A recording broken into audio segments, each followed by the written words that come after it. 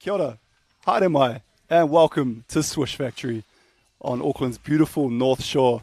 And what a day it is outside, and it's going to get hot in here today. I'm your host, Greg Elliott, joined alongside the bald voice, Andrew Horrocks himself, and Basketball New Zealand is proud to bring you the North Island Women's Premier 3x3.EXE competition. Today we have the Phoenix, the Swish, Dream, Wizards, Breeze, and the Cyclones all here to do battle. Looking at the points table from last week, we got the Phoenix on 100, Swish 80, Dream 70, Wizards 60, Breeze 50, and the Cyclones on 45. Now this is week 2, after a big week last week, which saw Team Swish go up against the Phoenix in the final. Team Swish on the back of Tiana behind the arc Clark, going all the way through to the final, undermanned with only 3 women at the end, and they ended up against a tough Phoenix team who really led by the defensive backbone of Tarai Sadler, who could have been a parking warden in a previous life because she clamped down on everyone. And I mean everyone. But unanimous MVP herself, Kendall Hedemeier, really shone for the Phoenix, and they took out the honours. And with the victor, go the spoils. As I said earlier, I'm Greg Elliott, and let's get into the action because it's heating up already. Inspiring words there from Greg Elliott. Where'd you come up with that stuff? I'm not going to lie, Andrew, I was having a shower earlier after a phenomenal gym session, and yeah, it just came to me, almost in a dream. We'll probably be having a quite high water bill because, yeah, I was thinking about it for a while. Not everything came out as expected, but hey, as long as the girls are hyped, everyone at home's hyped, I'm hyped, you looking hyped, let's get it. Speaking of Dream.EXE, we won't see them until 4:30, Greg, but first up, Wizards versus Swish. And looks like Swish have come today with a couple of reinforcements. Who are you looking forward to seeing? Well, they went all the way through to the final with just 3 women. I thought that was fantastic. The flamethrower Tiana Clark was on fire. But I mean, if you're bringing in some fresh troops, some reserves, you've got Tara Reid, fresh off graduating from USC. And we also have Ella Fortu here, the firefighter herself, and long-time New Zealand tall fern. So I don't know about you, Andrew, but I'm getting the feeling that Swish are stacked. Absolutely, and of course, one of the big introductions that we will see tonight. Just got her championship ring, Ashley Odette Flores Carmen Poto. Oh, you went there. What an introduction it's going to be for her. I think the introduction you've just given her there using the full name, I wouldn't want to be you, that's for sure, when she listens to this back. But Ash looking stunning in pink, and yeah, as you said, fresh off that wedding. Congratulations to the lovely couple. The real ring that we're all chasing. Mate, I think that's the elusive one. Sometimes you just got to know your boundaries. So, of course, if we just run you through our fixtures tonight, first up, Wizards versus Swish, Cyclone versus Breeze, Phoenix Swish, Dream Breeze, Wizards Phoenix, Cyclone Dream, and then our 2 semi-finals and finals. And Greg, we saw last week, then if you're not the top team, you can still get through to the final. So it's just about getting through to that semi-final berth, isn't it? Oh, nothing is granted in this. It's phenomenal. That's what we love to see. This format of basketball is just so much. Yeah, you just don't know what you're going to get on any given day, and that's why I love that this tournament is obviously more than just one day. It's over, it culminates over a period of 4 weeks. So, we're into week 2 here. I'm pretty sure the Cyclones and none of those teams that sort of probably didn't show out as much as they'd like to. They'll be looking for a big redemption day today, but I don't know, man. Swish with their reserves. They made it all the way through to the final 3, as I said earlier. Now they've got huge guns being brought in. So, I don't know. I'm seeing Swish early, man, as my favourites. What about yourself? What are you thinking? No doubt. Would love to celebrate a Bar 42 party tonight with a 42 victory courtesy of Ella. And, of course, her younger brother Dan making his NZNBL debut tonight for the Auckland Tuatara. I think that the thing I'm gutted about, mostly just looking through the team list, Greg, is that we have no Kendall Hedemeier this week. Yeah, I feel like I gassed her up earlier, and I was excited to see her play again. That was, there was a few women that was the first time I was able to see them play last week. Obviously, taking away MVP honours, that is now up for grabs for anyone and everyone that's here today. So that's going to be exciting. Who are we going to be crowning? Not only the champions of week 2, but who's taking away the MVP today? I'm going early. I'm going Swish Victory, Elefotu MVP. Oh, that's... Yeah, I'd say if that was at the TAB, that would be probably paying $1.02.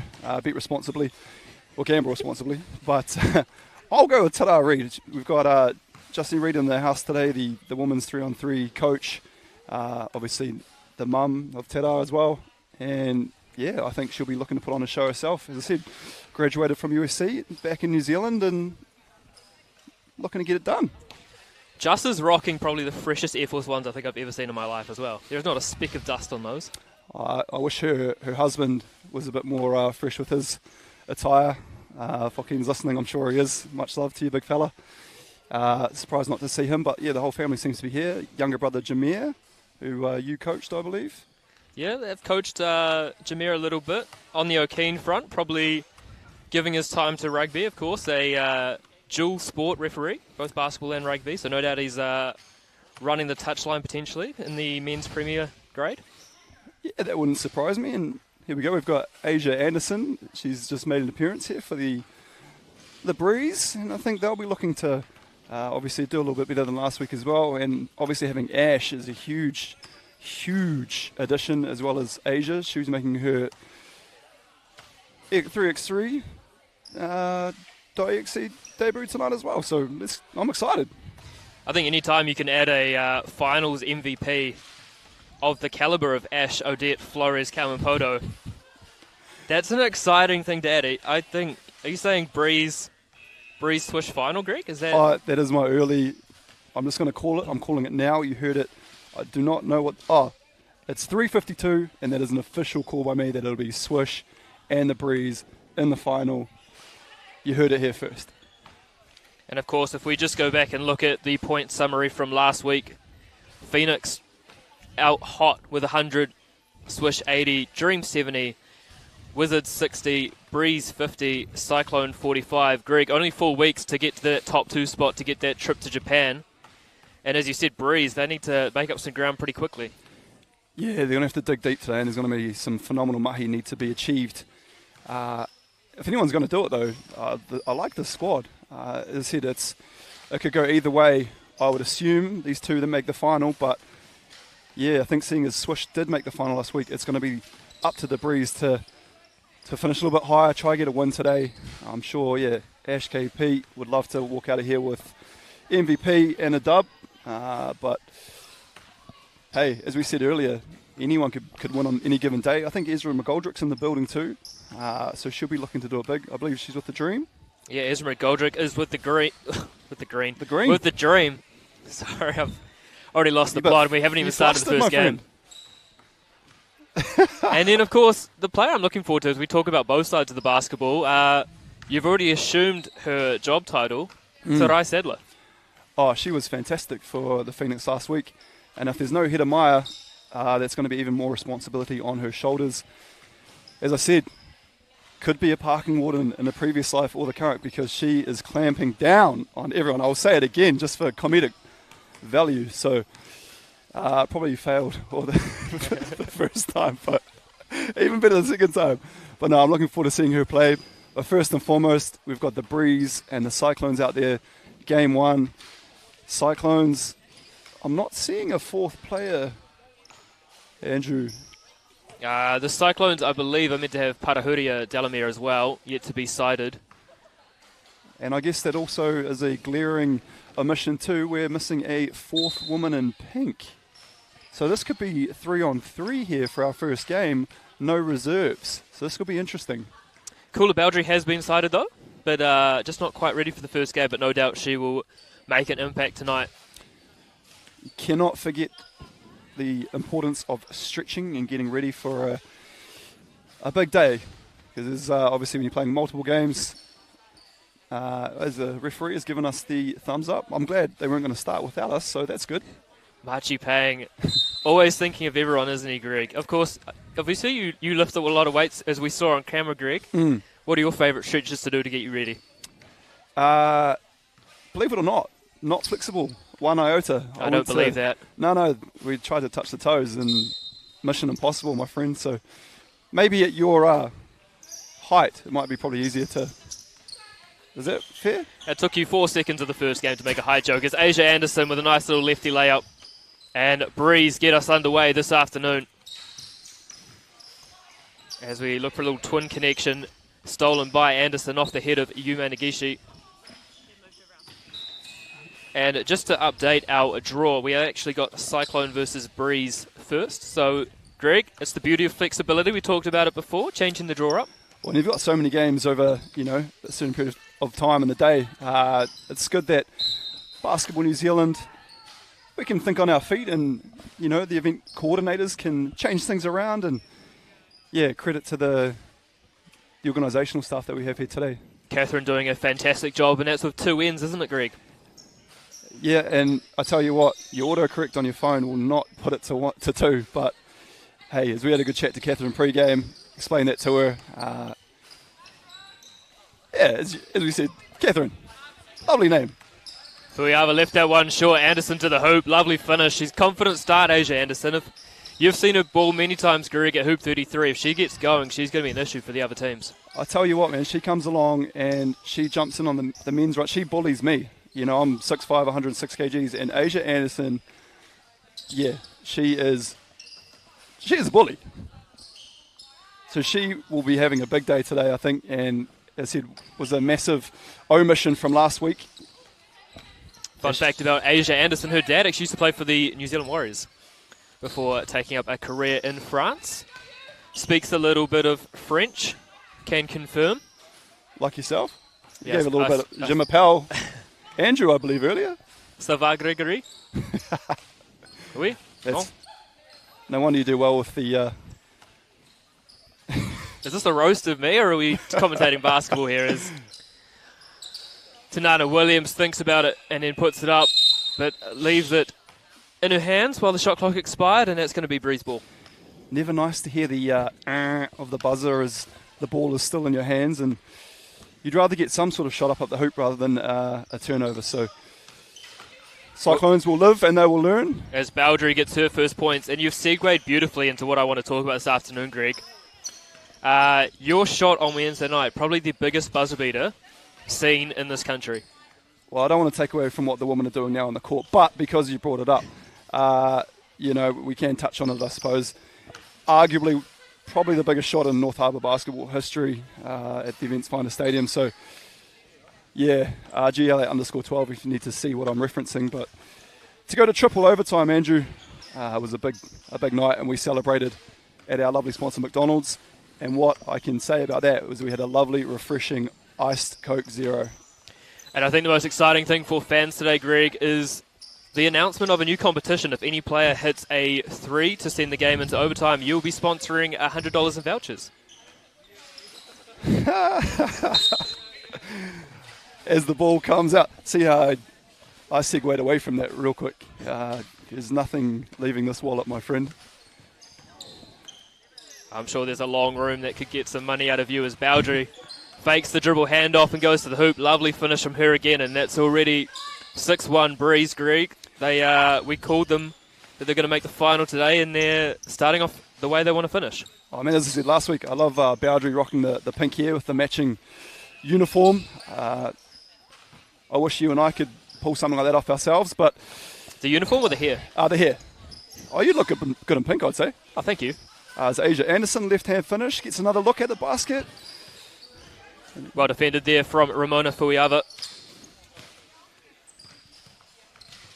As Tanana Williams kicks it out to her twin sister. It'll be interesting to see if the Cyclones have to do it tough today with 3 players, or if they've got some cavalry on the way. I'm not too sure. We'll have to stick around and find out, but as I said, it could be a long day at the office if it's just the 3. Well, thankfully, we've got Woj himself in the commentary box, Greg Elliott, so if the 4th player for Cyclones does appear, you at home will be the very first ones to know. Asia Anderson, little step through, nice finish. Tough take to the basket, and the Breeze 7-1. Well defended there from Yuma Nagishi. And everyone from the Breeze has started pretty strong, haven't they, Greg? There's been no weak link at all. The ball was not cleared by Bowdry. She looks over at the commentary box, expecting us to maybe give a VAR, but sorry, caller. Maybe next season, may have that technology. But Nagishi was one that stood out for the Breeze in a tough day. I thought Nagishi played very well. She'll look to get amongst it again on week 2. Great to have Yuma Nagishi back in the country. Was a key member of that Breeze team in 2019. And I wouldn't be shocked if we see her signing sometime soon in the Women's Tauihi League. That is starting in July. Yeah, that gets closer and closer. And as I said, the girls getting out there, getting involved here. There's a few that are obviously signed up already as Nagishi for 2. And yeah, this is a great chance to obviously get over to Japan. That's a phenomenal, achievement if you can win this, but there's also a good chance to go out there and, get your game lungs. You can get up and down on the practice court, but nothing is the same as the game time reps. As we found out on Monday night, didn't we, Greg? Yeah, I think that was interesting. People were saying, what are your guys' credentials here in the 3-on-3 basketball world? So Andrew and I did go down and got amongst it here at Swish Factory on Monday, and probably was a night for both of us to forget. However, the enthusiasm was there, and we had fun, and that's what basketball is all about. As Ash leaves that one long, but then nice little give and go with Kula Bowdry. Nice little left-hand finish. The left hand started strong from all players, hasn't it, Greg? Yeah, we've got Asia Anderson was getting in there. Kula Bowdry's made something. Then, Ash is... Everyone's very ambidextrous, very high talent or skill levels on show today. So I would recommend, if you are listening to this now, you are in the Auckland area, you can get down to Swish Factory. Please do. Come down and see it live. I know you won't get the dulcet tones of, the bald voice himself, Andrew Horrocks. Can still have it on your phone. Oh, true, very still true. Have it going for commentary. Bring the headphones down. But yeah, there's something about seeing it live that I fully recommend. Is Ash again with the left hand. And Andrew, this is quickly blowing out to a 10-point lead for the Breeze. Still plenty of time, though, for the Cyclones to come back. There's a few stops, couple of twos, Greg, and as we found out ourselves on Monday night, the game can turn around very quickly. Oh, exactly. And there was a great give and go there from Ash. But you're 100% correct. You can be up big, and then you can be down real quick. All it takes is a couple of stops, a couple of twos, and the game gets turned up on his head. It's called a Bowdry. The Breeze not resting on their laurels at all. 17-4 now, just potentially 2 possessions away. Ash takes a swipe at it, gets beat. Maybe swiped at the shoulder there, but lovely kick out to Bowdry, who passes it into Ash, little elbow. Yeah, it's the one person I'd say on the roster today you don't want to get too upset as Ash, and I believe you're using her full name as, you may need to go into witness protection and disappear for a few weeks because, there could be a bounty on your head. Well, you talked before about Asia Anderson and the beatdowns she'd give you at Hoop 33. Ash KP gives beatdowns at Hoop 33. Yeah, she kind of looked at you just then, and I kind of stepped to the side As I said, people, if Andrew Horrocks ends up on a milk bottle missing in action, I'm pretty much sure know who did it. As we have a timeout here, Breeze 18-5, and a few of the Cyclones. What are you trying to say in this timeout? We're just trying to look at something that gives you a bit of confidence. So maybe they look at a few more dribble handoffs, see if that's going to work for them a bit better in the next game. If they need to get into the pick and roll or the off-ball screens, but they're going to have a few possessions left, so just try and find a little action that's going to give them an advantage, and then the next game they can try and get into it. Do you think, Andrew, that it doesn't really seem like the Breeze have really had to get out of first gear for this one? They look like they're kind of going through the motions and, just getting a feel of this, roster that they've got out there at the moment, but it doesn't look like they're, They have not broken a bead of sweat on that court yet. As Anderson, lovely little pass to Baldry, and beautiful finish off glass there from Kula Baldry. Breeze now just 1 point away from taking down the Cyclones in Game 1 of Week 2 of the inaugural Women's Division of the EXE League. As bodies on the floor. You've got to give it to the Cyclones. They're battling and they're competing. I think the scoreline doesn't really reflect the hustle and the heart that they've shown. Deserve to be to have a few more points on the board because they've really hustled with the three that they've got out there, and they're undersized. As I said, there's only 3 of them, and they're really competing. Lovely switch there defensively from the Breeze, forcing a tough mid-range shot. Hard pressed to take that one off Ash Kilman-Poto as Kula Baldry goes bang, and the Breeze wrap it up. 22 points to 5. Game 1 here of the Women's Premier 3x3.EXE. Andrew, who have we got up next? Game 2, we're going to have Wizards against Swish. And I can confirm that Charlie Sledger-Walker is now in the building. That was a potential reason why there was a hold-up. No doubt some congestion on State Highway 1. Hey, and I'm not going to lie, I would have said something myself. If I knew Charlize was on the way, I would be trying to reorganise the whole competition myself just to make sure that everything can be put on pause until the GOAT of women's basketball in New Zealand has arrived. And I wouldn't be surprised. Yeah, the drive up from Hamilton was a bit congested from St Heliers today, Andrew, not going to lie. Little drive through Mission Bay on the way out here. Took a lot longer than I expected. No doubt you stocked up for some delicious movement pick, Greg, on the way? Sal's was eyeing me up too. I'm not going to lie. Do you want to hit us with the sponsors, man, while we're just before we get into this game? I love how you just throw me that little hospital pass while I was actually looking for that. Of course, we have got Super ZBO Sports, Wilson, RYZ, Aquarius, Golf Partner, and your favourite sponsor, of course, Greg, Coca-Cola. Exactly. And very kind of you to bring me a Powerade Zero today, Andrew. Thank you kindly. No worries. Well, you know what they say. You're only as strong as your commentary partner. Yeah, it's 3:16, I believe. Beautiful words. Oh, we've got a... We do have a Tessa Boagni sighting. We do. There she is. Supporting her best friend, Ella Fotu. They will be teammates later on in the women's tower here. So if you want to get down, maybe get an autograph. I'm sure Tessa would be happy to oblige, as would all the women's players that are playing today. Greg, we have got a stacked lineup. I believe the Wizards would love to... they've got 3. I believe the Wizards would love to hang off a singlet there to Tessa, that's for sure. As we see a little interaction there between Ella and Tessa. Yeah, maybe if we could at some stage try and get comment from Tessa about whether or not she might be playing today. That would be great.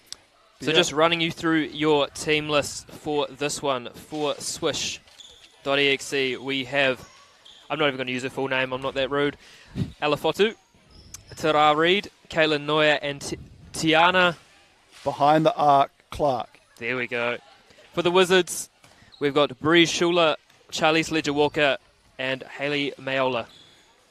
This looks like it could be tough for the GOAT, number 5. As I said, until you've actually played the game, you don't realise how tough you're doing it with only 3 players. So I'm sure with Charlize coming out of the 3-on-3 New Zealand camp just held, I'm sure her cardiovascular is through the roof, and I'm sure she'll have no problem. But as I said, it's very tough, very demanding, and Swish with their full complement of 4 very experienced women. And we are almost underway here. Alafotu will get us underway. Nice little give and go there with Caitlin Neuer. And that right hand hook shot, no doubt she learned from Greg, offside backboard.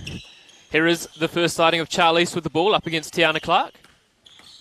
Yeah, it's going to be a great matchup too. 2 very quick guards who can both shoot the lights out. So looking forward to seeing how Tiana guards Charlize here. Looks like Caitlin is not coming over to help. They're just going to play some straight up woman-to-woman defense. Charlie's short of that one. Had to throw up a prayer there with the shot clock expiring. Fotu with the step back. Too easy. Now, I'm sure everyone does know, but if you don't know, the number 4-2 on the back of her jersey is infamous in the 4-2 family. Obviously, the 4 and the 2 for the 2 of the surname. So, ingenious, I believe, by big brother Isaac, who was the first to rock that. And, yeah, it's become a bit of a staple in the 4-2 family. He's not a silly man, is he? The biracial angel himself, Isaac, of course. He's currently playing in his finals in Japan, which is why Mother Jenny is currently not tuned in, but no doubt for their later games, she will have eyes on. The human spin cycle himself. The Tongan Tornado. Lovely finish there from Charlie's Ledger Walker. And that's what we're going to see this week. Is Tiana Clark going to be dominant once again with the flamethrower? Week 1, she couldn't miss and helped a undermanned or underwomaned? Underwomaned. Yeah, underwomaned Swish team who bravely and valiantly fought all the way through to the final, and will look to go one step further today.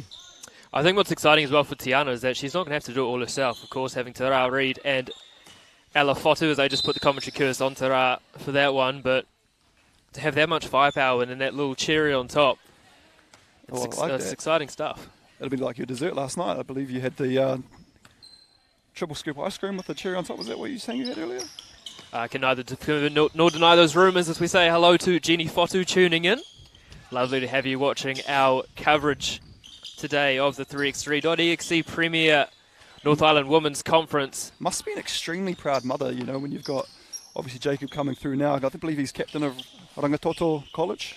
He was not playing last night, which is the reason why they lost to close rivals Westlake Boys, but if I could have a tenth of the genetic ability that family has, that would be quite nice. You've got a great face. Oh, thank you, Greg. There you go. They've got that as well. As we see, a lovely little spin shot there from Noya. Here is Shula, her older sister as well, DJ, playing in the States. Lovely finish there from Breege.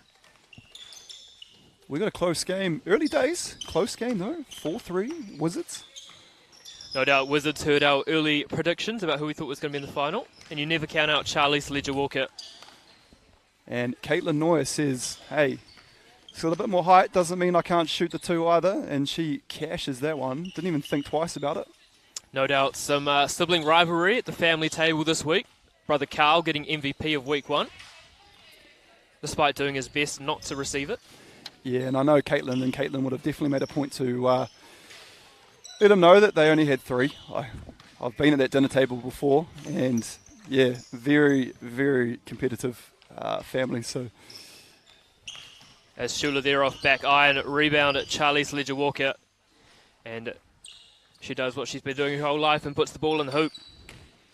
I see Crystal has signed back here for the New Zealand Women's League as well. That's exciting. As Clark, Long Island, yeah, awesome signing for the Northern Kahu, and they're starting to put together an extremely talented roster as Shula just goes around everybody with a nice little reverse right finish. Yeah, it's going to be tough down there with Noyer. Shula giving up a bit of vertical size there. Well, it seems to have been their game plan earlier, hasn't it, Swish? Just feed Noyer, and then if Wizards have to double, as we see a lovely finish there from Shula, then she's going to kick it out to some awesome shooters. Yeah, and that's the thing, when you've got a bigger opponent, as probably you might be a bit better at commenting on this than I am, but how do you go up against the bigger defender? Yeah, I've never actually had a mismatch in my favour, much to my chagrin, but he's got to fight hard, Greg. I mean, if anyone knows about fighting on court, it's you. If you were able to, if you had a size mismatch on your opponent, then that must be a little people league. And I don't know where they have that in Auckland, but... there is a league, but we'll talk about this off camera. As Fotu up top, this little on-ball screen from Tiana Clark, who creates a gorgeous little lane there, but Ella a bit strong off the backboard. No doubt, maybe a bit of jet lag early. She just got back from supporting Brothers Dan's graduation from St. Mary's College. Yeah, I saw that, and congratulations to Dan. And yeah, as I mentioned earlier, the 4-2 family will be very proud of that achievement. And yeah, once they get done here with Ella, which I believe will, as I said, Swish should clean up today. They'll be looking forward to Dan making his debut for the Auckland Tuatara. No doubt something we can all celebrate at Bar 42. Never got the invite. No, Isaac did one time, actually, I should say. Looks like a phenomenal place to have a cold Coke Zero. Or no sugar now, because Coke have got rid of Coke Zero. I did see that they'd changed up their product, but I wasn't too sure what the actual thing was. You know, me, Greg, I only ever read the headlines, not the actual meat of the story. Just to hear that you've read it all has made me happy, man. As rebound, Reed finds Fotu. Nice little on-ball screen and slip. Great pass by Tiana Clark and great finish by Fotu.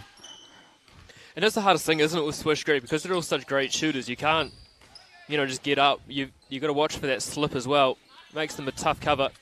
Lovely finish, Shula. And Wizards still up here 11-10.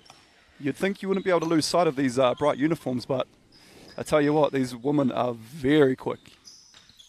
What's brighter, Greg? The future of women's basketball in this country or these uniforms?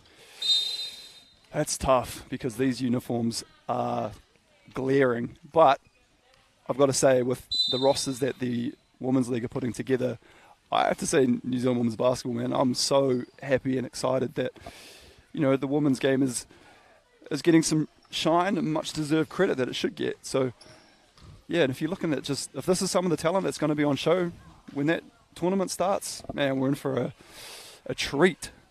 If you are enjoying this and you want to get involved a bit more yourself, visit the Basketball New Zealand website, www.nz.basketball. Up-to-date results, tournament information and photos. Check out the Basketball New Zealand Facebook page. Follow them on Twitter and Instagram at BasketballNZ. Tag Greg in your posts and use the hashtag 3x3.EXE. And, of course, don't forget you can follow along on live scoring, which is available at play.fiba3x3 and searching for this event. Greg, what's the event? The women's premiere, 3x3.EXE. I love saying that. You say that 3 times, there's a bit of a tongue twister. 3x3.EXE. Yeah, you lost it. You get used to it. Done. You get used to it. Lovely little action there from the Wizards. I believe you said you were staying behind after the game too to do some autograph signings, I believe. Not Take me. You know, Greg, fans. it's always about the athletes. No one cares about the voice behind of it. I don't know, man. I've had a few people that have messaged me asking if they could meet you. So, ta-da, Reed. But a rust there, obviously suffering from what I like to call now Greg Elliott syndrome. Bit of a rainbow there. It starts at one side of the hoop, goes over, and ends up at the other side. So, I said ta-da, a great exponent of the 3x3 game. Usually money in the bank for her there. She'll want to get that over and done with and get another ball in her hand and get that shot up. It's usually bread and butter for her. I believe second top scoring New Zealand athlete in Division 1 history. Hey man, if you're coming to the party, I want you to be confident and I want factual statements, man. How confident are you with you? Are you going to back that? I'm going to back it. I was going to check our information sheet and it's not on there, but I'm backing it. If I'm wrong, O'Keen will let me know, I'm sure. And here we go, Caitlin Noyer, the tallest one out there. I'm surprised, Greg, of your hops, you're not out there helping them get the ball back. Hey, as you said, it's all about the ladies. It's all about that action today. We are just witness to the greatness. Nice to have referee Taylor Munson with us as well. Here's Reed up against Charlie's Ledger Walker. Goes round her. And that's the speed that Tara Reed possesses. Yeah, one person that wasn't going to get that ball stuck up there was referee Taylor Amundsen, but fantastic with the whistle though. Tiana Clark for 2. And that's off right iron, but gets the ball back. Little floater. Left iron, rebound at Ledger Walker. And just quietly, we have an 11-11 ball game here. Everything's tied up. 3 minutes on the clock, a lifetime to play, but this one could come down to the wire early, Andrew, and that's only game 2. Yeah, yes, we did talk about it earlier, of course, that $100 of vouchers courtesy of Greg Elliott if you hit a shot to force your team into overtime. And just like I said, once Tarari gets another look at that reverse layup, cash. Sometimes you just need a little sighter, and then the next one is a bucket. Noya from the short corner, Luka Kablar-esque.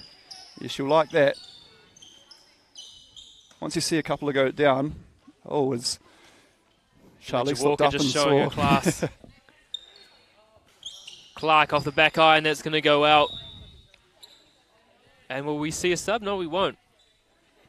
I mean, I thought, personally, 3x3, you just, every time there's a stoppage, and we were doing it beautifully on Monday night. There we go. Some of us were. You were. I was. Yeah. I was sprinting off. Yeah.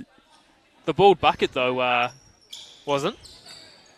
And rightly so, though. He's a very good player, the bald bucket. Of course, Marcus Logan, the bald mamba. Ledger Walker. Beautiful little spin cycle, but a bit strong on that one. And here's rebound, Tara Reid. Kicks it across to Tiana Clark. Stripped. And a little fight for possession. That's what we love to see. Getting down on the floor, body on the line. Reid, a lot of contact. Just hits the bottom of the backboard. Oh, great finish. And we've got some hustle there as the camera takes a bit of a shot. Yeah, lovely shot there from Hayley Maola. I'll just check on the camera, and we're still good to go, Greg. I'm looking forward to when you get in front of the camera for the men's. Of course, no one does an on-camera piece like you, though, Greg. Lovely steal there, Tiana Clark. Someone said I had a face for radio. What does that mean? That means you can do it all. Fotu, a little bit of a gentleman's agreement there, as Charlize Ledger Walker just that was the drawstring. That was unselfish of Alice. She was open there for the mid-range. Thought I'll give it to Tiana Clark, who can really light it up from behind the arc, and Tiana says, thank you, I'll take that. And Fotu with the assist. One thing you can never call a Fotu is selfish. Touche. Lovely little switch there from the breeze. Shula. Little spin, looking for a teammate. Mola up top, and that'll be a shot clock violation. Swish looking very strong defensively at the moment, Greg. Tiana Clark doing it at both ends. Behind the arc, Clark. Big bucket, and then defensive stop there to stay in front. Little DHO action there for Clark. Tries to get spin, but first one to the ball, of course, as always, Charlize Ledger Walker. She's probably going to look for a two here, Charlize, I would imagine. Going to need to. Down 3, 30 seconds to play. Tough lefty finish, rebound at Reid. And Swish look like they're just going to use a bit of clock here. Find Alafotu, little dream shake. Yeah, that should just about ice it if Fotu can knock this one down. 14.8 left on the clock. Wizards valiant with 3 players though. They've looked pretty good though, I thought, the Wizards, especially early. I think they just got a little bit tired in this one, so no doubt we'll see them later on in the competition as we get into the semi-final stage. Yeah, I'd hope they've got some Powerade No Sugars out the back for themselves and can revitalise and get some electrolytes in the system and be back bigger and better for game 2. As the final score there, 17-13. Swish get the dub over the Wizards. And Andrew, who have we got next? Next up, we've got Dream versus Breeze.exe, and for the Dream, we have got Darcy Finnegan, Ezra McGoldrick, Olivia Berry as well, who was at the NZ camp over last week, and then Sian Pupuki Robati. I thought Sian was fantastic last week, also at the 3x3 New Zealand camp. I feel like there's so many women that are here today that were participants of that camp, and I thought Sian was fantastic. I thought she was very impressive on both ends of the floor. She'll be looking for another big tournament here today. I'm looking forward to seeing Ezra McGoldrick too. And of course, for Breeze, we've got Ash Odette, Flores, Calvin Poto, Asia Anderson, Kula Bowdry, and Yume Nagishi. They started extremely strong in game 1, Greg. You're going to see it going along again this game? Oh, mate, I'm just trying to make the most of being alongside you until you disappear. I swear once Ash hears this, my friend. I thought Breeze were clinical. I thought, as I said, they didn't really need to get out of first gear and really just coast their way through to a comfortable victory and really showed that they're a favourite for today. They're going to be tough to beat. The interesting thing that I want to talk about here is that with the draw change we've had today, We haven't seen the Phoenix yet. They're going to have to play game, break, game, and then potentially straight into a semi-final and potentially final if they repeat like last week. That's going to become tough for them. Mate, whenever you're playing a back-to-back in any sport, it's horrific. So, as I said, maybe that travel, you want to get here nice and early because you can really put yourself in the hot seat if you are late, because I tell you what, the tournament's going to keep on going. As we see the woman here taking to the court. Just noticed as well, have you noticed Ash's shoes match her jersey? That's what you expect from AKP. Oh, exactly. I've got the Swish shoes on myself, but yeah, I always rate when teams or players match their shoes to the uniform. As I said, with Cooler Boundary and the hair, I thought that was a fantastic. That's still my favourite accessory piece, if you will, to the uniform. Mm-hmm. Who are we looking for here from the Dream? Andrew, who do you stood out for you last week? Yeah, Cassin Buckman's not here this week. She was a great sharpshooter, but anytime you can add Ezra McGoldrick to your team. Ezra who, sorry? Ezra McGoldrick. There we go, thank you. That is a pretty welcome addition, so no doubt. Apologies to the McGoldrick whānau if they were listening to that with your... I'm getting sacked, aren't I? It's been real, Greg. Oh, mate, it's been lovely to have you here. If I ever last long enough to get sacked. Yeah, I think Catherine with the double ends is looking at you very perplexed right now. Done a wonderful job here, has Catherine. Sadly, no David with us today. She's on her own for today, and so far so good. I think she's doing a stellar job. Yeah, it would have been a bit of the hot seat there, obviously having to rearrange the tournament, but very quick thinking on her feet. Yeah, we've got a few things moved around, and it looks like we're about to get the game underway. Who have we got starting with the basketball today? I missed the handshake. It's actually my favourite part of how they work out who starts. It's a paper, scissors, rock between the two captains, and it looks like we are going to start off with Breeze.exe. It's a game within the game almost. It is, and big news out of Swish today, Greg. I believe Steph Mack is playing tonight. Big news.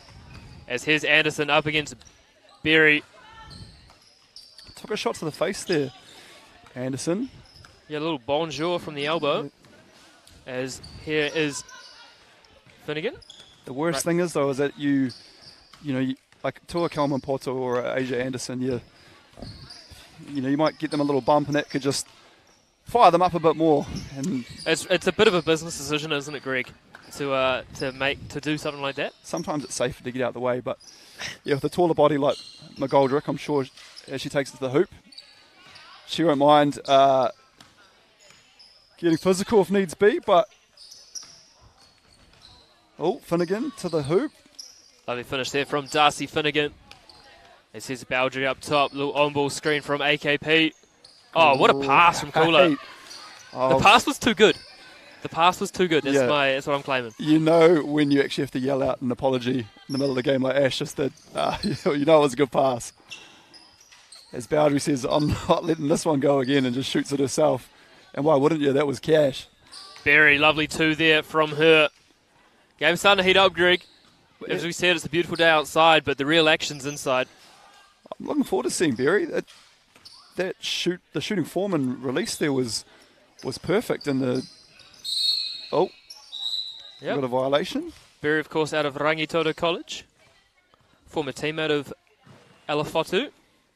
Now applies her trade previously in the last couple editions of the NBL for the Auckland Dream. And you could almost argue pretty good start to her edition for a Tauihi team if any of them are looking for a sweet shooting guard. Yeah, I'm sure we'll have a few coaches throughout the league that will be tuning in to see if a couple of women that haven't put their pen to paper, and if there's a couple of roster spots available. There's Callan Poto for two. Lovely rip and go there from McGoldrick. And that's what we love to see from her, Greg. Yeah, I like McGoldrick's height and her ability to lateral quickness with that height. So she's been a fantastic addition so far for the Dream. her going alongside Shan Robati. It's a good tandem. And then Berry that seems to be the sharpshooter. I like this lineup. I quite like just the balance of their squad this week, isn't it? You know, two powerful bodies and then two shooters outside. So whenever you sub in, they're going to be well placed.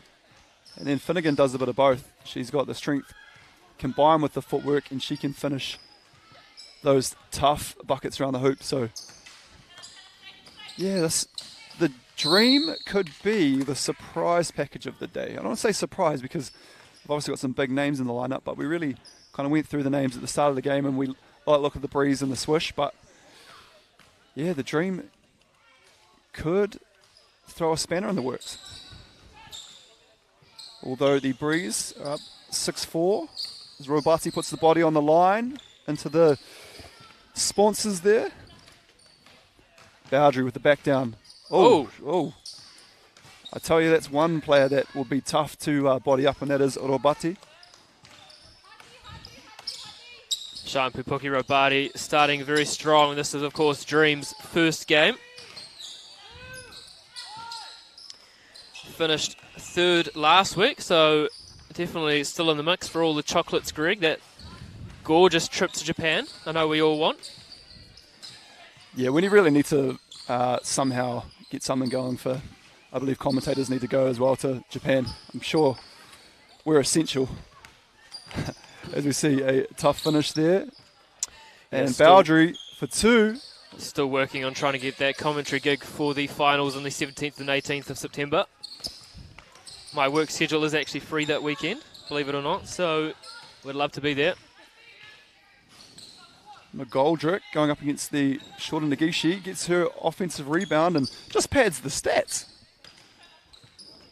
I'll take an offensive rebound with my two-piece as well, please. And why wouldn't you?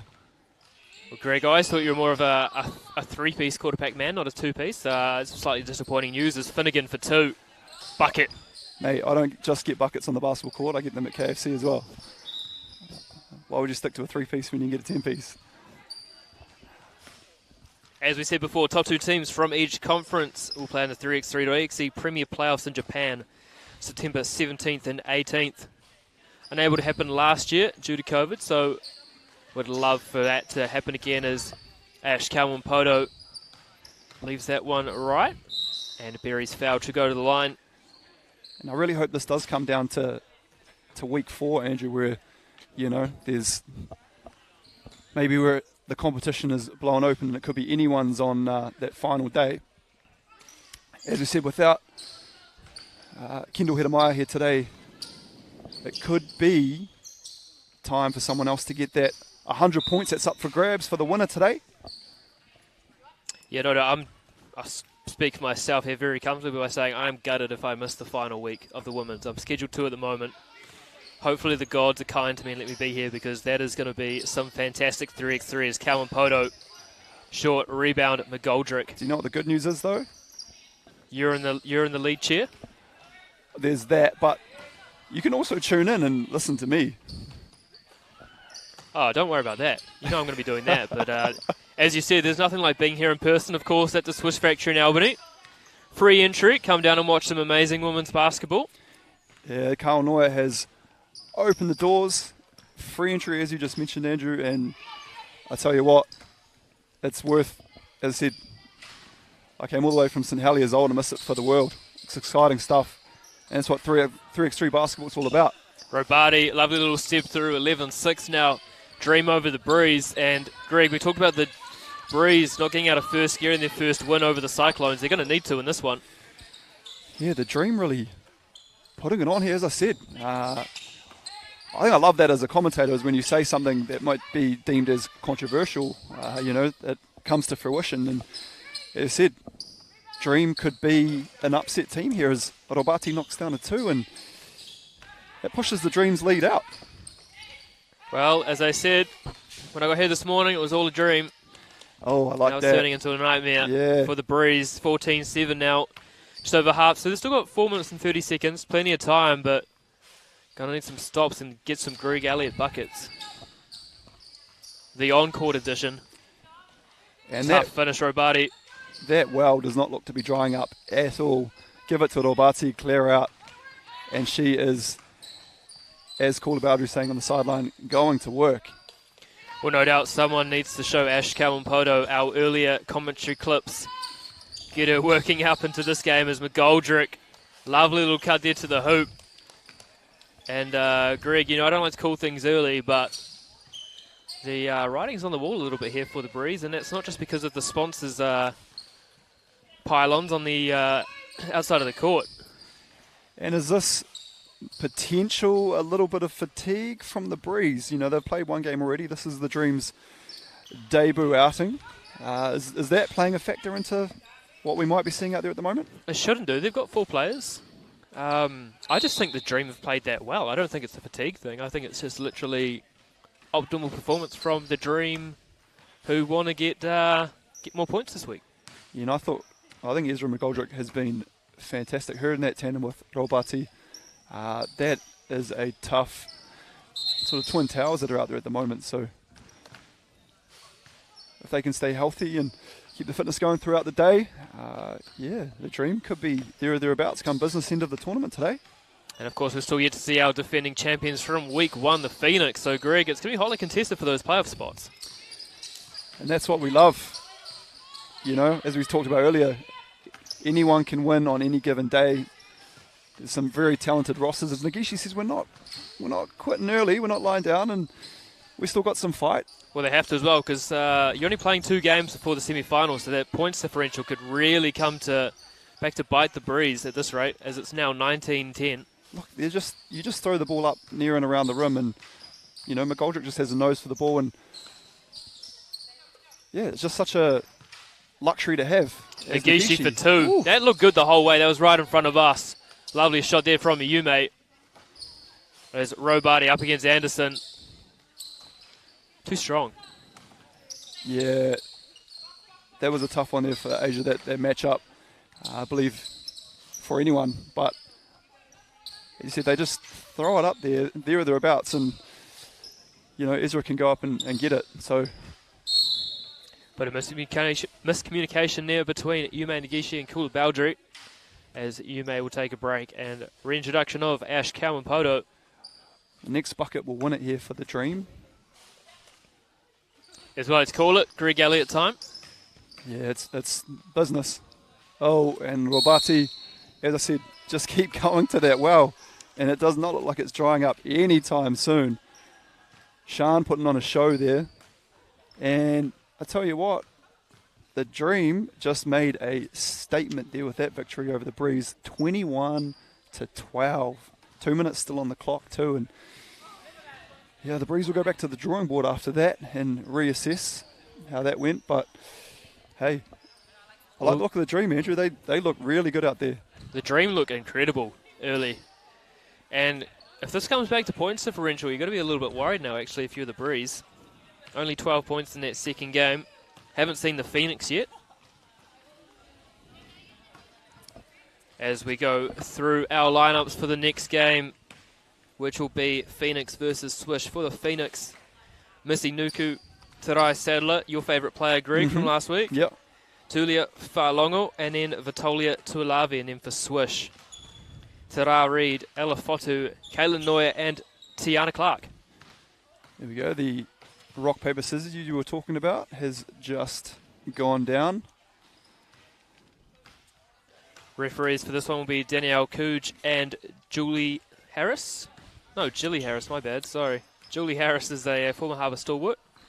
Shout out to her as well. Yeah, son Seymour, the DJ. I believe a former player for the Super City Rangers, Greg. He was on the roster at some point. The greatest team ever to grace Never assembled. the NBL. Yeah. We missed the Rangers.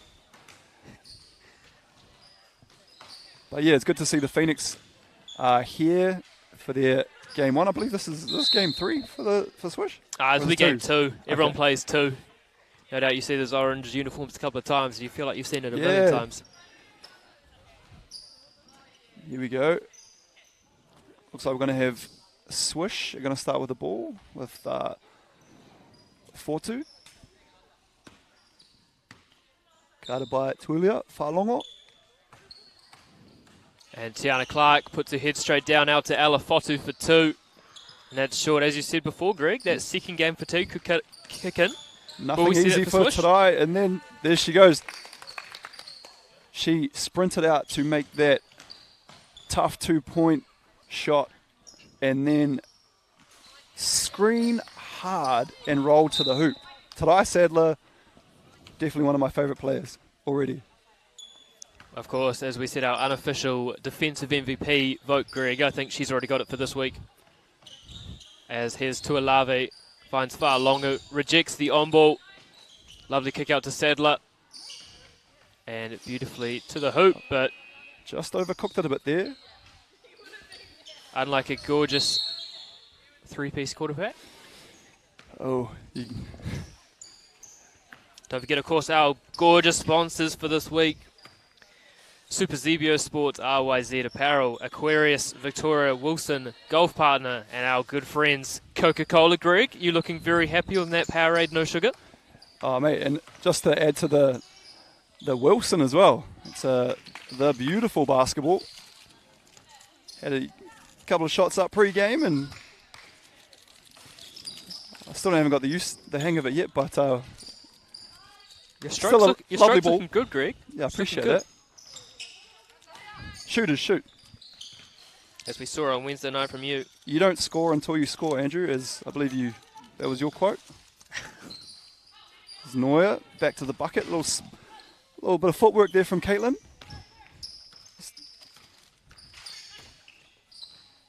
Oh, tough bucket. Gorgeous finish there for the Phoenixes. Yeah, Missy. Tara Reid. Missy Nuku, of course, signed with the Fire as well for the upcoming Women's League. There's no missing Missy there. That was a bucket. I remember commentating her at the 2019 Secondary School Nationals and can confirm, Greg, absolute bucket. Tough mismatch there with Caitlin Neuer. Caitlin has gone out of the post, surprisingly. Thought she looked to have made the most of that Missy matchup, as Missy giving away quite a bit of size, but very quick. And speaking of quick, Fortu gets up a very quick to catch and shoot almost. Yeah, Neuer changing up her delivery method for this game. Getting rid of the post delivery, instead looking to go for those mobile tickets to the hoop. Making life a bit difficult there for Missy. Probably not getting a great look at the hoop with Caitlin sprinting in there to get her hand up, and a little bit intimidating as she sets a massive screen to get behind the arc. Clark open. Sadler right wing up against Reid. That's going to be a good matchup to watch the rest of this game. And foul there by Tara Reid, her younger brother Jameer, of course, in attendance as well today. The interesting thing about Tiana is that sort of had a quiet pool play as well, as she sort of seems to be doing in week 2. However, really turned it on come the playoffs. So hopefully that's another recurring theme that we'll see today. And yeah, Tiana will let it fly, and we'll hear that tickle of the twine. Here's Clark, little on-ball screen there from Reid. Neuer for 2. Not quite from the foyer, but deep look there for Caitlin. Yeah, both Neuers probably haven't seen a shot they don't like the look of, and we'll let it fly. Tuilave there off right rim. Rebound Neuer. Little handoff there for Reid. Sizes things up, little step back in the Kobe's. And does them justice with that gorgeous mid-range jump shot. They've turned the heat up in the stadium with the buckets, and I think the DJ's also turned the music up. Great atmosphere down here at the Switch Factory. If you're in Auckland, wondering what to do with your afternoon and evening, come on down and watch some gorgeous 3x3. Lovely finish there from Caitlin. Great two-woman game there between Tiana Clark and Caitlin Neuer. Little midi there from Caitlin, little mid-range. And yeah, we like those Bruce Lee Kobe's that Tara Reid is sporting. As you said last week, plus 10 quickness. Oh, for sure. Got a bit of drum and bass here, Andrew. Probably a bit of you tonight. Somewhere in the viaduct, I'm sure. Can never confirm nor deny those hellacious rumours. No, Greg, I'll be Tuck got under other bed. business to attend to actually tonight. Won't be in the viaduct. And Tarai Sadler there with the matching shoes too. It was the LeBrons, are they? Yeah, a bit of blue and white for the Phoenix. You'd love to see it. As there's Sadler up against Reed. A little fight for the ball. Farlongo comes away with it. 2 seconds on the shot clock. Needs to shoot it. Realises that. And bucket. That looked great from the moment it left her hands too. That'll feel good for her. Fotu fouled there by Tuilava. Nice little in and out dribble. Reminiscent of her older brother Isaac. Yeah, and Tuilava providing some good size there for the Phoenix, and gets the rebound to reiterate what we're saying. Here's Nuku. Blocked there by Fotu. She doesn't just put out fires. She puts out opponents' chances of scoring as well. Of course, Ella, That a was firefighter nice. in her day job. Yeah, congratulations to Ella, keeping our environment, our businesses, and anything on fire safe. So, yeah, she puts her body on the line not only on the court, but also in her employment as well. We're thankful to her and all the other fire people and service men and women. Yeah, what is it? 5 people or 5 persons? I'm not too sure. I'm really trying hard not to get that wrong, you know. Neither. You do not want to be gender specific.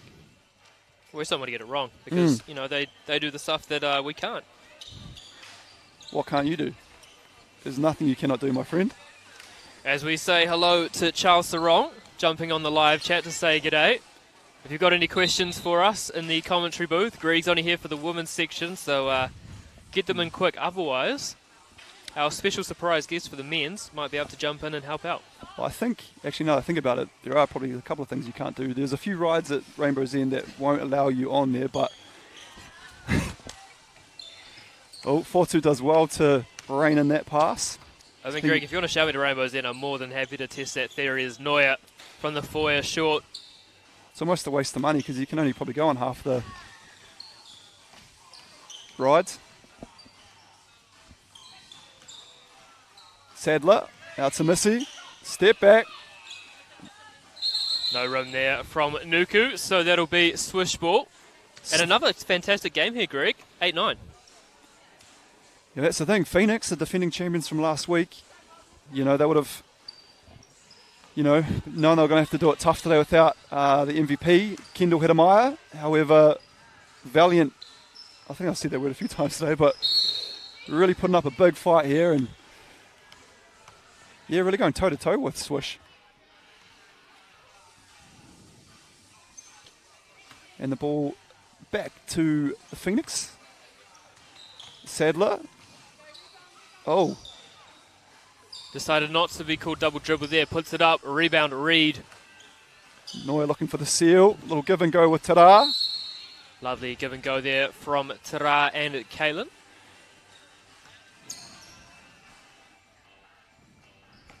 And she'll step to the line.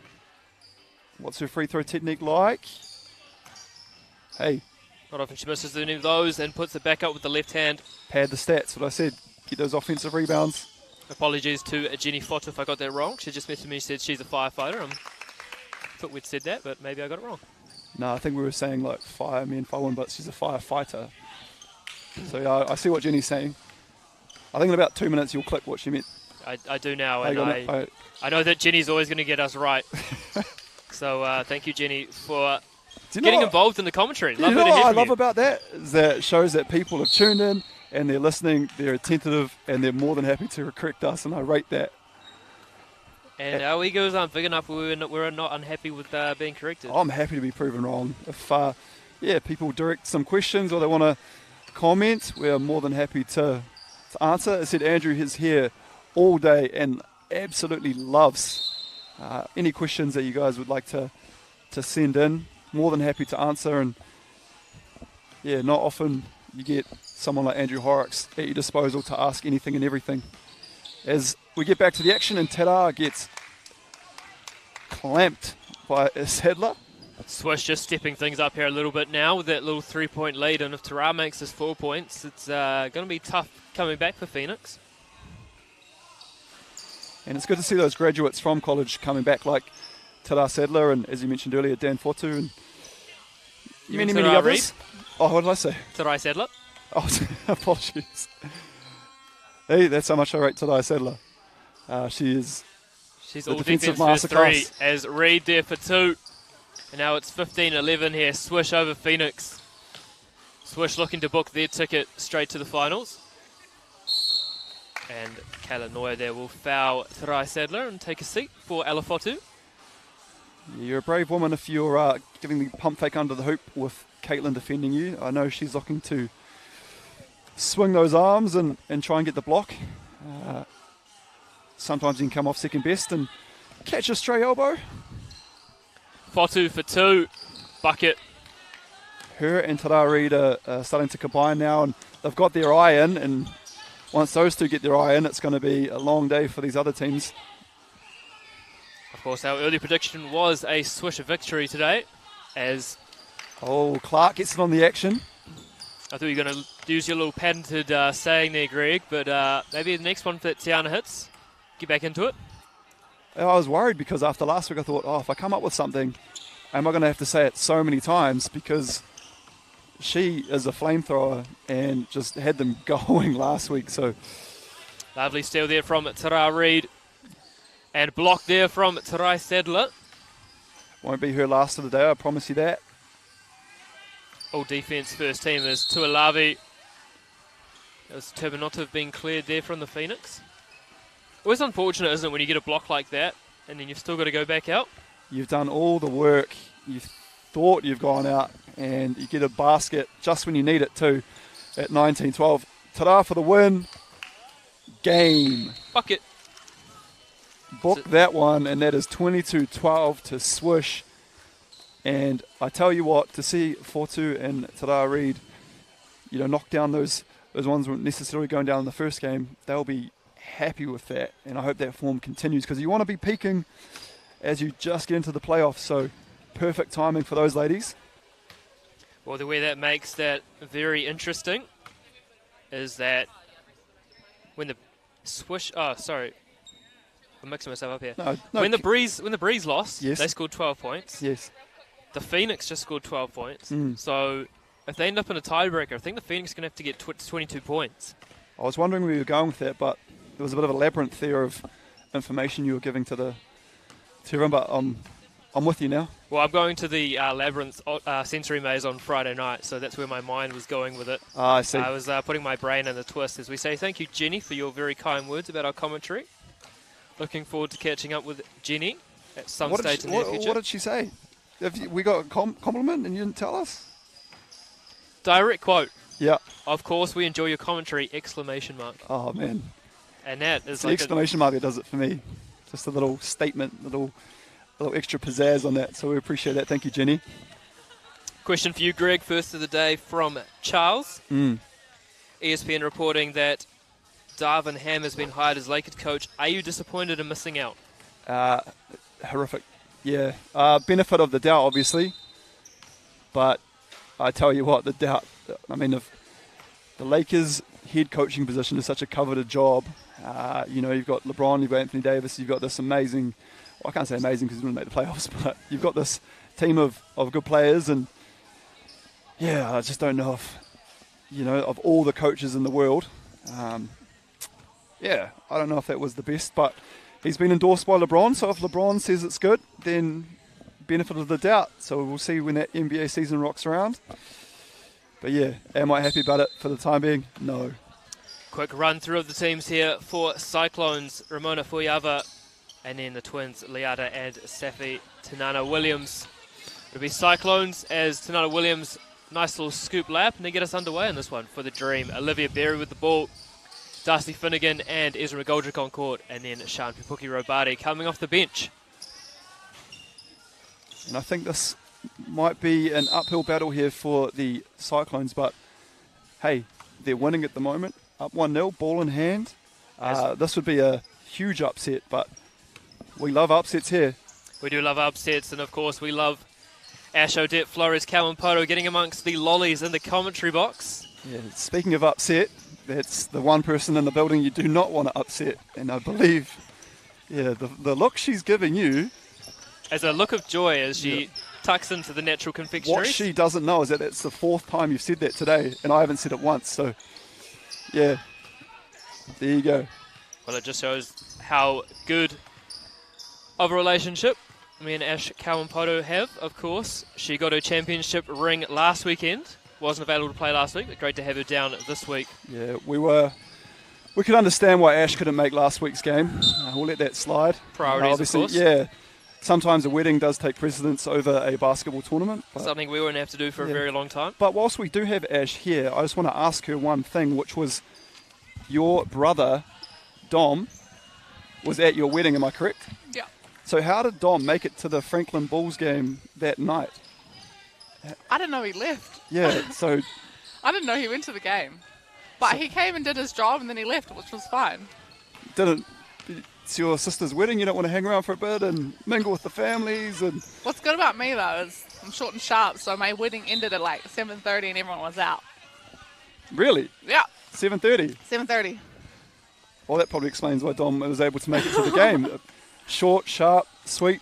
I think I have a video. He was the flower boy at my wedding. Both parties said I do, obviously. Yep. You smile. Yep. There we go. And Ash, you've 2 dubs. Wait. Today? We just lost that game. Oh, yeah, sorry. Are you all good? Sorry, just when you said your full name, I lost it. Yeah. How are you feeling, We though? just got thrashed against the dream. No, I saw you eating my lollies and I was a little perplexed. I needed some energy. Yeah. We need another win. Do you need Andrew to jump in? Because he's been saying he probably... I think I got a wig in my car. Why would he need a wig? So he can look like a girl. Boys can't play. Oh, is that not? No, we're very fortunate here that we can have the women are competing on the court and then they come up, they're close by to us, so we're able to get some player exclusive access. So we're going to say thank you to Ash for coming in and joining us. Might be able to save a couple of lollies for afterwards, but only if you win.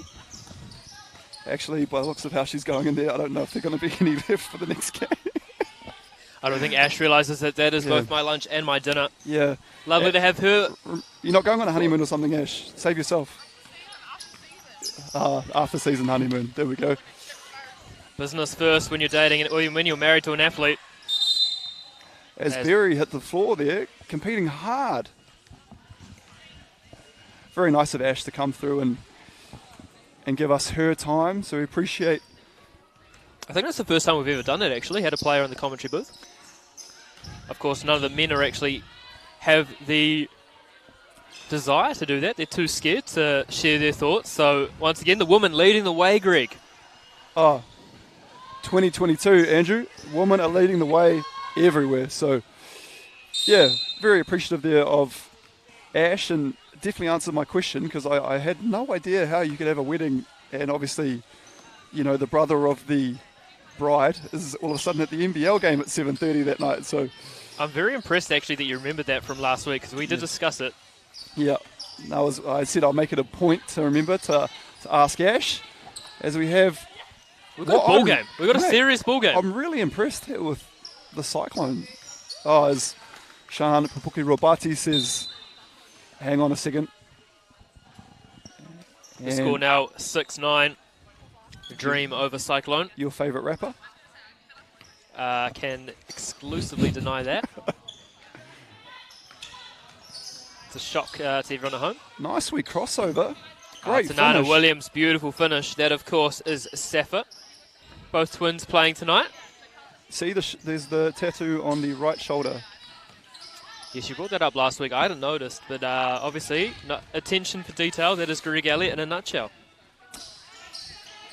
Well, that's, you know. But we have a lovely little Euro step and the finish. Berry lets it fly from deep. Lovely little tip there from Finnegan. Berry again for 2. But that's what I love. If you're one step away from the arc, you may as well just take that step back and because you're going to shoot from that far out, you may as well try and get 2 rather than the 1. As Finnegan fires it in there, looking for McGoldrick under the hoop. Greg, are we seeing a bit of second game fatigue here for the Dream? Well, I'm surprised, you know, the Dream don't seem to be going to what really worked from in the previous game, which was getting it inside, getting to their tall timber and looking to exploit the matchup, because you're not going to have two women that are here today that are going to be able to guard both Pupuki Robati and McGoldrick. So the opposition's tallest player will be on one of those women, and I believe the other one should have a mismatch. They should be going to that a bit more often, but they seem to be settling for the jump shot. Great time, of course, to thank our sponsors, Super Zebio Sports, RYZ Apparel, Aquarius, Victoria, Wilson, the official ball of 3x3, golf partner, and, of course, Greg Elliott's favourite, Coca-Cola. Nothing like getting amongst a bit of sponsors product, is there, Greg? Yeah, what will be fantastic is if maybe some of that was lying around when we got here to the stadium, Andrew. That would be fantastic. Well, I heard that they're actually saving all of that money for our trip to Japan for the finals on the 17th and 18th of September, which I'm more than happy to go about now. Yes. And we can get amongst it then. No, I can imagine, Wilson especially would want us to probably sit business class, so they're looking to, maybe provide us with a couple extra dollars to get those good seats. You'll need the leg room, obviously. Stretch those bad boys out. Well, I did hear that if anyone in the commentary booth could hit a game, a shot to send a game to triple overtime, that yes, business class was part of the package. You know what's interesting about that? I had a shot to go to triple overtime, would you believe? Really? Yeah, wow, what a segue. Unbelievable. I think the biggest shame is, Greg, is I wish you'd just put some video of the top of you crying, looking out into the ocean with some inspirational soundtrack. Probably would have been more popular. Yeah, it's amazing what gets the likes and the views these days versus what you would expect, Sometimes you think big-time shots, big-time plays get big-time views, but no, not the Aroha I was expecting, but that's all right. No Te Aroha for Greg this week. I hope. Oh, as we see, McGoldrick. Body's hit the floor, McGoldrick. And could that potentially be a sore ankle? No, to Williams. Good sports. Back up on his feet. Good sportswomanship there from McGoldrick, though. Helping up. Oh, he's got Robati under the hoop. Lovely finish there from Sean Pupuki Robati. And that's what we expected to see, those two combining. And then you've got that Finnegan-Berry tandem that work from the outside in. Rebound there, Fuyava. Lovely little kick across to Nana Williams, who finds her twin sister in the corner. I think this dream lineup, Andrew, is actually the best, probably four that complements each other in terms of you've got that mix of height, speed, shooting, quickness, defense. Well, when he was putting this team together, you could definitely say Bevan Murray looked at the names and said it was all a dream. I like that. That was, yeah. Of course, I suppose you used to read Word Up magazine too, I suppose. Back in the day. Yeah. Now I go for the digital edition. Don't forget, if you are in Albany, come down to support. Catherine from BBNZ has put in an absolute clinic today. 2 ends. Don't forget the 2 ends. 2 ends, and 2 ends equal a big W. Put those together. Lovely little bit of wordsmithship from Greg Elliott, making sure he's maximising his 2 hours in the booth before heading down courtside to watch the Tuatara play the Franklin Bulls. Well, that's the thing, Andrew. We're here for our great grasp of the English language, our colloquialisms, our puns, our double entendres, but, that's the other thing. We also make shots. And, yeah, I'm really looking forward to seeing brother from another, Joe Nafahu from Game of Thrones fame. A little courtside action for the Tuatara versus Bulls in the Battle of the 09. Oh, big block there from Robati. Can I get a score prediction for tonight from you? I think no Corey Webster, and I know my boy Kane Kyle has a fractured hand, so... See, that's good in-depth knowledge, because when I read the injury report this morning, it only said Kane Kyle hand. Yeah. It did not say fractured. Yeah. Well, there's probably a lot of things that I know that a lot of people don't know, so... no, I'm kidding. There's... Pupuki Robati for 2. That's off a right iron. Rebound at Tanana Williams. Here is Liada stripped by Berry, and no doubt she'll put this up for 2. Does so. I'm sure. so gets her on rebound. I'm so happy, Andrew. The Cyclones have really been able to put points on the board. It's a close game. As Pupuki Robati says, it may not be for much longer, but yeah, as I said, the Cyclones, their height difference between these teams, but they've just got so much heart. Well, it is nice, isn't it, Greg, to watch a series of playoffs that isn't just blowouts day in, day out? Exactly, and as we see Betty take them out to an 8-point lead. But of course, plenty of basketball still to come this afternoon. Once this one's finished, we've got our final round-robin game of the afternoon, which will be Wizards against Phoenix. Quickly followed by both semi-finals, and in the grand final where those 100 points are up for grabs. Phoenix were our victors last week. Will they repeat, Greg, or are we going to see someone else this week? That was a question. Sorry, Andrew. I just had a bit of communication from our beloved staff here. Can you please repeat? Are we going to see the Phoenix repeat as we see a dream there close out Cyclones, or are we going to have a new victor this week? No, we're going to 100%, I'd say, have a new victor this week. Ooh. As I said, I'm almost... I don't know. I feel like the dream. I said Swish. And well, we said a Swish Breeze final, yeah. didn't we? But we hadn't seen the dream yet. That was our saving grace. And I've got to say, now that we have seen the dream, but then I look over at the Breeze and Swish, and I think they're just such three evenly matched teams. But as I said, the two bigs and the two guards there for the dream, they're really well, they're covering all bases when you need a team. You're putting a team together. They really took off all the boxes. So as we see here, the Wizards and the Phoenix on court. Greg, if I only had one wish this afternoon, do you know what it would be? What's that?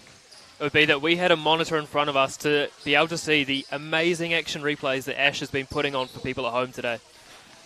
And that's what we've got to give credit to, is people that are behind the scenes and make all this happen.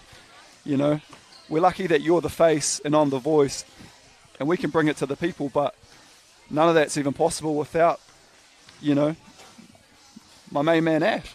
Ash is the Luka Doncic, I reckon, of our commentary team, We're just the undrafted second-round picks that have been plucked because we're free to be able to do this, and Ash just puts it all together on a plate for us. It's definitely not Ash's first rodeo, so, yeah, big shout-out to the man himself who does our edits and the graphics and brings you everything that, one needs for an event like this. And the amazing thing is he does it all on his own. I know. I couldn't do this on my own. Could you? Commentating. Yeah. No, of course not. It's Starsky and Hutch, there's always Batman and Robin. There's, I am actually going to a movie-themed party, and now I wish I thought of Starsky and Hutch. That was brilliant. You kind of look like I could be Dr. Evil and you could be my mini-me. I feel like that's probably the vibes we give people that are walking past. The crowd that is filling up Swish Factory. I tell you what, when you're looking at the action, all the action's in front of us, but when you turn around, the place is actually pretty full. Well, we actually just looked in the... they've got a mini gym in here now, Greg. Steph Max squatting the triple figures, getting ready for his action tonight. Yeah, that's the real commitment when you're in early and you're lifting weights before a big tournament. As a try in the first 5 minutes, Warriors up 4-0 over the Knights. How long will that last? Who knows? Give it a couple of minutes, I think. As a rebound there from Breeze Schuler for the Wizards. Their first time with the ball. And Tarai Sadler. Clamp. What did you call her, Greg? What did you say your job title is? The parking warden.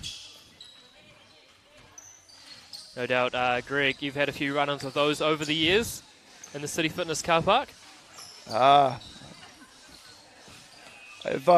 Speaking of cars and parks, how's your car doing after your car crash of last week? I had to make a few tough calls to insurance throughout the week. They were trying to get me to pay my excess, trying to get me to pay for my car to be towed to a repair shop to be assessed. I said, no, thank you.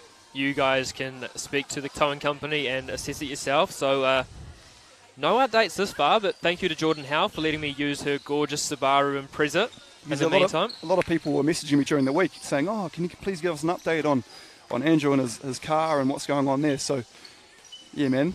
A lot of people are probably really happy to get that update. If there's any car dealers that are out there that would like to, provide a struggling young man with a discount on a new vehicle, please sing out to Andrew Horrocks. As we see a tough bucket there. And Greg, Charles Sarong's calling Tuatara by 15 tonight. I think he could be on the money, but you know what I'm going to call? Because Dan's playing, Tuatara by 42. Oh. I think it's slightly disrespectful, but I see what you're doing there with the number. I think if I told Anzac Rosetto that you called the game by 42, you might have him and Ash Kilman-Poto looking for you, but I don't know, man. For me with the Franklin Bulls, of course, used to coach the up-and-coming Jet Thompson for many years. Mm. Would love to see him get a few more minutes tonight as well.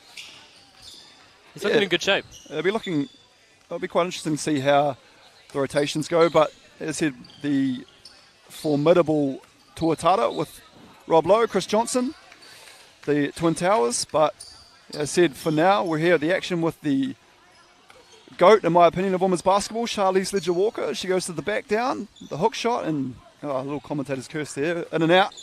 Well, actually a bit of an issue like you've got, Greg. We're absolute GOAT with the normal basketball. But the 3x3 ball not quite working for her, but no doubt a player as talented as Charlize Ledger-Walker is going to figure that out very quickly. That is the tough thing when you're switching between these balls. It's tough. Oh, great hand. Really good hand there. As we see Haley Mola, get the tip, and now the ball goes to Charlize. Oh, Missy on these switches is getting a... She doesn't back down from anyone. Gets her hand in the cookie jar there. Great steal. Really, as the opposition player is about to put the ball on the floor, Missy then reaches in and gets a steal, as we see Tarai Sadler with the almost volleyball tip out to Missy Nuku.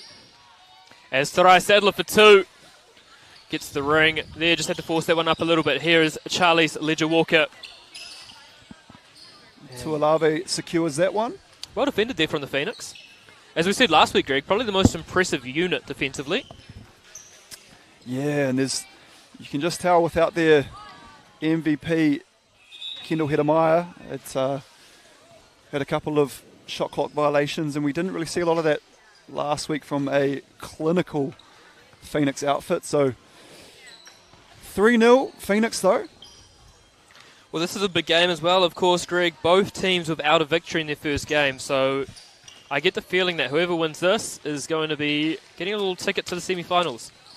Sadler. Lovely shot there from Charlize Ledger-Walker. Greg, I told you, it's not going to take you long to figure it out. No, and as you know, these women obviously travelling a fair distance. Andrew, do you think that has anything to do with, obviously you spend a few more hours in the car? Chuck on a little podcast maybe. Look, I struggled with the travel just from Northcote to the Event Finder Stadium. That was a 3-minute trip, so I don't know how they're doing 2 hours and then playing at such a high level. It's impressive stuff. You borrowed a car to do a 3-minute drive? Is that what No, I used to live 3 minutes from Event Finder Stadium. I see what you're saying there. I would have been more than happy to have picked you up if you needed it, my friend. Well, you did actually very kindly message me this afternoon asking if I needed help, but as I said previously, Jordan Howe very kindly given me access to her Subaru Impreza, and I've been able to make my way around during the week. You are a king amongst queens, my friend.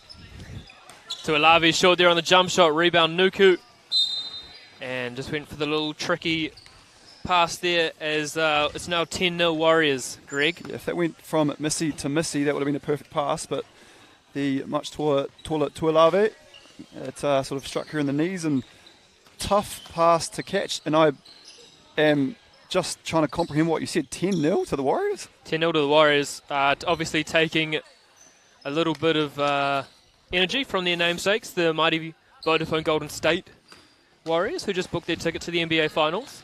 The mighty Vodafone Golden State Warriors. Is that right? Oh. As we see... Maola there Maola. with a lovely finish off the assist from Breeze Shula.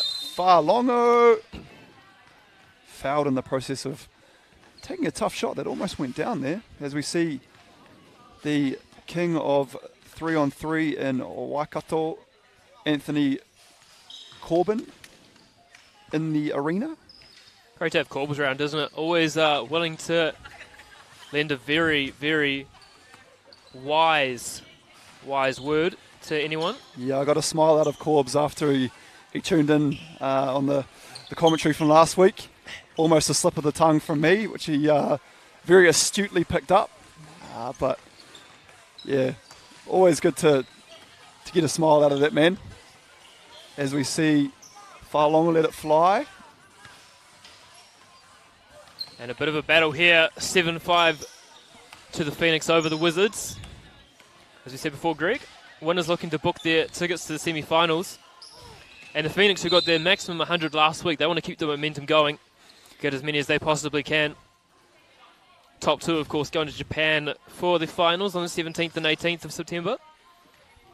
Yeah, disappointing though for the Wizards. Only 3 in uniform tonight. We'll need to maybe press Coach Corbin or talk to the GOAT and see what happened there. And, you know, as we said, COVID and other such illnesses, etc., are rampant. So who knows why. Well, in their wider squad, Greg, you might be blessed in a couple of weeks with the addition of Crystal Ledger-Walker. That would be exciting. And for the whole Ledger-Walker family. And Josh obviously playing for the Bulls tonight. As we see a bank shot there from Missy. Here are the Wizards. Maola for 2, short, rebound GOAT, finish GOAT. And yeah, those 2 sisters attending college together. Isn't it such a cool story? I love it. Just when one person from your family can go over to the States to play college basketball, you know, now to have 2 and they go to the same college, like that's phenomenal. And I think that would be such a great thing for Charlize to go over there, because Crystal would have already obviously established herself, and that Ledger-Walker would have had a name made for it, and now Charlize has gone over and added to it. And yes, as we talked to her last week, she's back for 6 weeks before she heads to summer school, I believe. No doubt a very impressive academic resume, I'm sure, on top of her basketball resume, Charlize Ledger-Walker. No doubt.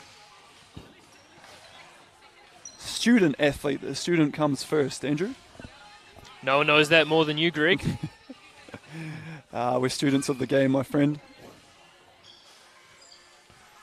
Charlize Ledger-Walker just actually helping the referees there with how much time she's been on the shot clock as Farlongo. And that's short, and that's going to be Wizards ball down 2 here, 3 minutes and 30 seconds. And shout out to Daniel Powell there, giving us a lot of love on the commentary. Thought you were going to go with a very different last name there where you said Daniel. No, Not to be. I see Asia Anderson has put a video of us in the Ballers chat throughout the Auckland, or the North Shore community, I should say. I'd love to see that video. Low-key humbled if you get added to that chat. It's some interesting kōreros on there, that's all I'll say. But yeah, it was nice of Asia to take a secret video, and I will be doing the same to her at some stage for payback.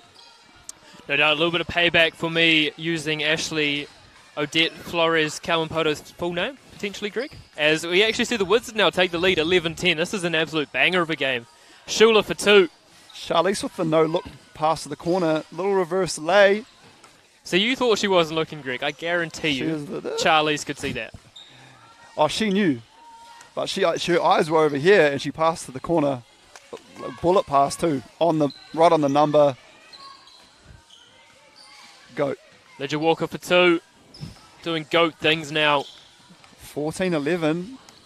Phoenix, they said weren't too troubled last week, and all of a sudden there's a 3-point deficit. 2 minutes 9 on the clock.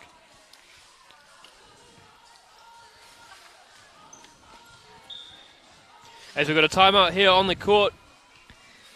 Of course, thank you to our sponsors, 3x3.EXE, Premier, Super Zebio Sports, RYZ Apparel, Aquarius, Victoria, Gameball Wilson, Golf Partner, and Greg's favourite, Coca-Cola. Of course, you want more information on 3x3, you want to get involved, visit the Basketball New Zealand website, www.nz.basketball. I'm not going to lie, Andrew, I might pick up a little frozen Coke after this. Looking forward to that now, because things are heating up in here. Yeah, if you wouldn't mind picking up a bottle of water as well, that'd be great. Voice is starting to go a little bit. As referees now bringing us back in. Thank you to RYZ as well for supplying the referees' shirts for this week. Yeah, they look nice. Would almost wear that one out, actually. Now, you're a taken man now. You can't be wearing nice apparel like that. Farlongo, short, rebound, goat. Oh, great pass, great finish. Lovely finish there Crisp, from Mola. very crisp passes from Charlize. On the money, exactly what you wanted as well, right? Exactly. Would have been nice to have that from Tua Tagovailoa last season for the Miami Dolphins. Missy's been really impressive out there. Yeah, as we said before, signed for the Fire under head coach Mel Bennett for season 2022. Yeah, congratulations to the Fire for that one. She is a quick guard, solid finish. I don't know what to expect from her. She's, quite diminutive in size, but she is quick. Which makes you wonder, doesn't it, Greg, if she was wearing those Bruce Lee Kobe 5s, plus 10 quickness. Oh, probably would have been MVP on the spot. Charlize, someone left the door open, and it's a bit gusty in here because that is just, I don't think that grazed the hoop. I want to give her some credit and say it grazed the hoop, but I don't know. 100%. Wizards 16-12 over the Phoenix. Nice little horns action there for Tarai Sadler. First team all defense. And that just is, if you have a look at that move that she's made, it just shows her strength because the hammer was brought down and she still was able to get a shot up and through those, arms that were coming down. So, Tarai, tough. Lovely finish there from Charlie Sledger-Walker with the left hand. Here's Nuku. Lovely spinning Tarai Sadler. Short there off the Breeze Schuler defense. And it's tough there for Tuolave with the height, and he's got the quickness of Charlie Sledger-Walker, and Charlie sort of held her with the right hand and finished with the left. Pretty basketball. Farlongo throws it up. Great ball movement there from the Wizards. Schuler. And she's fouled on left hand by Vitoli at Tuolave. Been impressive, Bree Schuler. I've been liking what we've seen from all three women here in green. They're just competing hard. Up 17-12. Farlongo gets around Maola. Lovely little recovery there. Tarai Sadler for two. Sorry. Mid-range one. My eyes are deceiving me. Get an eye check. Specsavers. Tuolave leaves one on the hoop there. And 31 seconds on the clock. 18-12. This could be a massive victory, Andrew, for the Wizards. Yeah, the Wizards looking to keep their hopes alive. Third place last week. Unless my eyes deceive me. And that's the thing we need to point out to the viewers. If they weren't sure, if they didn't make it to the initial message we conveyed to everyone earlier on, is obviously this is a 4-week tournament and every placing on every week counts. As I said, the Phoenix have taken 100 points after last week's win. However, 21-13, the Wizards knock out the Phoenix, I believe, Andrew. Yeah, the Phoenix and the Cyclones will be the two teams that miss out on the next round. Very well spotted, Greg. Of course, that will now give the Phoenix a maximum of 150 points after the 2 weeks. So, Swish, if they can win this week, will give them a nice little 30-point cushion. And that's just the thing. Week 1, you can go from champions. Week 2, you may not have a great tournament, and you're knocked out early. So, as I said, you need to be showing up week in, week out, and getting those results, because that plane to Japan has 4 seats. Or are they taking the 6 or the 4? It must be the 4. I believe it'll be 4. But it'll be 14 people, Greg, because you've got the North Island men, Yep. South Island men, and the woman. North Island woman, and then 2 commentators. Exactly. And those last 2 being The very key seats. important VIP. Now, if that's thanks to Wilson or if that's thanks to Zebio, Coca-Cola, whoever wants to put us in the... Personally, I'd upgraded. love for it to be Golf Partner to be the official commentary team sponsors. If you guys want to reach out to us, you can through BBNZ. Here we go. It looks like the Breeze have won the elusive handshake. Caitlin looked more sad there than when she's actually lost the game. She looked devastated to have lost the rock, paper, scissors, but there we go. So just confirming our semi-finalists, if I can even read my own writing. We will have Swish versus Breeze first up, followed by Wizards taking on the Dream. And I tell you what, Greg, I didn't expect such a heavyweight matchup in the first semi-final, but here we are. Oh, I'm so excited about this game. I might even, forgive me if I'm quiet throughout it, I might actually take it in at times. As Asia Anderson looking to muscle up on Tiana Clark. Tiana Clark behind the arc, no good. Rebound Anderson as the men's MVP, Carl Neuer, He's is in the building. Sport his sister, Caitlin. And good to see Woody as well here for you, Greg, supporting you in the commentary booth. My main man, Big Wood. Good to see him. Nagashi for 2. And confident start here for the Breeze. Of course, a lot of these players played together in the 18 and 18 a couple of years ago, so a bit of a grudge match for both sides. Yeah, Kelman, Porto and Fortu know each other very well. And so that'll be an interesting matchup as Nagishi, the difference maker early on. Fotu for 2. Short tip out there from Kayla Noy, and that's made all the difference to be able to give Ella Fotu the opportunity for a nice left-hand layup, and it's 3-1 here. Breeze over Swish early, Greg. Anderson not afraid to let it fly as Calder Bowdry steps onto the court, looking to add some, probably a bit of everything Calder adds, so...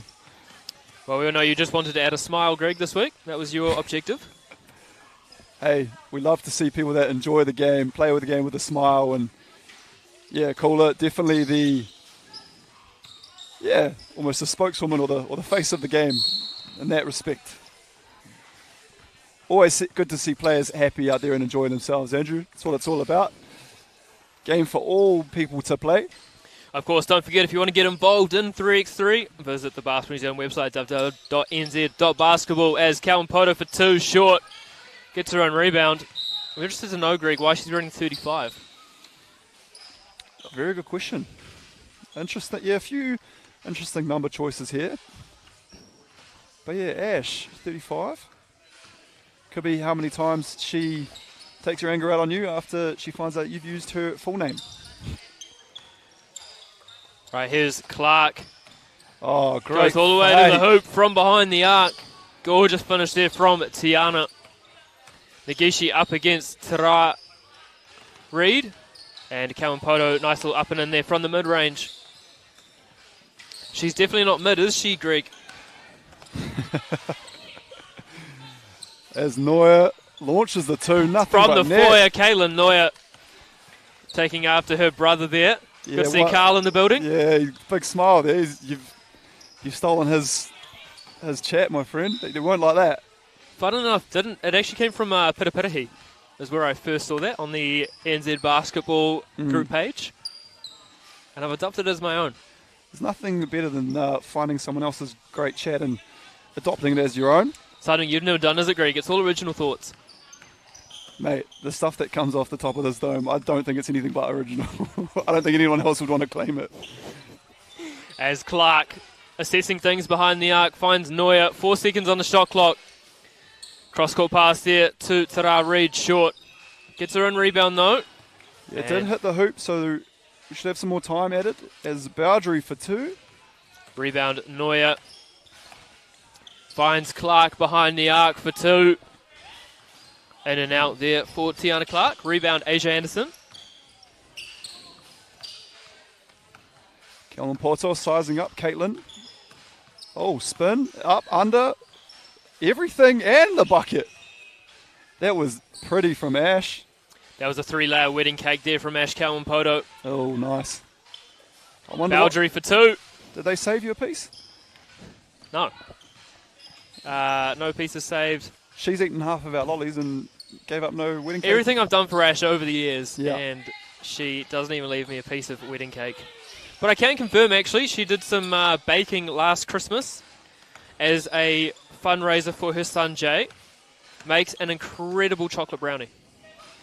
Oh, she wants nice things to be said about her in week 3. We'll know what to ask for then at the end of this. As we see the jump ball there. So we've got turnover of position, and Tiana Clark will take that from Nagishi. Fortu to Clark, and Clark over boundary. Tough finish. Starting to come alive, Swish after the early breeze start as Nagishi short on that too. Rebound Tara Reid. Finds Fotu up against Asia Anderson. Players that I usually get mixed up watching them play a hoop 33. Now that Ella's got the full blonde in the hair, is it easier to tell them apart? Yeah, two very, very tough competitors, Asia and Ella. Don't back down from anyone, irrespective of gender, height, whatever. They are two competitors as Tiana Clark catch and shoot! Behind the arc, Clark. Nagishi up against Reid, her former Breeze teammate. And lovely steal there from Tara Reid. Caught in the corner, finds Fotu. Pulls up for 2. Bucket! If you give Fortu that much time, you are going to be paying severely. Ash Kawamoto there just stacking the deck for herself. Get a nice little O-board back in as Tara Reid around Kawamoto. Fouled. To the line goes Ash Kawamoto. So even when there's a hard foul in the women's league, you know, whoever does the fouling kind of grabs onto the person that they are fouling, and that's all love. And whereas the men, everyone's a lot of saltiness. Question for you though, Greg. Yes. If the Breeze win this afternoon, are they celebrating at Odette's or at Florrie's? Wow. Wow. That's... wow. Boundary to Ash Kawamoto for 2. Short, but it's in their DNA to chase after any miss. And she gets her own rebound up against Ella Fotu. Spin cycle. Well defended there from Ella Fotu. Putting out yet another fire for the Swish. Oh, nice. Thank you, Greg. Firefighter, Ella Fortu. Thanks to Jenny once again for that correction. As Ella takes a seat. Tara Reid, Tiana Clark, Caitlin Noyer on court for the Breeze. For the Swish. Bowdry, Anderson, Kelman Porto for the Breeze. As Caitlin Noyer. From the foyer, 15-6 now Swish. And Greg, they're starting to look very, very good. See, now that Carl's arrived, Caitlin's turned it up a notch. Just to try and show Big Brother that maybe the torch needs to be passed. Carl will bite back with his MVP and complete win from last week, I'm sure. But of course, Greg, talking about MVPs, we haven't had the official word yet that we are dishing out the award. But if Swish do go on to win this, who are you looking at as MVP? I think Ella so far, for me. Fun Ella Fotu MVP fact. When the Harbour Under-23 men's and women's won in Tauranga in 2013, Ella and older brother Isaac were both MVPs of their respective genders. No doubt she'll be looking for a similar evening tonight as Fotu up against Anderson. Gorgeous spin and well defended there from Asia Anderson. Yeah, sometimes it's tough when you get down at the end of that shot clock, and you just got to get something up and at the hoop, and a little bit of a prayer, much like Wednesday night, but that wasn't a prayer. That was a well-scripted play. I saw that. That was actually drawn up. I saw the X's and O's that had been drawn up. as Clark From the car park. Leaves that one short. Rebound Nagishi. Struggling to just get something going here. The Breeze is Baldry for 2. Off right iron. Rebound Tara Reid. Gorgeous off-ball action there between Alafotu and Tiana Clark. Yeah, the Breeze just not clicking on all cylinders here. Well, it's hard when you're playing such an experienced team like Swish. Of course, Ella, Tara, and Tiana. And, of course, Kaylin, all with Division 1 experience in the States. Yeah, that's right. Yeah, Caitlin was at Fresno State. Oh, Clark with the... Gorgeous finish there. Tiana Clark. Steal from Tara Reid. Beautifully clears that as well. Tiptoe stuff. But like Greg with the no ball line back in the first 11 days. Oh, mate. This is quickly blowing out too, Andrew. 17-9 to Swish. Nagishi. Lovely block there from Tara Reid. Yeah, Tara. Long, athletic. Hoppy. Gets up there and thwarts any attempt there of a bucket for the Breeze. And Clark will take over position, top of the key to Fotu. There's Ella up against Yume, and she will live in the mid-range with Ella Fotu. Dying art, but not for her. She has mastered it. As lovely finish there from Ash Kawamoto. Tiana Clark for 2. Rebound Anderson.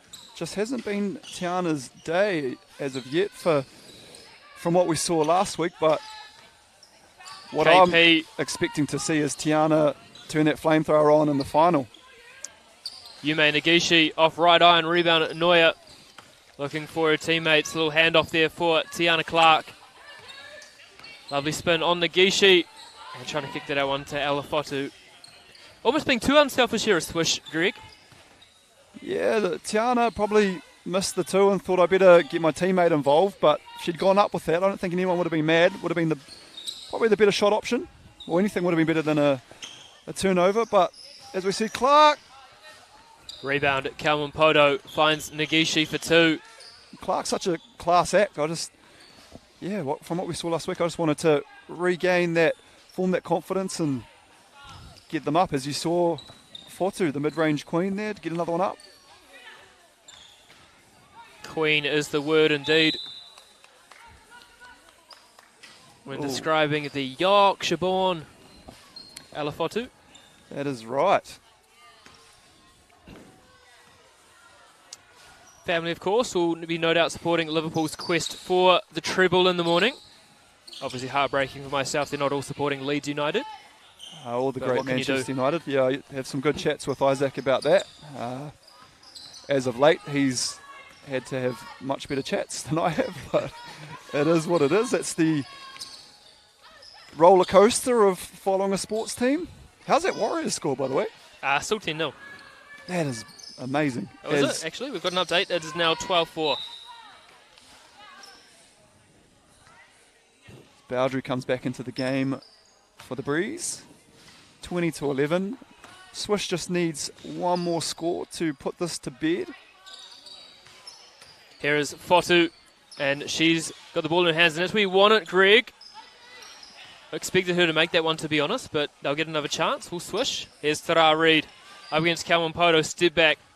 Oh, pretty. Game. Pretty bucket from Tara. And we see Swish convincing over the Breeze in the end. 21 points to 11.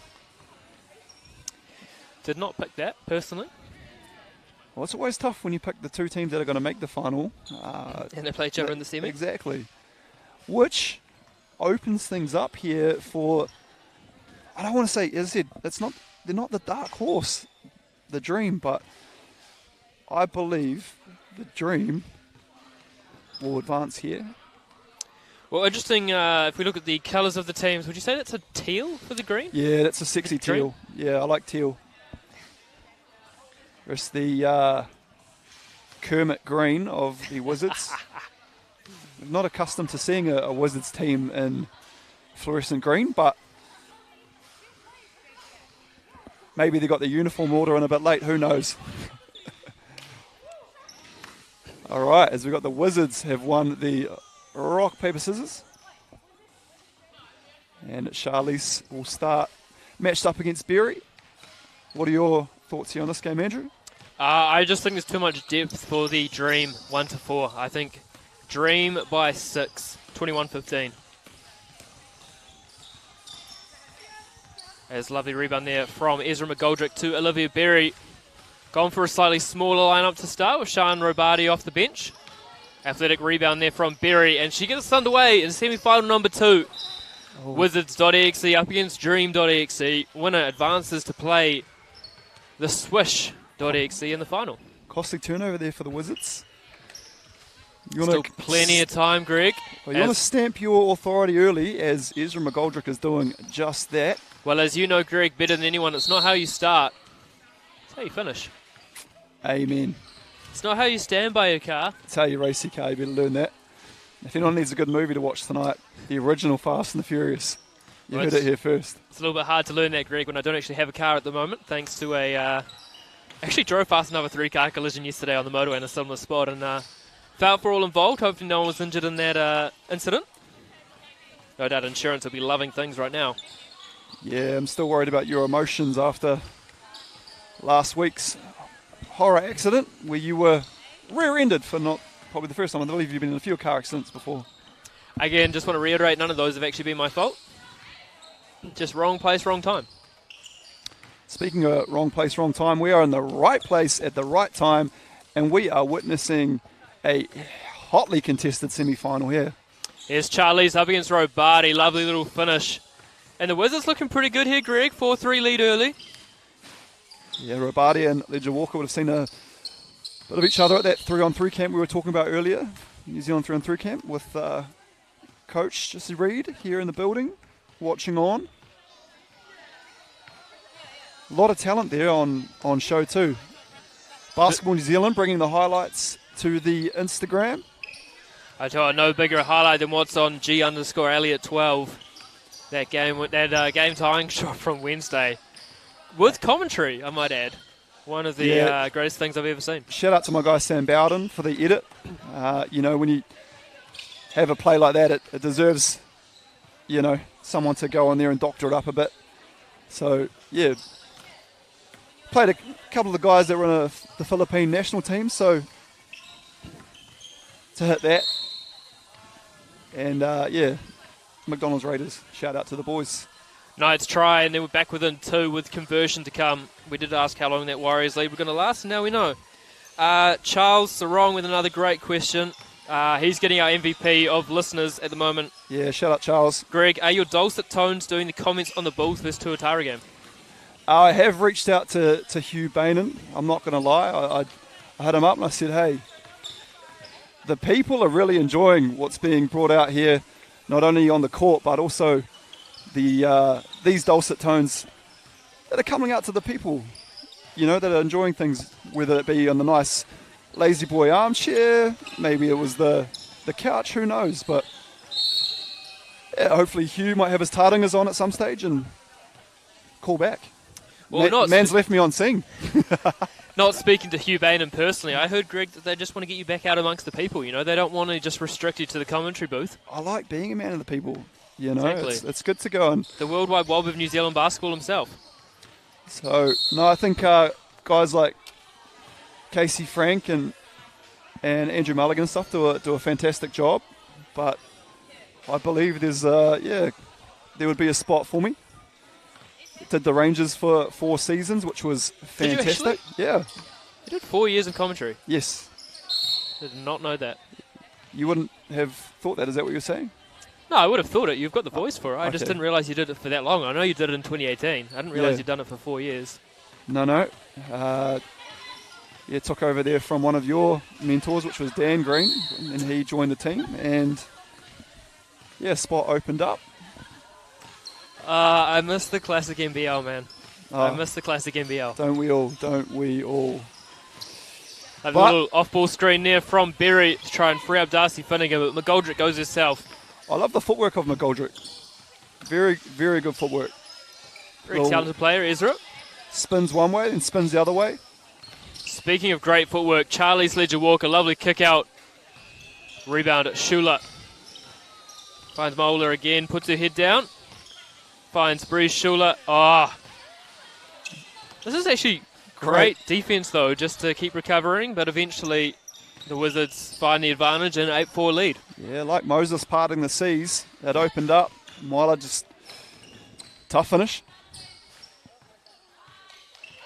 Here is Breeze Schuler. I tell you what, if the Dream go on and take this out today, McGoldrick MVP. Facts. Book it. I concur.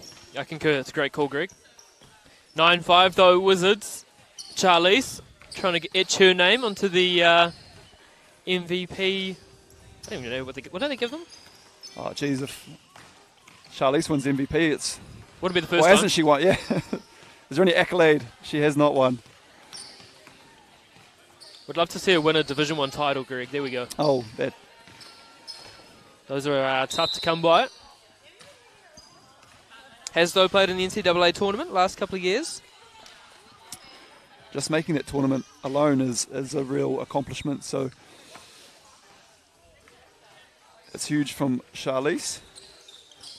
And we're definitely looking forward to seeing Crystal back into the country ASAP. Tough finish there from Charlize Ledger Walker. I thought Schuler was,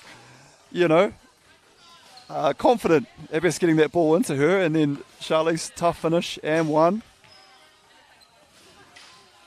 Makes the 3-point play. However, that's one thing you cannot do, and that is lose sight of Darcy Finnegan. She will make you pay.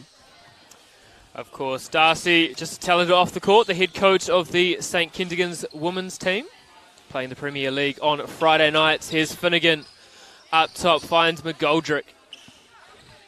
Rubati for two, and that would have been huge for the Dream. But McGoldrick just nicely tidying up and keeping the Dream within touching distance there, Greg. Yeah, that's the matchup there. So Charlize is getting the better of McGoldrick when she's putting the ball on the floor. However, when those offensive rebounds are going up, McGoldrick with the height advantage. But Myla's got the switch now, and that looks like a more of a fairer matchup size-wise. Jilly Harris putting the top hand to the bottom hand in the T sign, signaling a timeout here as the Wizards are up 14-10. Andrew, 5 minutes on the clock. Thoughts? My thoughts are, Greg, I just want to thank our sponsors, 3x3.EXE Premier, Super Zebio Sports, RYZ Apparel, Aquarius, Victoria, Wilson, Golf Partner, and of course your favourite, Coca-Cola. But my thoughts, I think we're just going to keep seeing the two main players for each team. So we're going to see a lot of Charlize and we're going to see a lot of Esmeralda Goldrick, and that's going to determine who advances to play Swish.exe in the final. Yeah, I didn't see the Dream going down here. So a 4-point deficit, a small hole, plenty of time. But they will want to look to strike first coming out of this timeout as Darcy Finnegan, the player to sit here for the Dream. And we just cannot look past the fact that Wizards have done all of this with just three very talented women, as McGoldrick gets one back here for the Dream. Charlize looking. Oh, gets the friendly roll off your favourite hoops of Swish Factory on the North Shore. Of course, the second most forgiving rims in the second Southern Hemisphere, behind your favourite, of course, Event Finder Stadium. Ledger Walker blocked by McGoldrick. Oh, and they're two good friends, so there's no smack talk, just a little slap on the leg there from McGoldrick to Ledger Walker. As here is Schuler up top, up against Robati. Tough matchup there for Breege, and long rebound tipped by Robati to Olivia Berry. Yeah, unfortunately she strode into the strong Robati, and you're going to probably come off second best. Oh, look at that commitment there from McGoldrick, the tallest player out there today, and she is on the floor hustling. She wants to go to Japan, Andrew. You and me both, Greg. Here's Charlize out of the corner. Lovely up fake, of course. Smart memory from her. Got blocked last time. Thought I'm going to see if she'll buy it again. Does so and gets the easy finish at the hoop. Yeah, and once Charlize puts the ball on the floor and blows by, you can kiss goodbye at that point, as Robati, the only player anywhere near in the vicinity of the hoop. Another clutch basket there for the Dream. That's what we're going to keep doing, Greg. Just when they can, just get those points. Again, good defensive stand from there here as they get the shot clock violation of the Wizards. Oh, they'll love that, the Dream. That's what they need, a couple of defensive stops. However, they've got to put the ball in the basket at the offensive end. So here we go with ball in hand. We've got the two guards out there with McGoldrick, Berry and Finnegan. McGoldrick on Ledger Walker. Net. Ledger Walker will be happy if that. If McGoldrick resorts to a tough jumper, she almost wins that battle. However, McGoldrick under the hoop reverse. That's pretty. And we have a 2-point game. 16-14, Wizards still up. Great pass, Ledger Walker. And the finish from Schuler. Berry, that's a Finnegan. Finnegan, next one go. Terrible whistle attempt, but that was a solid 2 from Finnegan. 17-16 here. Tough look from Charlie's Ledger Walker. But you can't be sloppy with the basketball around her. She gets the steal off Olivia Berry. Good defense here from Berry, but Ledger Walker loses the handle. Can she finish it? Of course she can. Wow. What a basket. Charlie's Ledger Walker. Just a couple of plays or positions here from the Wizards have turned the game on its head. LeBron, yes, just looks down at the ball. GOAT! Stands straight back up and finishes. The GOAT is in the building as Berry looks to answer. And all of a sudden, Andrew, the Wizards need 1 point to move through to the final. They needed something magical, and who better than Charlie's Ledger Walker to provide that. And now the Wizards just 1 point away from the final. Of course, we will have a different winner from last week with the Phoenix not progressing this week. So some all-important points here for either the Wizards or Swish.exe. And Greg, I tell you what, it's going to get very contested for those flights. I tell you what, I'm looking forward to seeing, oh my Lord, Ledger Walker. Of all the people to stand up and put a team on her back, why are we not surprised that the GOAT has just absolutely taken that upon herself? Huge contributions from our other two teammates. Do not get me wrong, it is a team sport and you need everyone out there, but Ledger Walker, wow. Extremely impressive from the Wizards. Only the 3 athletes on court tonight from them, and they've made it through. Yeah, the Dream will have gone and sat down, and I think they will be disappointed with what's happened there. But sometimes when someone is rolling like that, the way Charlize Ledger Walker was, it doesn't matter who's out there. She is unguardable at times. So, Andrew, final up soon. What are we expecting there? Who we got? Run through the team sheet for you, Greg, from Swish.exe. Tara Reid, Ella Fotu, Kaylin from the Foyer Noya, and Tiana behind the arc. Clark. For Wizards.exe, Bree Schuler, Charlize Ledger Walker, and Hayley Maola.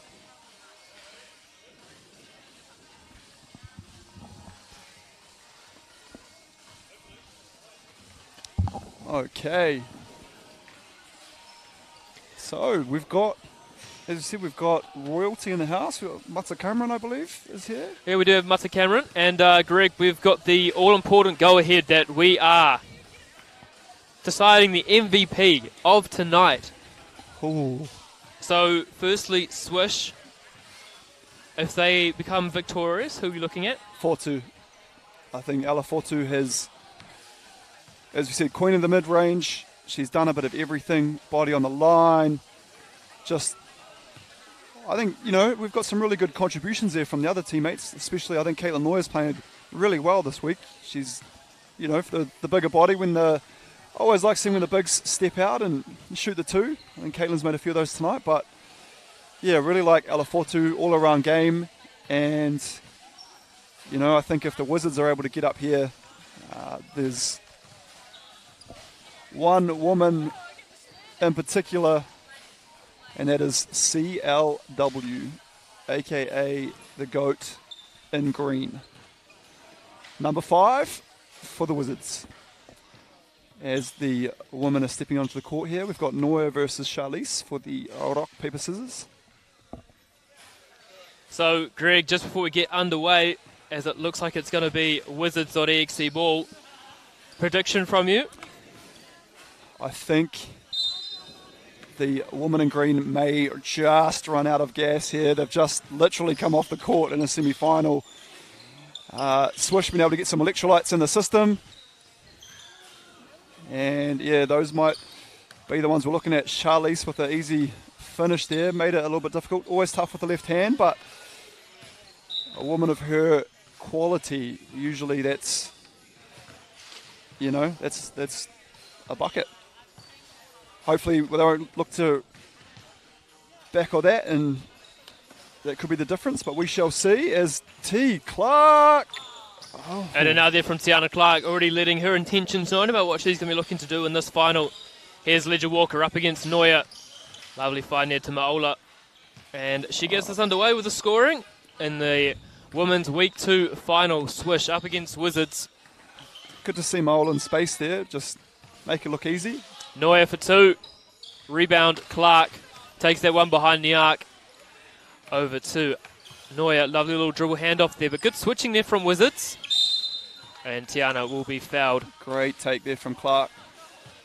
As that's what happens once you start sort of these catch and shoots behind the arc, and defense start to look at that, and they look to jump out to get a hand up on the shot. That's when Clark uses her great basketball brain and puts it on the floor and looks to dive in between the two defenders. Here's Shula. Just waits for the screen to pass by before going at Tara Reid. Out to Ledger Walker for 2. Ooh, the green goat. Wizards 3-1 up here over Swish early. She has the green light, Andrew, you might say. Hey. Forgot we'd have a team in red actually here. We could have a traffic light scenario, but as I've seen, you're driving, Greg. If it's green or orange, you're going. That's right. Tiana Clark there again, long off that one. Here is Charlize Ledger Walker. Oh, what a find to Maola.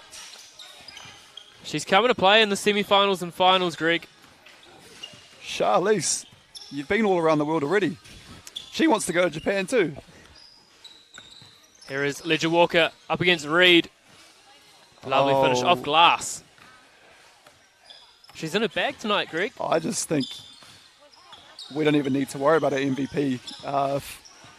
If this stays the way it is, Andrew, I think the whole stadium and the audience at home would be able to pick out who the MVP will be, and that would be number 5. She is looking for her teammates, getting her own buckets, playing some phenomenal defense, and only a 3-point game though, and plenty of time as Fortu makes it a 2-point game. Shout outs. Good to see Damien tuning in. No, Damien Greg has not mentioned his game winner on Wednesday night at all yet on the commentary.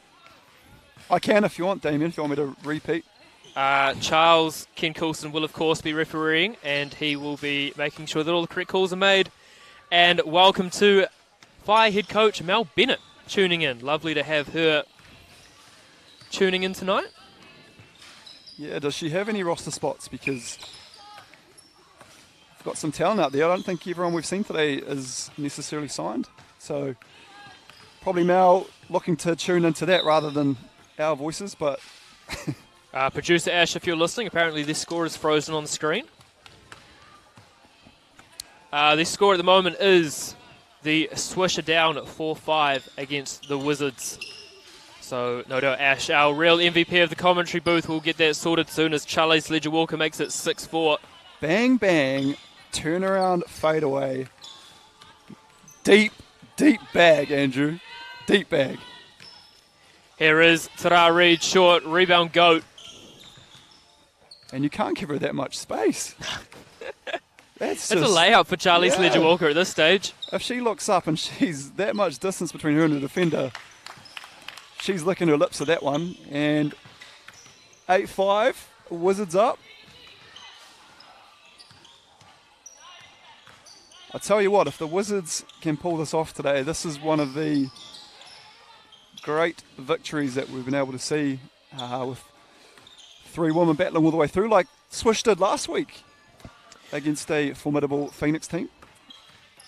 Well, yes, if the Wizards do win, we'll have a two-way tie up the top. Wizards and Swish will be tied on 160, and then Phoenix on at 150. So I don't think we're going to be giving away early who's jumping on that flight to Japan, as that's short there from Charlie Sledger-Walker. Reed for two. Oh, And now there for Tara Reed. good looking shot there from Tara. And this is what, I don't know if you noticed, but Oh my they're God, giving what the a ball shot. to Charlize and quite smartly just clearing out. Oh, is he Lovely lost give and sight go of Tara? there. Smart work there from Ella. Almost shot that one, but then saw Tara wide open under the basket, gave it up. And offensive rebound there for the Wizards, Maola. That one's off the top of the backboard. Rebound to Ella Fotu. A two would tie this up here for Swish. Not needed though, is Tara.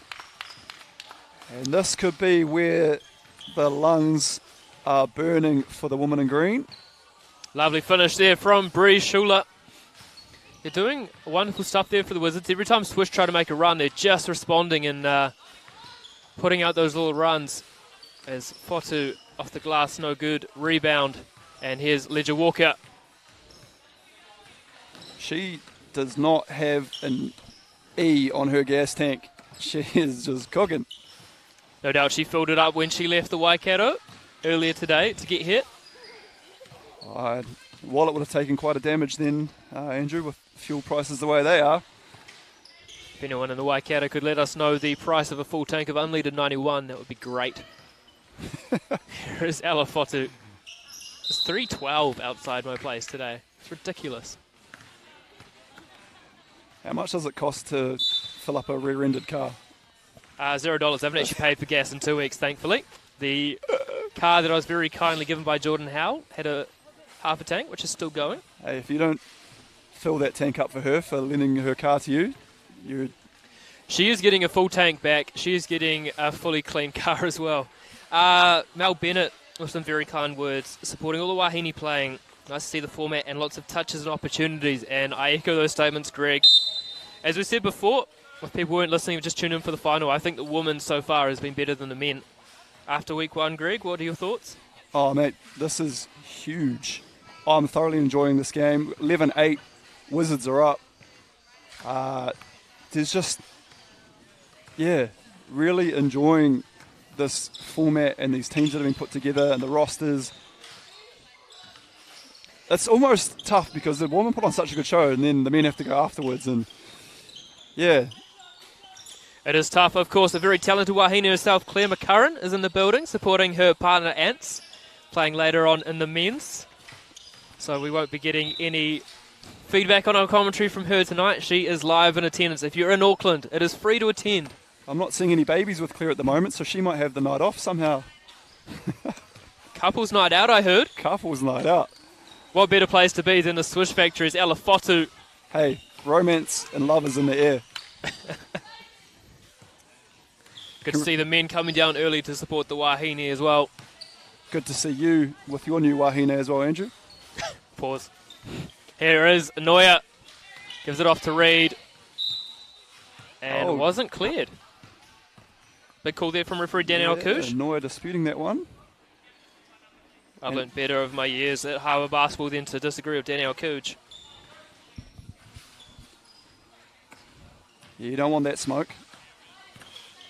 I'm already getting enough smoke from Ashley Kawapoto. Don't need any more than after that. Has she listened back? I hope not. We've got Charlize there.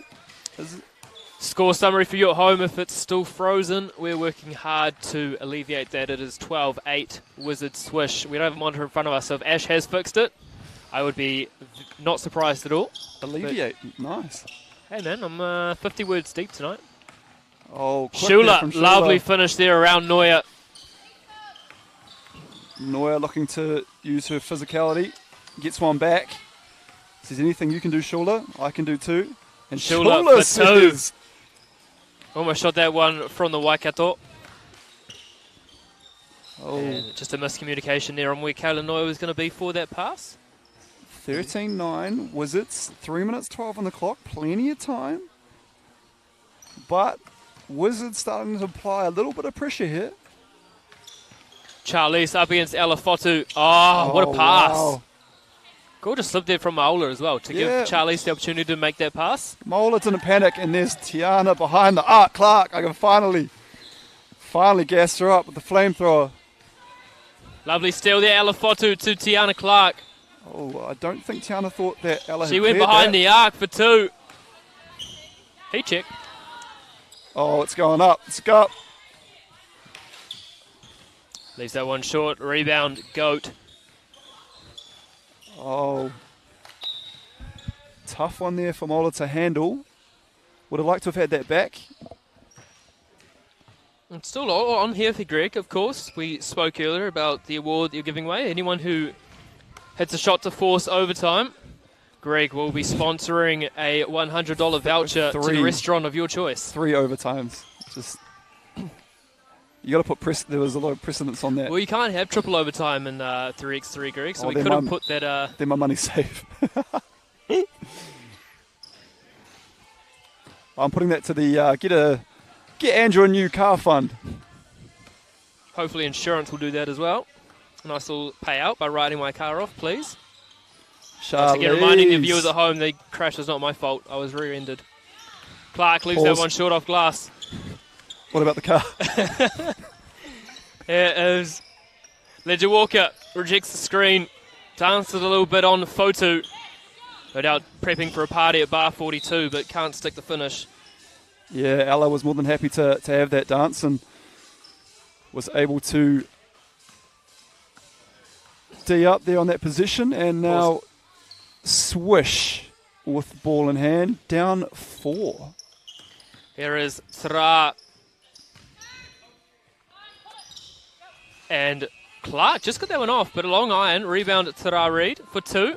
Every shot Tiana takes, I just think it's going to go in. It hasn't been her day today, but plenty of time to make... Oh, and Charlize dime. What do you expect, Greg? Of course, on your second time getting to view Charlize in the flesh. Impressed? Oh, impressed would be the understatement.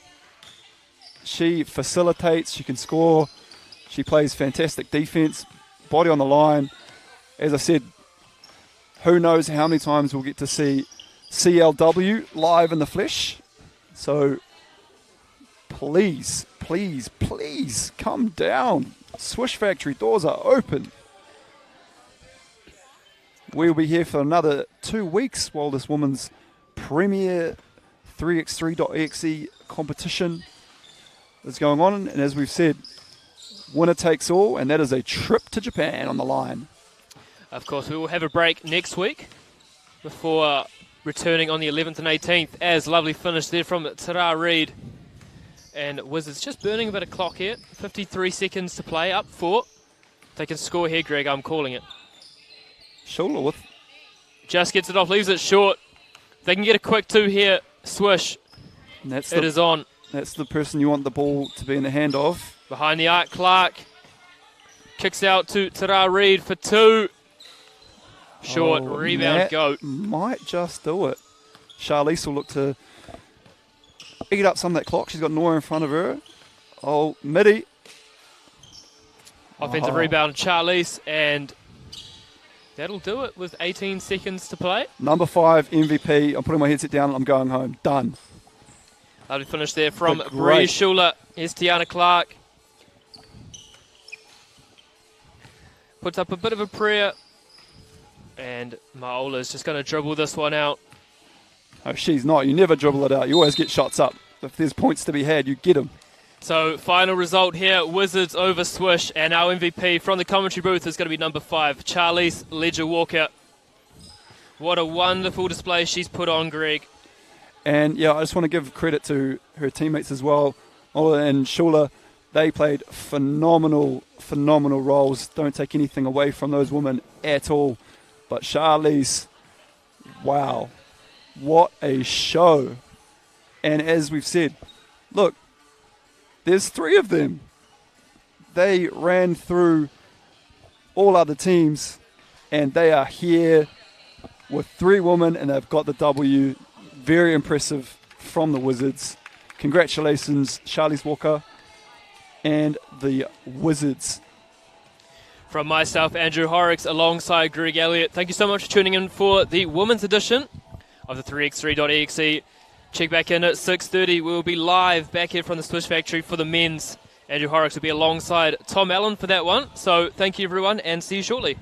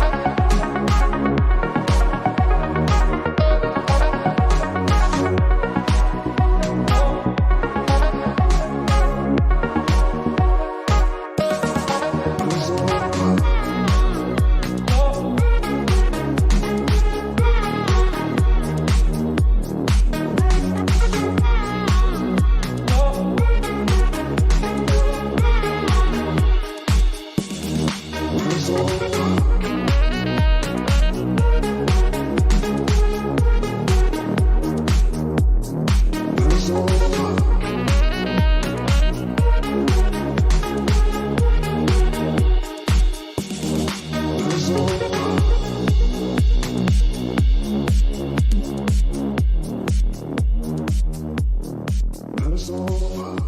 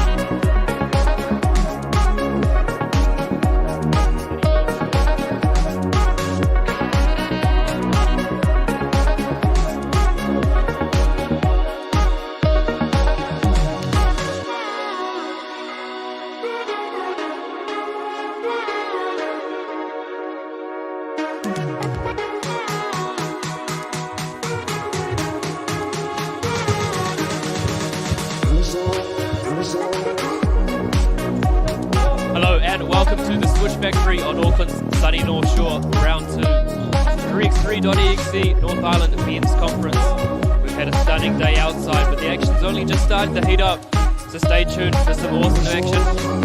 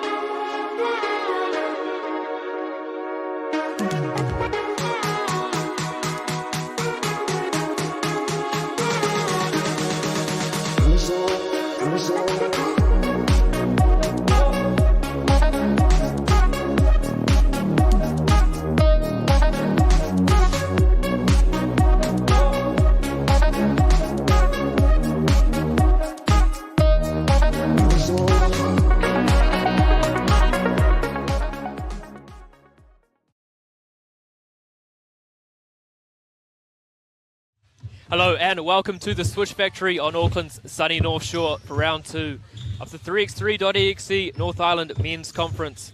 We've had a stunning day outside, but the action's only just starting to heat up, so stay tuned for some awesome action. As you've just seen, the women absolutely lit it up, and now it's the men's turn.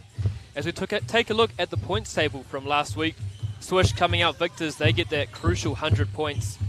Coasties in second with 80, Stingray 70, Wave 60, and then Scam and Hype looking up to make up for some lost time from last week. Still plenty of time though before those trips to Japan are booked for the 17th and 18th of September. Our teams tonight, we've got Coasties, Hype, Scam, Stingrays, Swish, and last but not least, of course, is Wave. Some big players to look forward to tonight. The Silver Fox, Kirk Penny, Carl from the Foyer, Neuer, And of course, the Bald Mamba makes his return for Swish.exe. Looking across the board for Coasties, they're missing the very experienced Chris McIntosh and Ben Castle. But Bo Haldane is ready to step in for his team when needed. And of course, the team that I'm looking forward to most watching tonight is Stingrays and Casey Nafor.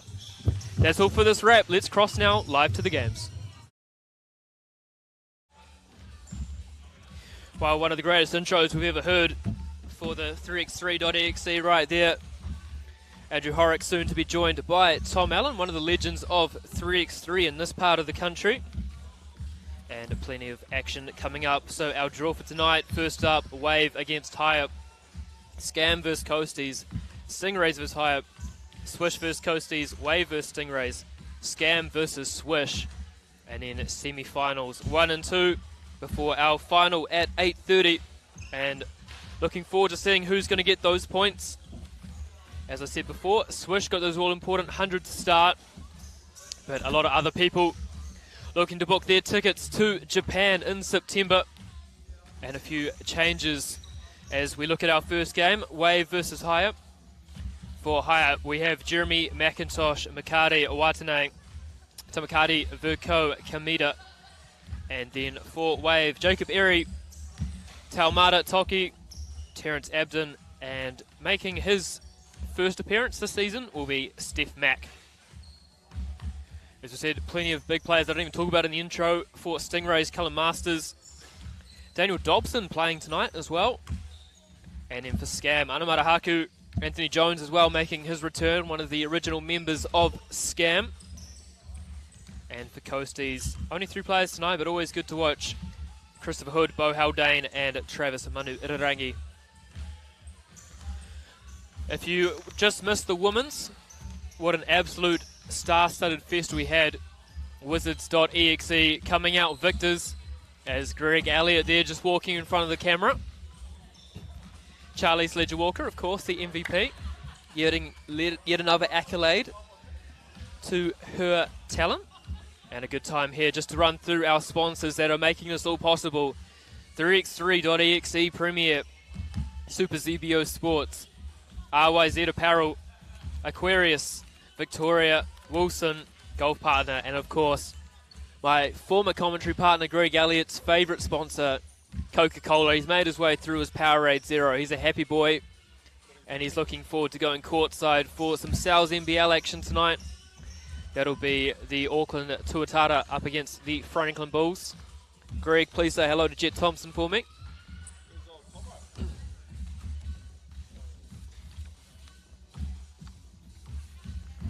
So our referees for tonight will be Amachi Pang and Taylor Amundsen. Very thankful to have them on board of us. And of course, if you are in Auckland and you're not up to much, come on down to Swish Factory and watch this live for free. Greg's on the 1s and 2s, the music's pumping. The action's going to be good on court, and we're going to have a lovely Saturday night here. Our last Saturday of May before we get into the winter months.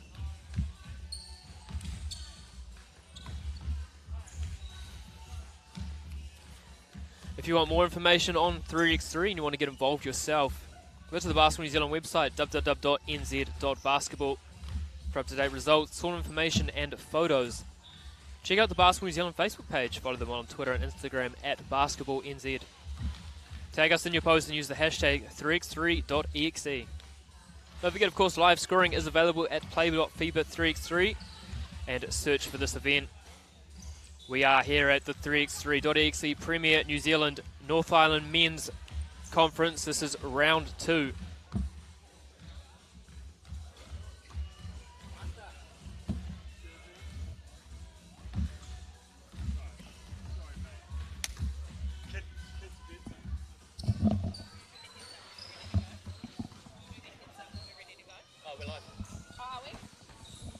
Joining me now in the commentary booth, a legend of the 3x3 himself, Tom Allen.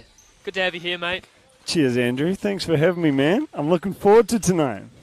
I was a bit worried, thought I wasn't going to have my old partner in crime, but fate has intervened. They knew that they wanted you back, and here you are. Yeah, I was a bit worried, to be honest. You know, anything to get out of kids' bedtime for me, and this was the right one today. So, Tommy, of course, you would have played against many of these players and played with many of these players. As you just cast your eye over the team list, who's standing out for you tonight? Ooh, well, I know Coasties did well last week, but you know, with their fellas out over in the Philippines, it's going to be a bit more of a challenge for them. I think Scam looks pretty good, to be honest. You know, who's standing out to you, Andrew? I always love watching the Silver Fox himself, Kirk Penny. Of course. But yeah, I think Scam didn't do as well as they would have liked last week. Having Anthony Jones back is going to be huge for them. And of course, his lovely partner, Claire. They're getting a little date night tonight at Swish Factory. She's here in attendance to watch, so no doubt Ant will be looking to put on a show. Of course. Yeah, look, I actually bumped into Connor just on the way in, and he was disappointed with last week. So, you know, look for a bit of a bounce back there, eh? So a slightly different schedule this year, of course, with each team's just playing 2 games a week and then into the finals. Tom, you've been on a few trips for 3x3, 4 games in a night. It's quite a lot, isn't it? Yeah, it is. I think it's realistic, you know, prep for a tournament like the World Tour, because you do end up playing, you know, two, 3 really hard games in a day if you make it to that final day. And of course, with the top 2 teams getting that all-important trip to Japan for the 3x3 finals in September, Tom, might we see a little return to you at some stage on the court? Man, plenty to play for. Unfortunately for me, it won't be this year, Andrew. But, you know, in the future, I'd love to be back. Here's Abdon, gives it off to Powell. Lovely little up fake to the hoop. And starts his account. Nice quick bucket. So what have we seen from these teams so far last week, Andrew? Well, these are the 2 teams that actually struggled more than I thought. I think there's some good talent, especially on high up. Makare Watanabe, of course, has a lot of experience, especially in the tertiary level for Auckland University. Yep. So a victory here for one of these teams tonight, you would say, would get them into the semi-finals. And as you know, playoffs footy, anything can happen. As Airy with a lovely stroke there for 2. Nice. These players looking to get it up from 3 early, or 2 in this format, obviously. Lovely little in and out there from Abdon and Airy. And a very, very good start here for Wave. Yeah, they're looking strong. They've come out really... Ooh. Tough take there from Jeremy McIntosh, just fell over himself. As Abdon for 2, and Wave have come to play today, Tommy. They are hot. Already 6-2. Now, we always talk about the difference between 5v5 and 3x3. Tom, what are some of the quick actions that you'd look to get out of this format? Yeah, well, really, you're running your plays mainly off the check ball, looking to get those set plays, those flares, slips, you know, occasionally a post-up, but most of it's going to come off those check balls. McIntosh for 2 there. Hyatt not going to go out of this one. It's 8-4, though. Wave is Powell for 2.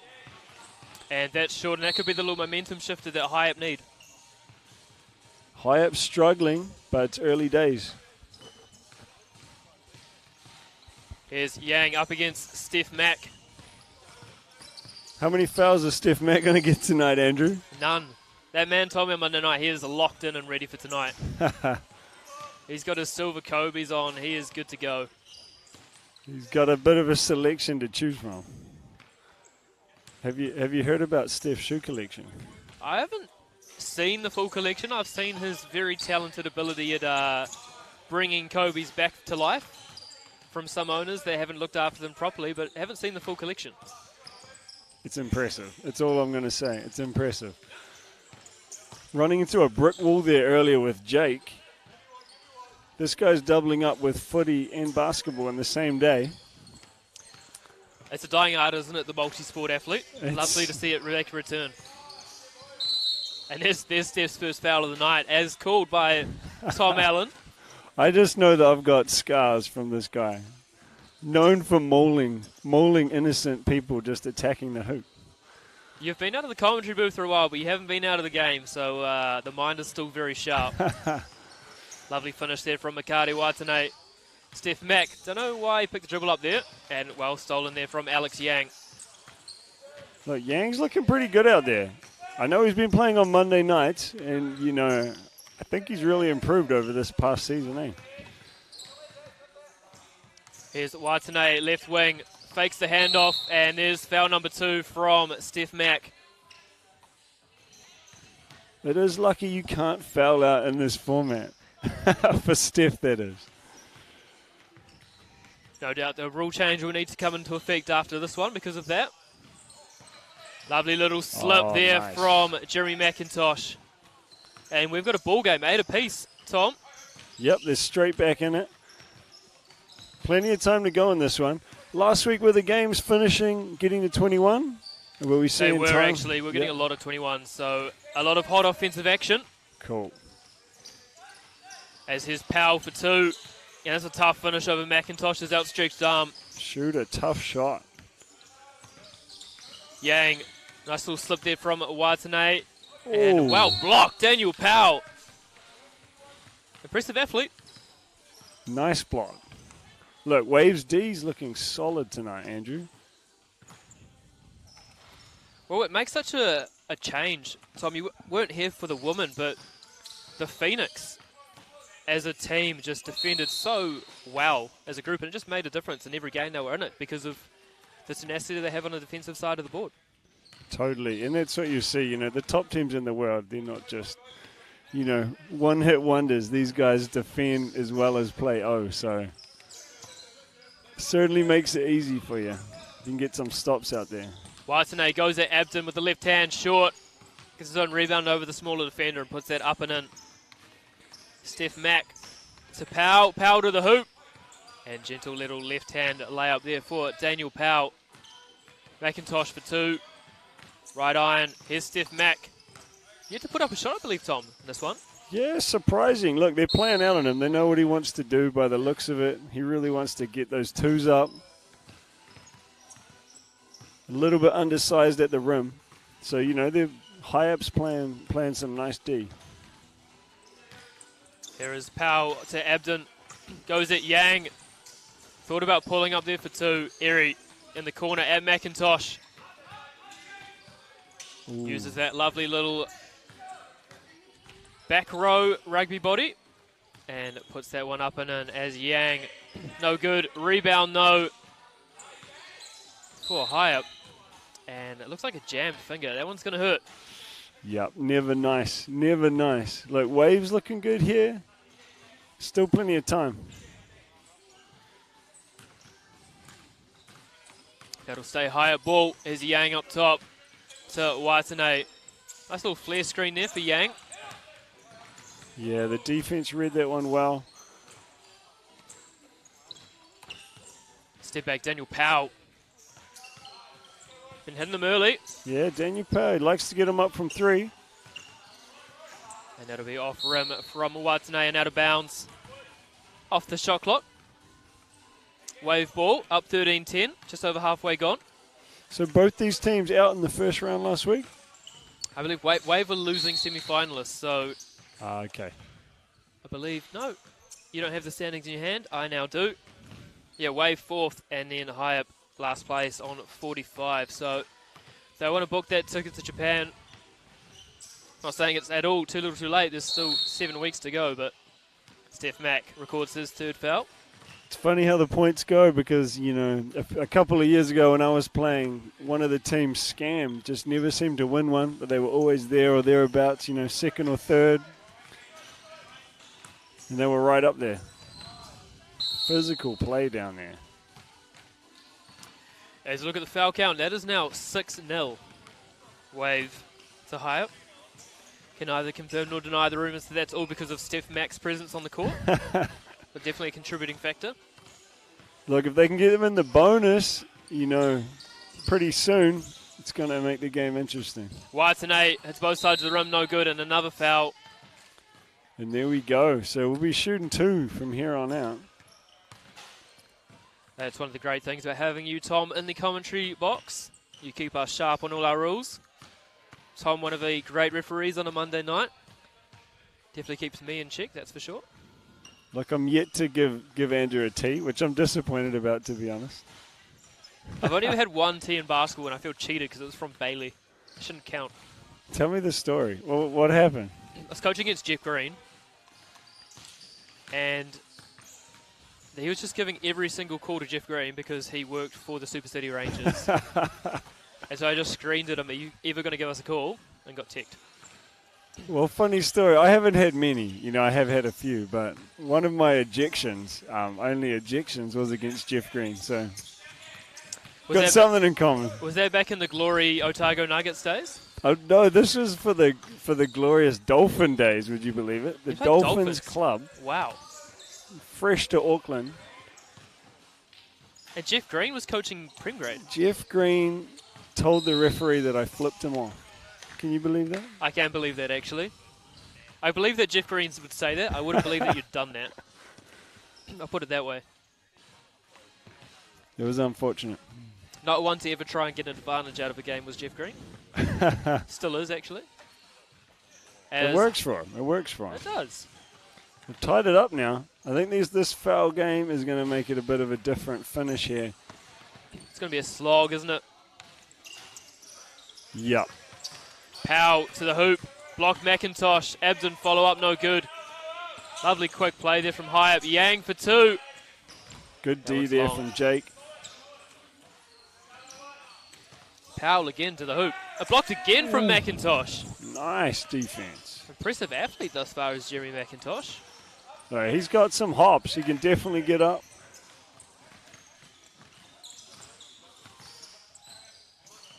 Erie for the single from mid-range. The Luca Kabla special. Wave maybe a little bit gassed here. Oh, that's a huge shot there from Makade Watane. TJ Abdon for two. Yes. With the answer. Used to the clutch buckets when he was at Rosemary College was TJ Abdon. Yang. Gorgeous roll there. Great finish from Alex Yang. TJ up against McIntosh for two. No good. Rebound area up and in. Hyatt. A little bit relaxed there to end the possession. Yang gets a little bit of separation. In and out. And stripped out of area. That's going to stay. Hyatt making it a little bit difficult on himself, do you reckon? A little bit more movement here, maybe. A touch. Maybe that's what the timeout here is for. Called by Makade Watane. So that's where you reckon. Definitely some easy buckets to be had. You know, it feels like they're just forcing it a little bit. Still in a great position, though, you know. With Wave in the bonus. Hyatt ball coming out of the timeout. What's your favorite go-to play out of a check ball? Ooh, I love this play called Piran. So Piran's the Slovenian, they were the national team for a long time. But you basically spread the floor, sprint in like you're going to do an on-ball at the top, and then slip the screen and usually get a dunk. So it's a nice play, but you want to save it till you really need it, because once you do it once, it's kind of easy to read after that. Here's Erie out of the high post. Abden, 3 seconds on the clock, has to put it up. Fade away. Great defense. Almost made the shot. Unfortunately for Hyatt, just didn't get the roll as Powell for two, no good. Abden sprinted in a bit too hard on that one. Could have got that rebound if he just stayed where he was. Here's Watane up against Abden. Yang goes by Erie. Oh, nice Lovely move. finish. Good patience from Hyatt on that position. Powell up top. Gets it back from Abden for two, short. But gets the lovely roll off the backboard. This makes a very interesting game. You think they're going to go for a 2 or a 1 here? Always go for the win, Tom. You know that. Watane to the hoop and fouled, and that could be the game, Tom. Yep. Two free throws. Not a good foul there. He could put it away here. Still plenty of pressure. Wave right there on 18.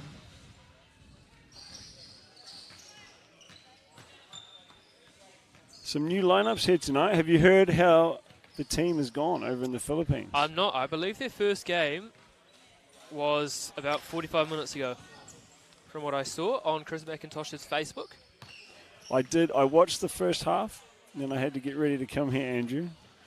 I'm glad, Tom, that you've put us above the higher level players. As Airy for 2, no good. And with Watane going 1 of 2, there's still a chance here for Wave. Wave, still a lot of pressure on D, even though they're in foul trouble. McIntosh, well defended there, TJ Abdon. Step back 2. Oh, back iron. Rebound Yang. Just 1 point needed here for Hyatt. Time is not going to be a factor. Watane, hook shot. Oh, nice. Game, Hyatt. Way to finish it. Abdon undersized, but he's tough down there on D. What a lovely finish so far. First game, Tom. What a start. Yeah, look. Nice game to start the night off with there. High-level play. I'm looking forward to the next one. Who have we got? Next up, we've got Scam versus Coasties. Of course, 2 old rivals. Cool. So Coasties tonight, only 3 players. You'd never do that, would you, Tom? Wow. Actually, when we went on the trip in 2019 to Japan for this tournament, we went with 3. We were the only team in the tournament with 3. What was the rationale behind that? Just no one available, and you had to pick from your roster of 6. So it was very unfortunate and one of the most painful things I think I've ever done. In 30-degree heat, you definitely want a sub. So Coasties with Travis, Christopher Hood, Bo Haldane. I used to teach Bo 10 years ago. Have you been at Birkenhead that long? It's my 10th year. What? Bo was just a young fella. Here's Christopher Hood up against Haku. Haldane for 2. Bucket. Nice. 2 apiece here early. Here's Jones out of the corner. Gets the on ball from Woodbridge. Sizes up Manu Irarangi. Finds Haku. Goes against Hood. Step back mid-range. Tough shot. Hot start from both sides. Look, I don't think Coastie's going to be mad if they're taking mid-range fadeaways. And what I love, Tom, about this change of draw this year with only 2 games each, it doesn't matter who you play. Every game is super crucial. You don't want to be getting the wrong matchup. Totally. If you get a tough pull, makes life pretty difficult. Yeah, I much prefer this draw, to be honest, because it means it's kind of like a mini tournament every week. Manu Irarangi finds Haldane. Leaves that one well short from 2. Tom, you didn't teach him that, did you? He didn't get that one from me. Coastie struggling to get to the rim to start the game. Quite a physical lineup, Scam, as Haku leaves that one short. And here is Manu Irarangi, hustled by Connor Woodbridge. 2 Woodbridges on the court tonight. Yeah, the middle child and the youngest child, of course, older brother Mike, plying his trade this season with the Hawke's Bay Hawks in the Sales NBL. He'll be gutted he's missing the family game here. It's good to see young Ryan playing, though. Manu Irarangi, and he is fouled. Nice take. Travis, strong player, solid, good fundamentals. Always enjoy watching Travis Manu Irarangi play. Of course, his sister, a very accomplished basketball player herself. All right. I didn't know that. Yeah, just finished her Division 1 scholarship at Tulane. Wow. Played for the Wizards in the 18 and 18 last couple of years. Cool. What's the future for her? Couldn't tell you. Hopefully there's still basketball in her future. Far too young to be giving it up. Haku, lovely reverse around Manu Irarangi. Haku, strong to the hoop. Difficult to stop when he's got momentum. Looks like he's been in the gym as well lately, Azana. Yeah, he's looking strong. Jones, no good off the 2, but you know what it's like. You got to make sure you secure those boards or he's going to be there to steal it. And short again. Ants. struggling to start, but, you know, Maybe a bit of nerves because his partner Claire's in attendance tonight. it could be. Note away from the kids is always a winner, eh? Hood, strong on that one. Rebound to Woodbridge. Takes it straight back into the corner. Leaves it short again. Those hot starts just cooled off a little bit for both sides. Scam up 8-4 over Coasties. Coasties already looking to slow the pace down here. You can tell with no sub. You know, they're just happy to kind of potter along through these possessions. A unfortunate team of circumstance with their two leading players being Castle and Chris McIntosh in the Philippines this week. Winners of the Quest Tour. Yeah, look, great for those boys. But does make it difficult for their teammates tonight. Scam now up 11-4. And great pressure here from Scam on D. Hard switches. Coasties struggling to deal with the pressure. As we'll see a timeout from Coasties. As you know, Tom, it's hard enough with three players, let alone when the team is hustling you like this defensively. Definitely. And look, they're a physical team, Scam. You know, Ant's probably the smallest guy on the team. He's pretty physical on defense. You're doing Tough well when to he's your play smallest against. player, right? Yeah.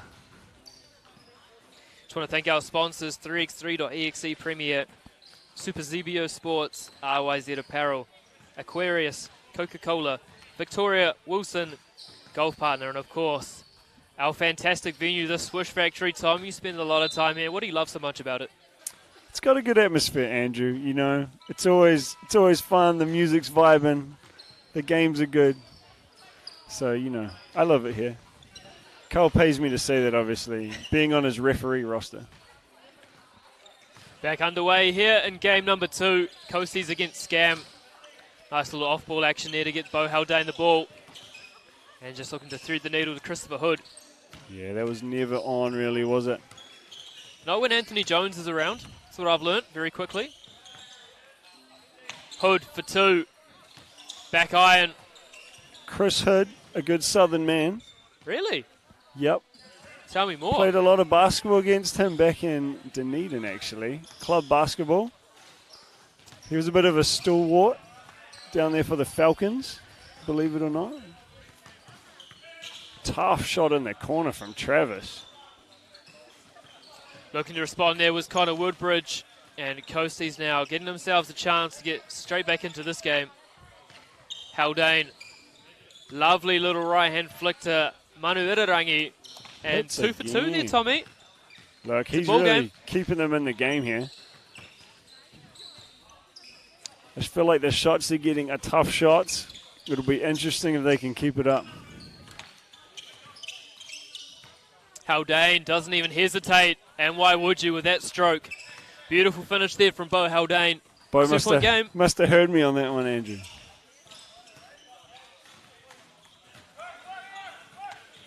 Just want to shout out to our fans at home that are listening in. Thanks for letting us know that you're watching. Should we check the live chat? We'll see if We'd anyone's love commenting. to hear the feedback from home. Someone get Greg off the mic while we've managed to achieve that. Charles Theron, Tom.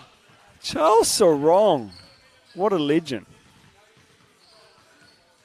Still reffing, I hope, down south. He's given me my share of technicals, Andrew. I hope so too, as Jones there with a lovely putback off glass. And Hood dribbles it straight out and puts it straight up. And it just gives everyone a chance there for a little breather. 3-point game, 13-10. Coasties lapping up every little break they can get here. Here is Haku. Just tried to bring out the bag from the old NZNBL days. Hood for 2. Nice fake there Bucket. from Hood. Game on, Tom. It sure is. Here is Hood again for 2. Bringing him back to his Falcons days as he gives Coasties the lead. Coasties are white hot here. As Haku is fouled, and that could just be the nice little momentum shift that Scam need just to slow things down. I feel like we're watching the Mavericks in the first half of the Warriors game the other day. The man says when he's wearing his Steph Curry jersey. We all know what happened in the second half, so we'll wait and see here. How good is it just to have Draymond back in the finals? I love that guy. He is probably my favourite. It's always entertaining with Draymond there, right? Manu Irirangi for 2, short. Woodbridge looks to create something. Goes to the hoop, fouled, and 1. Nice bucket there from Woodbridge. Seesaw affair this one. It's definitely been a game of momentum shifts, hasn't it? Definitely. Loving the close games, you know. Unlike the NBA playoffs. It's always exciting when we're coming down to that last 2 minutes and we've got a close game. Pressure's on. Did you have any overtimes last week? No overtimes. We actually are running a special edition offer this week, Tom, after Greg Elliott's big shot on Wednesday night. All right. Any player that hits a shot to force in overtime will get $100 in restaurant vouchers courtesy of Greg himself. Wow, I love this offer. Very polite. If no one hits, do the commentary team get it? Well, no, we're going to put it back in the kitty for flights to Japan in September as our plan. Fair enough.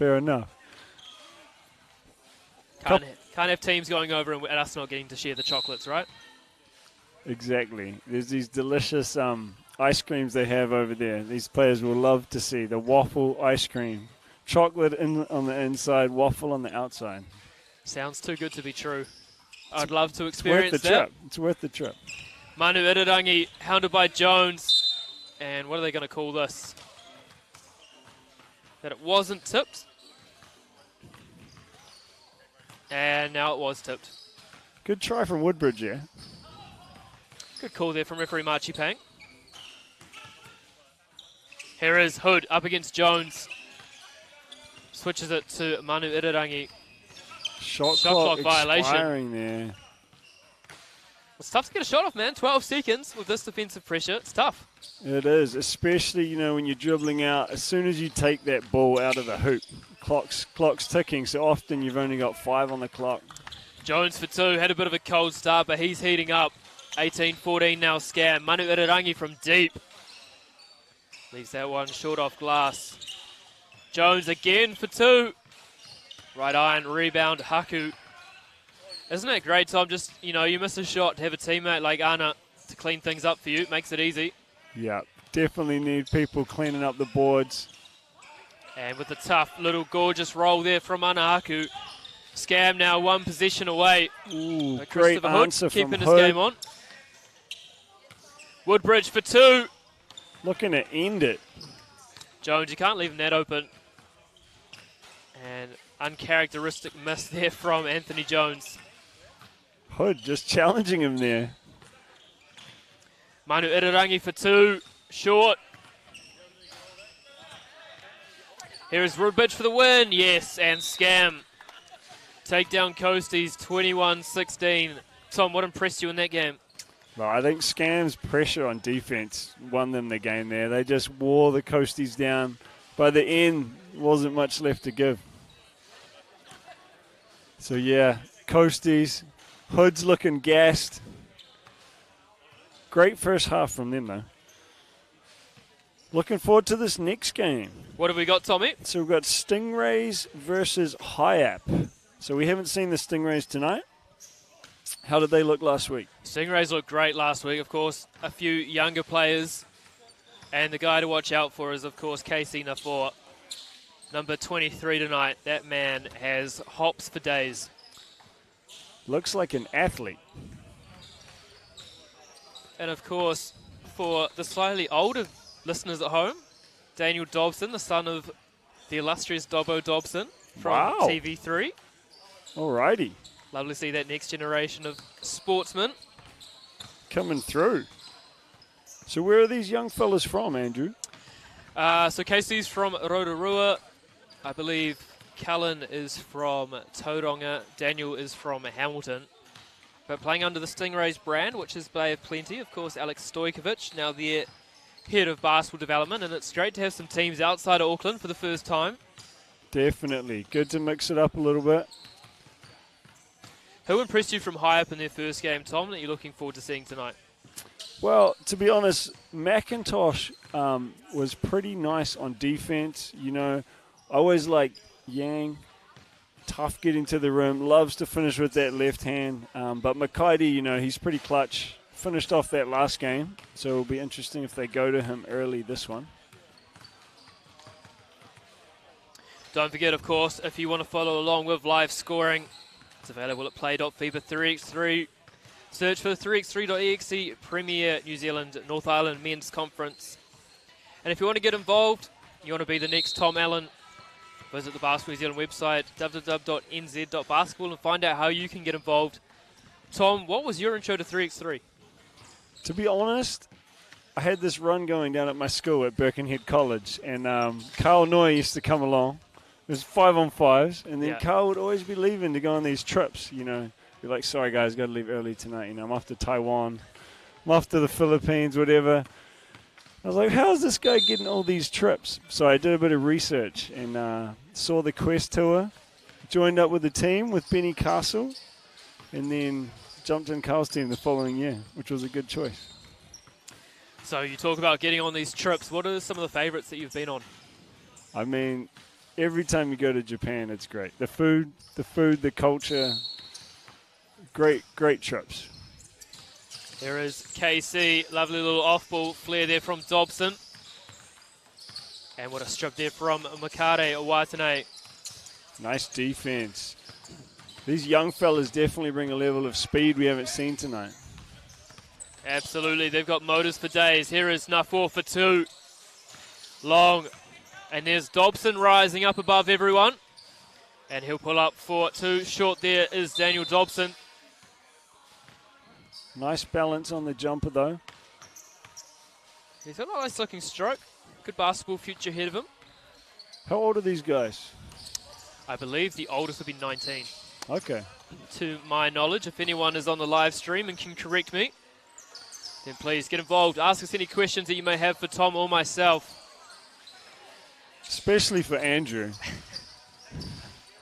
Hey man, it's amazing what you can learn so quickly. Ooh, off the knee there. Machi Pang saying that's going to stay same way ball. Stingray's not happy with that one.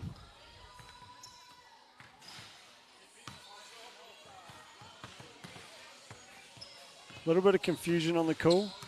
Going to stay same way ball. Yang will take that up the top to McIntosh. Flare screen. Doesn't use it though. We're going to have another cheek up top. You know what they say about that, Andrew? Ball don't lie. And that's why, you know, you've got to make the right call. We don't have video challenge tonight, so...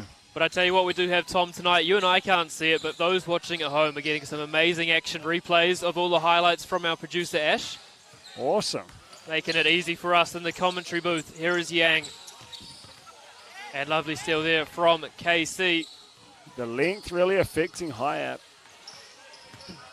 The first time I ever saw KC, he was playing for the Rotorua second team, Rotorua boys, up against Kristen. Yeah. I got called in to coach because the coach didn't show up for Kristen for the first quarter. I think he had about 14 dunks in that game. It was ridiculous. It's fun to watch. Unless it's your team. Well, when I got to go on the school bench for the rest of the game, I enjoyed it. That first quarter, though, not so much. Can't teach height, Andrew. No. As a teacher, you'd know that as well. I've tried. Doesn't work. Little confusion as the clock seems to be running as well. Score bench doing a great job over there. Always tough in these games because the action is so fast. It can be hard to keep up. Well, I mean, we have had a few instances, none this year actually. They've all upskilled of the future where a team scored, they've looked down to input the score, and the next score's happened so quickly they've missed it. Yeah, it definitely happens. Swish team warming up behind us here. Kirk Penny rocking the T-shirt under the singlet. I always associate that with Mark Dickel, Tall Black circa 2002. That was his go-to. I rocked that for a little bit, thinking I could be as cool as Mark Dickel. Never worked. It is pretty cool. It's a cool look. I think it's mandatory once you hit 40. It's kind of, you know, you've got to wear a T-shirt. Unless you go to the gym every day. I'd say Kirk Penny is still in good enough shape where he doesn't need the T-shirt. Was thankful enough to share some words with Kirk Penny after the game last week, and he's loving this version of basketball. So it's wonderful that we can have such a wonderful ambassador for this growing sport. Definitely. Anytime you get to see Kirk out there, it's fun, you know. Growing up, loved watching Kirk in the Tall Black singlet. Greatest right-hand shooter in New Zealand basketball history. So I noticed you said right hand there. I think we had this debate a couple of years ago. Who are you taking? Your life's on the line. It's Phil or Kirk. I am biased in this answer because I have coached with him. I'm taking Phil. Taking Phil. It's tough, eh? That man never misses. We should do this live, you know. Kirk versus Phil. I would love to see it, actually. We can put $100 down and just pray that our guy's been If anyone wants to sponsor a three-point shootout between Kirk Penny and Phil Jones, I guarantee you would absolutely fill the gym. As lovely finish there from Jeremy McIntosh off Makare Watane.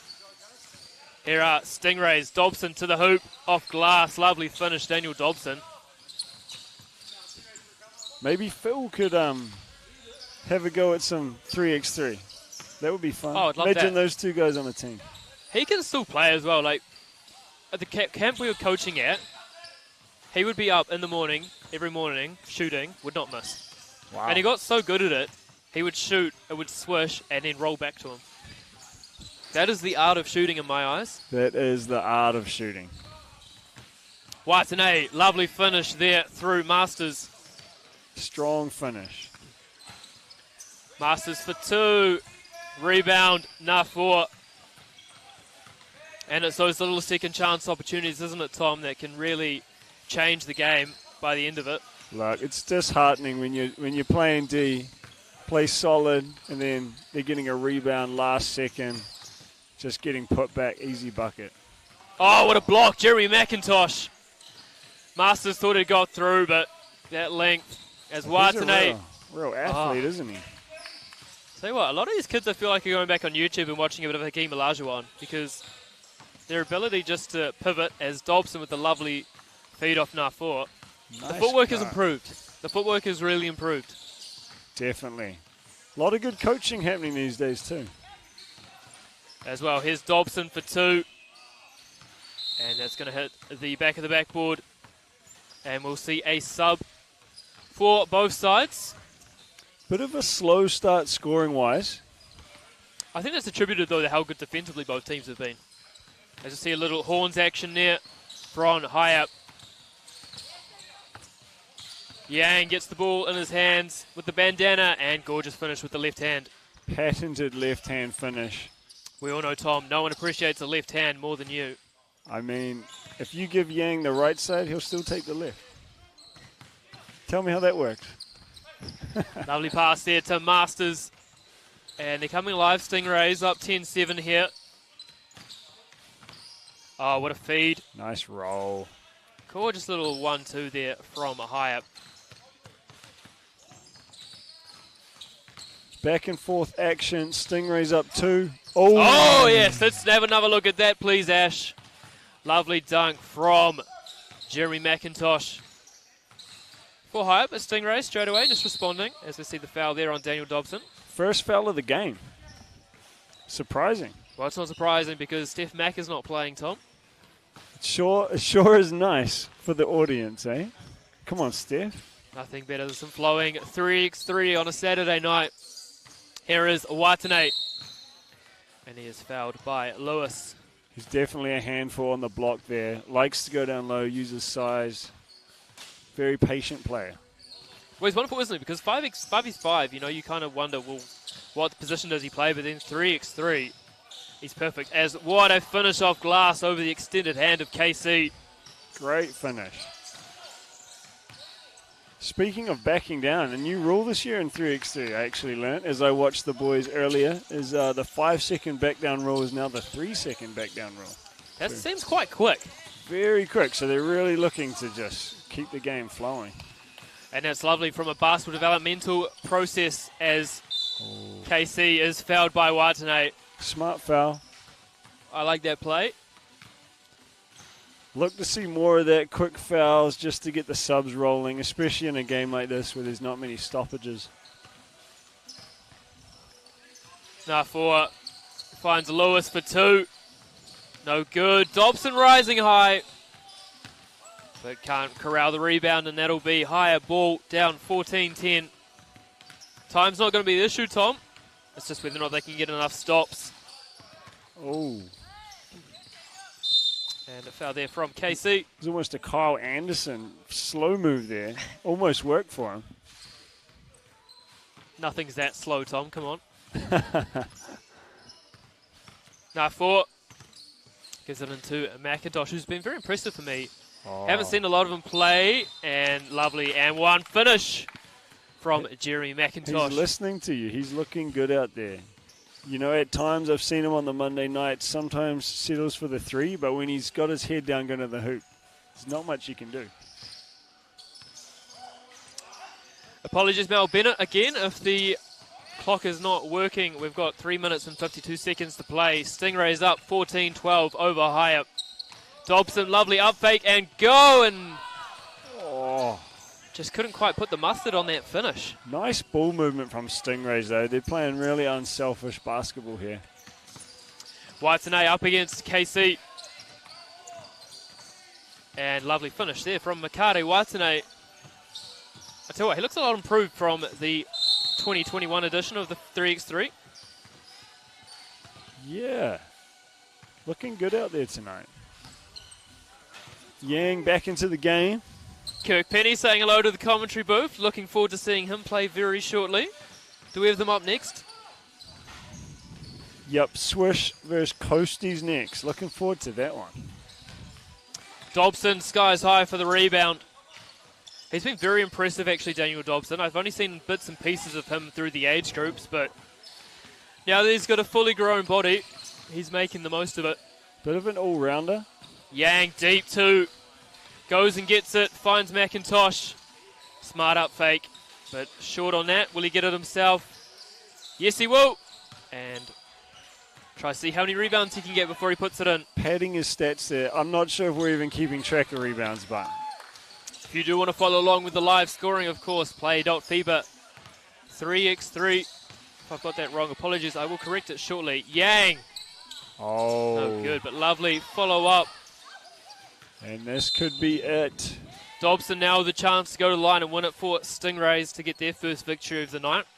Stingrays, solid start tonight. Impressed with these young guys. For sure, of course. We're a factor last week before going down in the semi-finals, looking to go one better, maybe two better. And a take-out victory in week 2 of 8. Not over yet.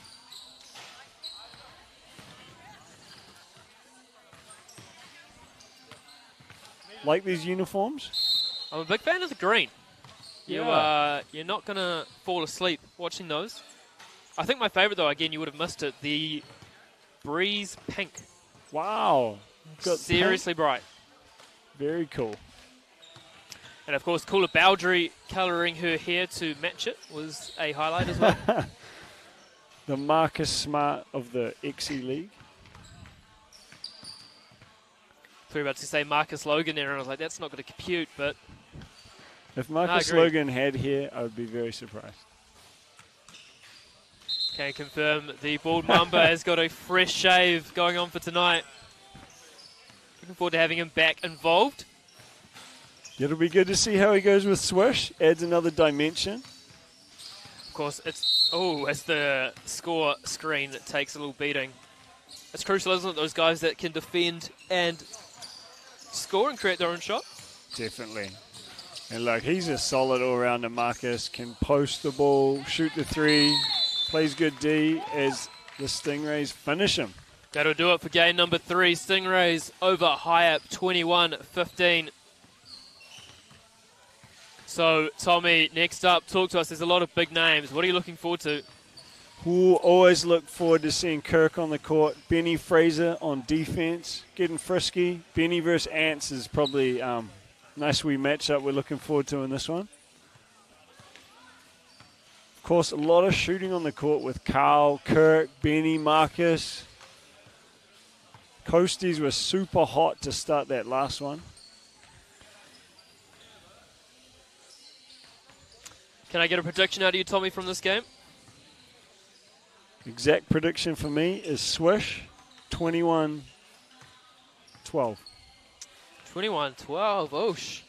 Who's going to do most of the scoring? Is it going to be Carl from the Foyer Noi, or is it going to be a balanced attack in this first game?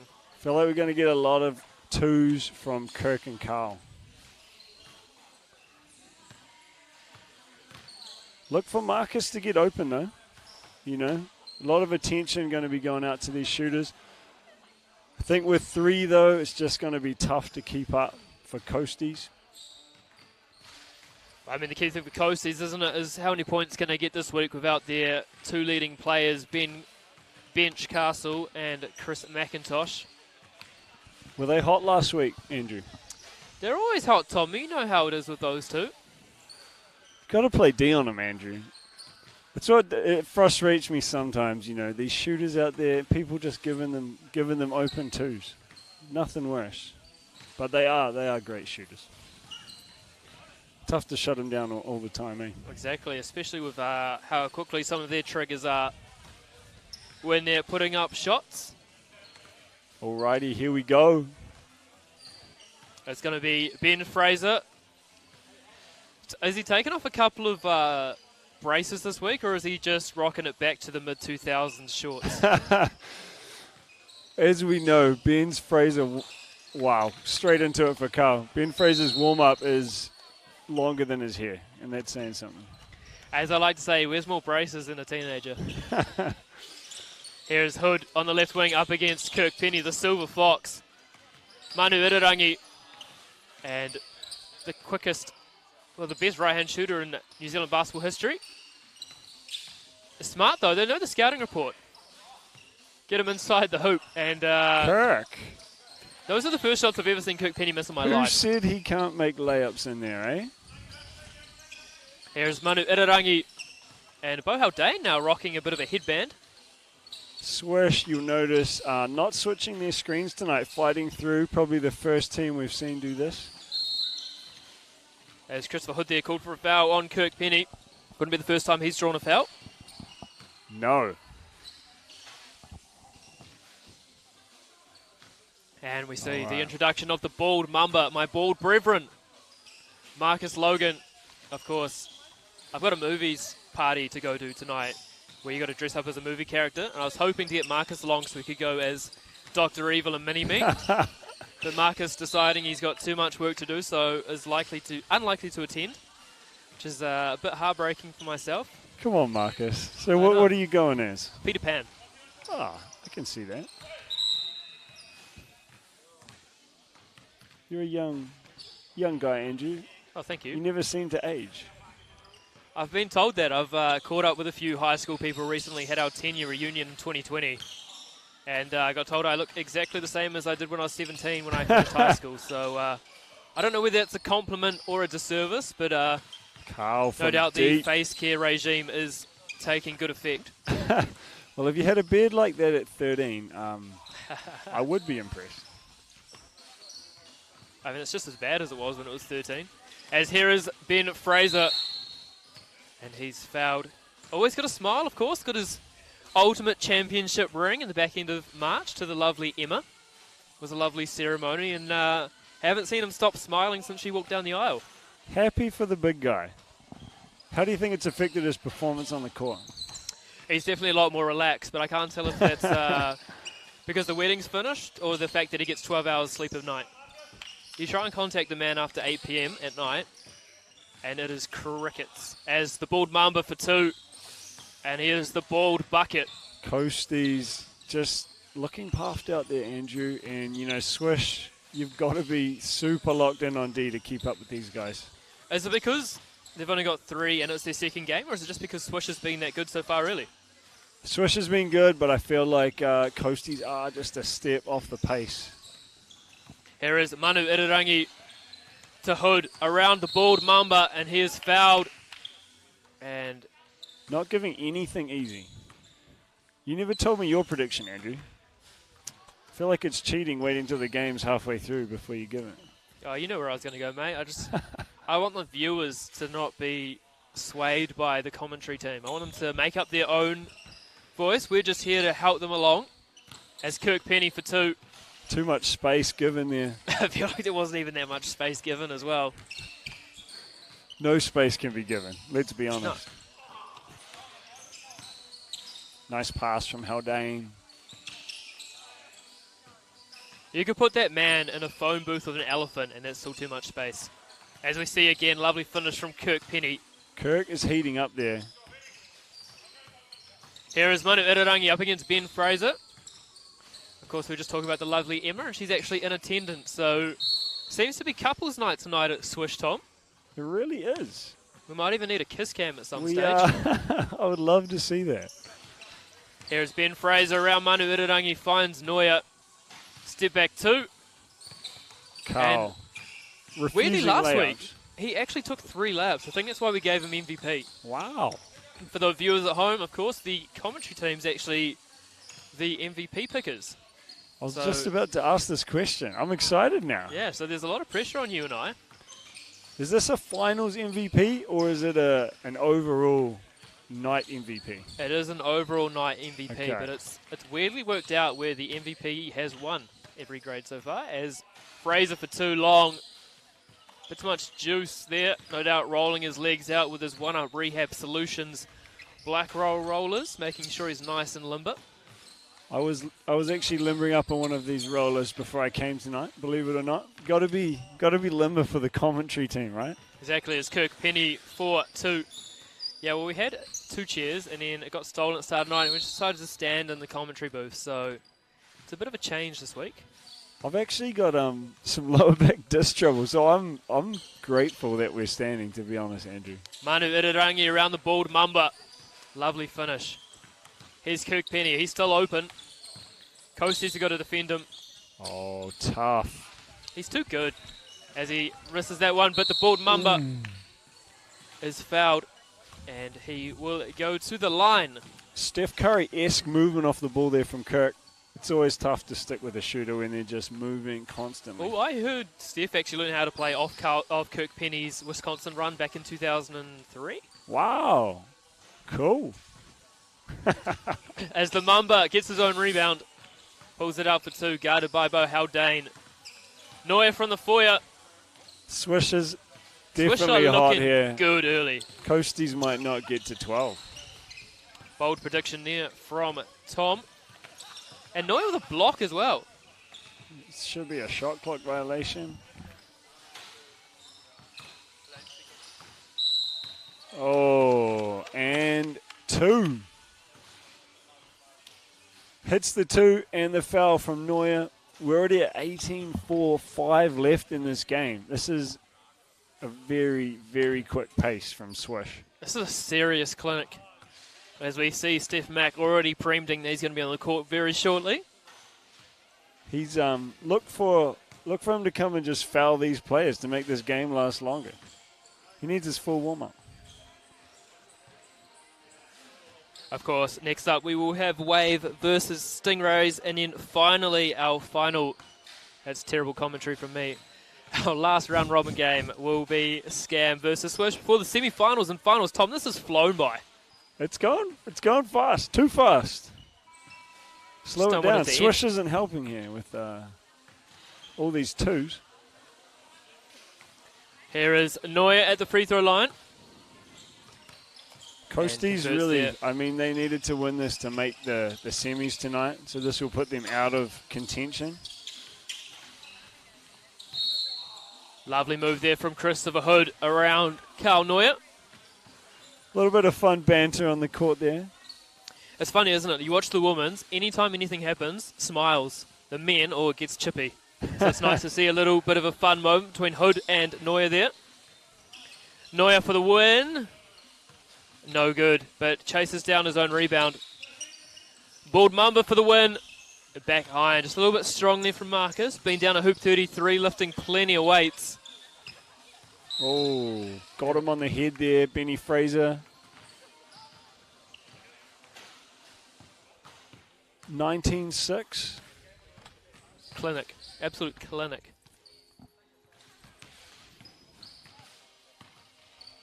Manu Irarangi adds it from the free throw line.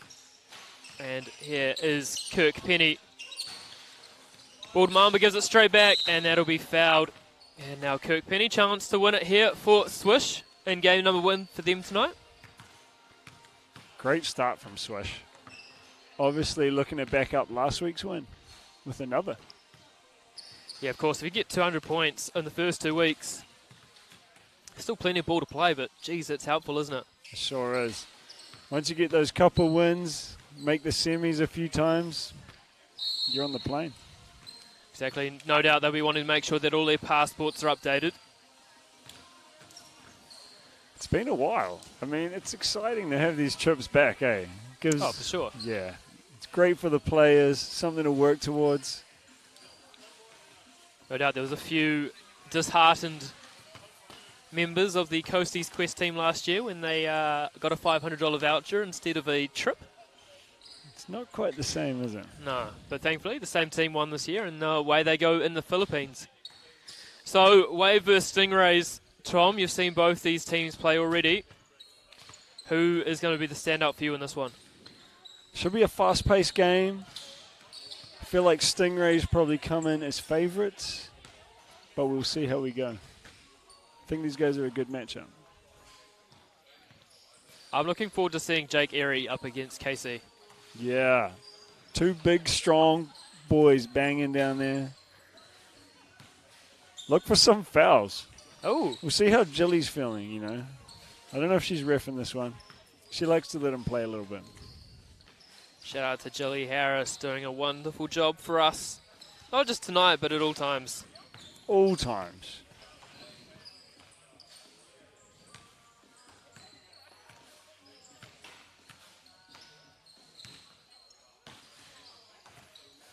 Score predictions on this one for you, Andrew. I'm going Stingrays 21-14 with a minimum of 4 Steph Mac fouls. A minimum of 4. What's the over-under on the Steph Mac 4? I feel like it's... He's $1.16 for the over and $15 for the under. I feel like it's could be about low. right. It's about right. Carl Noy, just give me a little flack for this thing that I'm wearing, Andrew. He doesn't like winners, does he, Carl? Steph Curry, of course, going to the NBA Finals. Did you see the game today? Miami. I did not. I was. I watched the first 3 quarters, and then I had to step out to come and commentate the women's.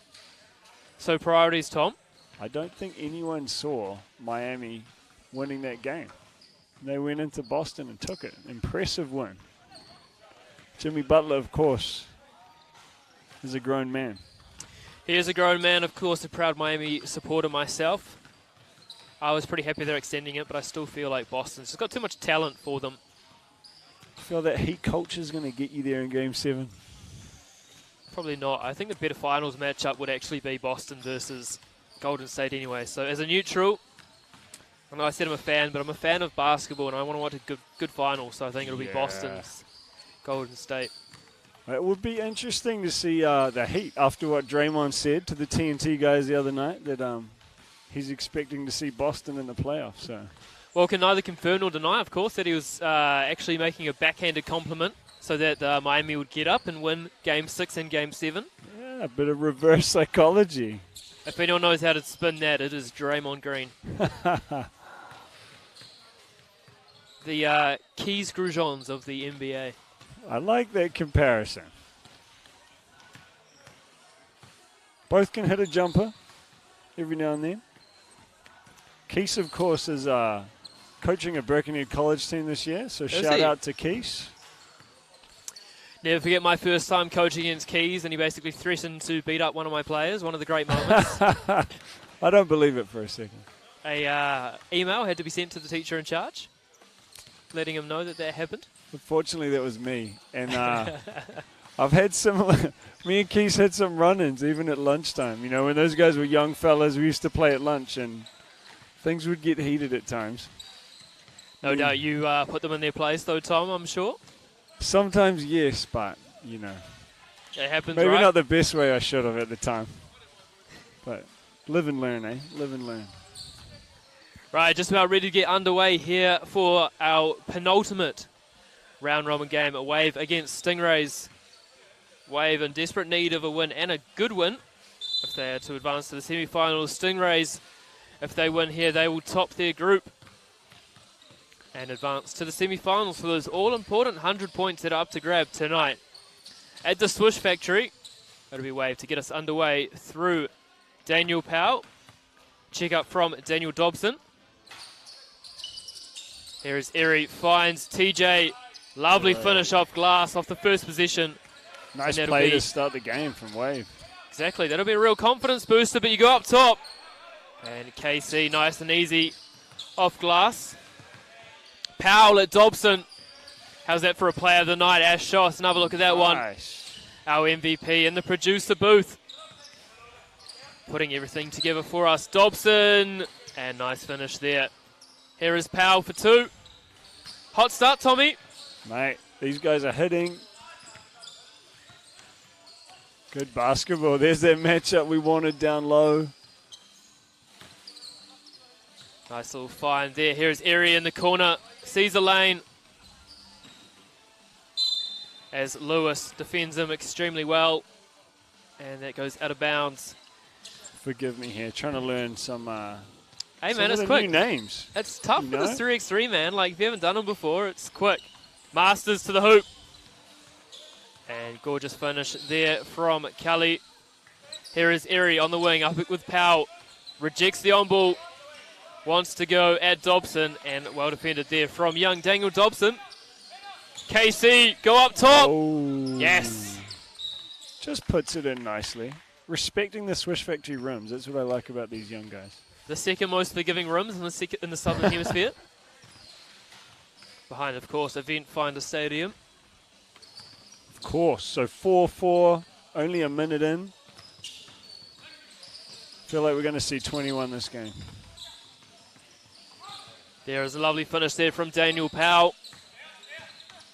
Masters, little handoff for Lewis. Back to Masters. Pretty good D from Wave. Steph Mack actually sliding his feet. Tough shot there, right on the buzzer of the shot clock. Powell for 2, that's a big shot. Powell's got some nice game. Does a little bit of everything. Shooting well tonight. That's what you need in the 3x3 edition. Eri for 2. Confident shooting from Jacob Eri. And isn't it nice, with Casey being so nice on that nice little forgiving dunk, everyone else, the rim has opened up. It certainly has. Wave sticking around here.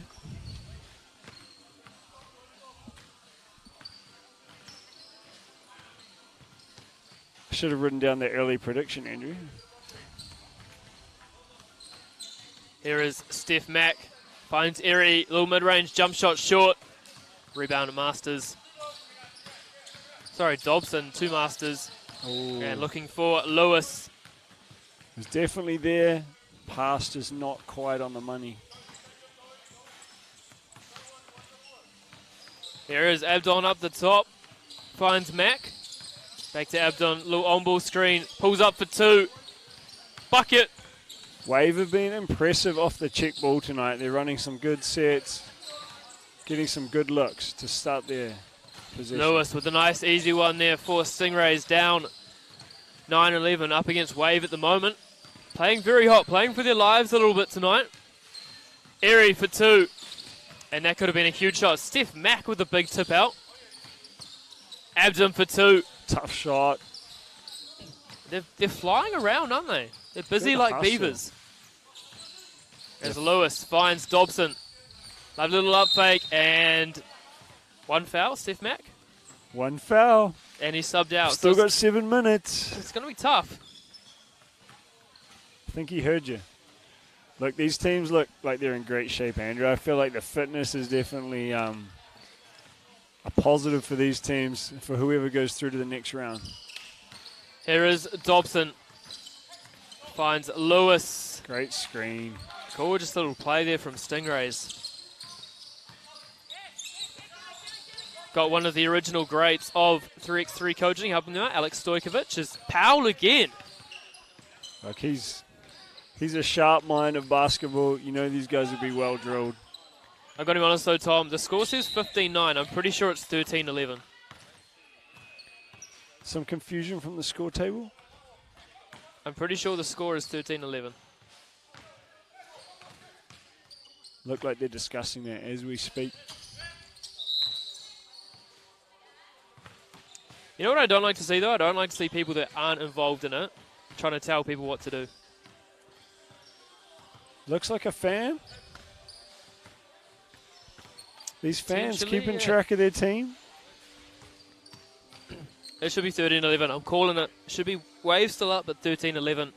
Tom, we'll take this little break just to thank our sponsors, 3x3.EXE Premier, Super Zubio Sports, RYZ Apparel, Aquarius, our favourite Coca-Cola, Victoria, Wilson, and Golf Partner. If you want more information on how to become the next Tom Allen and take your next step in 3x3, visit the Basketball New Zealand website, www.nz.basketball. Live scoring, of course, available at play.fever 3x3. I had it right before, thank the Lord. Right, we're back live and ready as Dobson checks it to Powell. Here is TJ Abdon, chased hard. Lovely up fake, off glass, no good. Just great length there from the Stingrays. Here come the Stingrays. Looking to make a run here. And Powell is fouled. And Couple of fouls, only one each team. I should have changed my prediction. I should have said 100% of the Wave fouls will be from Steph Mack. Airy there with a tough finish, but Dobson just got a little bit too intimate with him. And Physical so D.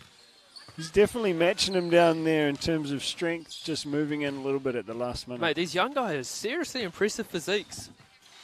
The future of 3x3 is pretty good hands. Just getting in the gym at a younger age. What's going on? Obviously, I've been watching those Valley season hype videos from back in the day. If that doesn't get you going, nothing will. Up the season. I think the social media is just, playing a positive for these guys. Seeing what the pros are doing in the gym. It's just easy to see what to do these days. Definitely than when you were a young man, Andrew. Yeah, I'll be honest. Oh my God, should have been in the weight room a lot earlier, but been trying to make up for lost time. I think I could bench, at least 40 kgs when I was 18. It's pretty sad, isn't it? Yeah, I think first 15 training, I was topping out at like 60. Oh, wraps him up. That's unsportsmanlike. unsportsmanlike. Talk to me, Tom, the rules expert. What does that mean? Look, the traditional basketballers will say that's just soft, but the rules have changed. It wasn't a basketball play. He wasn't going for the ball, and that's why they've called it an unsportsmanlike.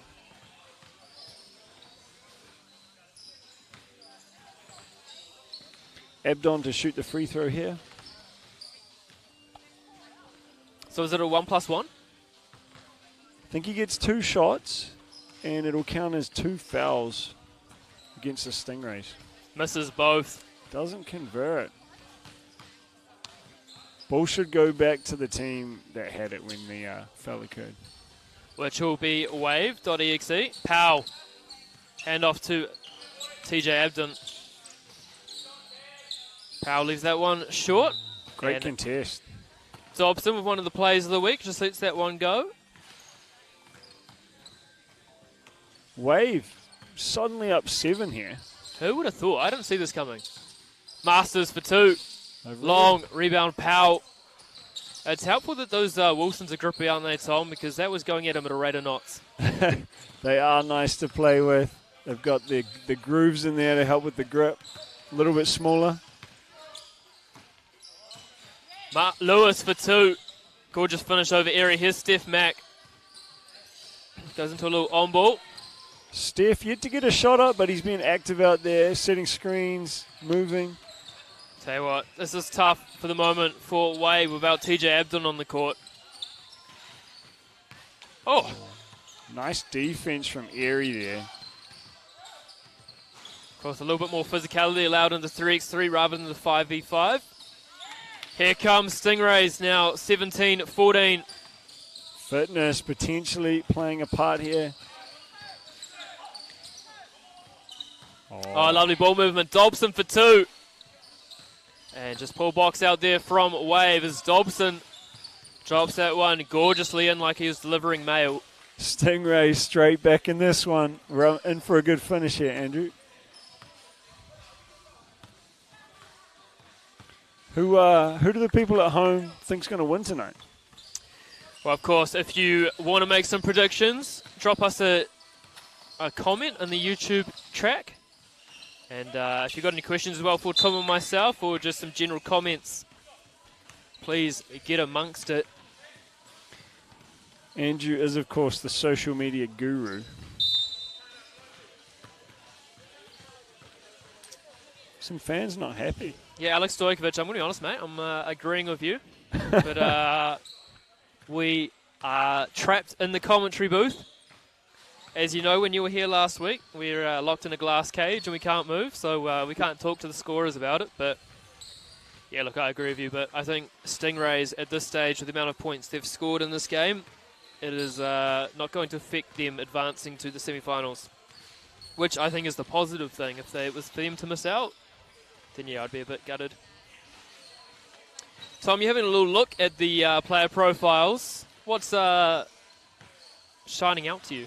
Look, I'm just impressed with the variety of professions on show here. These guys aren't just basketball players. You know, they're workers, student, builder, strength and conditioning coach, field technician, engineer, hospitality worker, kindergarten teacher. Who's the kindergarten teacher? Would you believe it? I just hope he doesn't foul the preschoolers. You know who I'm talking about here. Steph Mack. Really? Yeah. Wow. Strong move to the hoop there. Stingrays come back from 7 down, score 8 straight to take the lead. Those young legs starting to take effect. As Lewis misses the free throw, he gets it back for 2. Rebound Dobson. Oh, lovely little finish and move there, but stolen from Erie. Maybe shouldn't have picked up his dribble. And stolen there from Nafor for 2. That's long. Still plenty of time left in this game. Stingrays up. Oh. Allegedly now 19-17. What a pass. Look away, bounce. Bodies on the floor. And a foul called. Unfortunate there for Jacob Berry, just trying to contest for the ball, but don't often see a foul there on the ground. It's kind of anything goes. I would have thought, given that he had already played a game of rugby today, that he'd know that you've got to take the ball on your feet. He's obviously been in a few rucks. Here's Lewis. Finds Nafor. Spins on Erie. Wow, 3 seconds. Good D from Jacob there, matching him physically. Those 2 bumps. He ran out of time down there.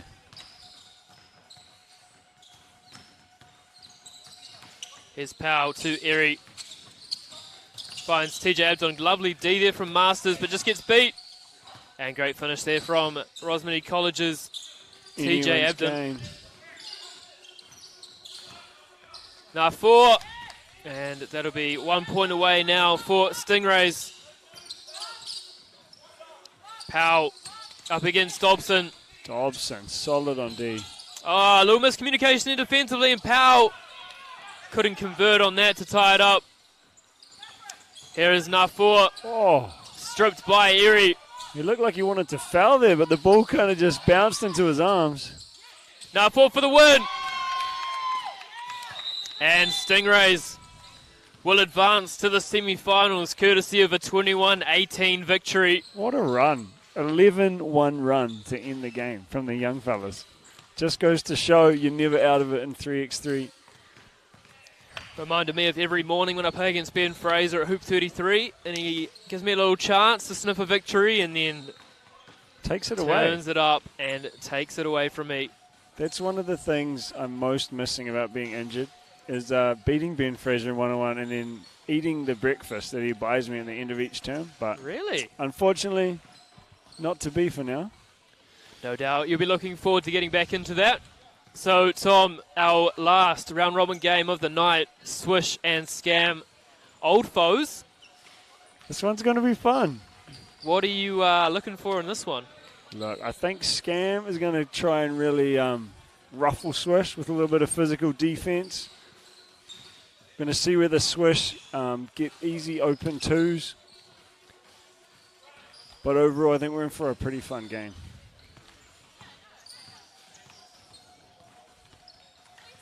Look for Anna to kind of mix things up here. He's kind of the one-player Swish. Don't really have a good matchup for.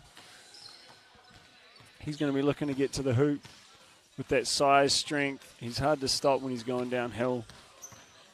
But, of course, they're only ones. And you know what Swish is all about, these twos. So we'll see what happens here. Of course, Ben Fraser with his patented no threes trademark comment as well. So look for them to chase out everything, and maybe if they get beat, just give up the single and build again for the two as Marcus Logan rising up in the layup line. Still got the bunnies. Still got the bunnies. DJ pumping in here as well, Tommy. Crowd filling in. Yeah, look, few people here tonight. It's kind of numbers going up as the night goes on.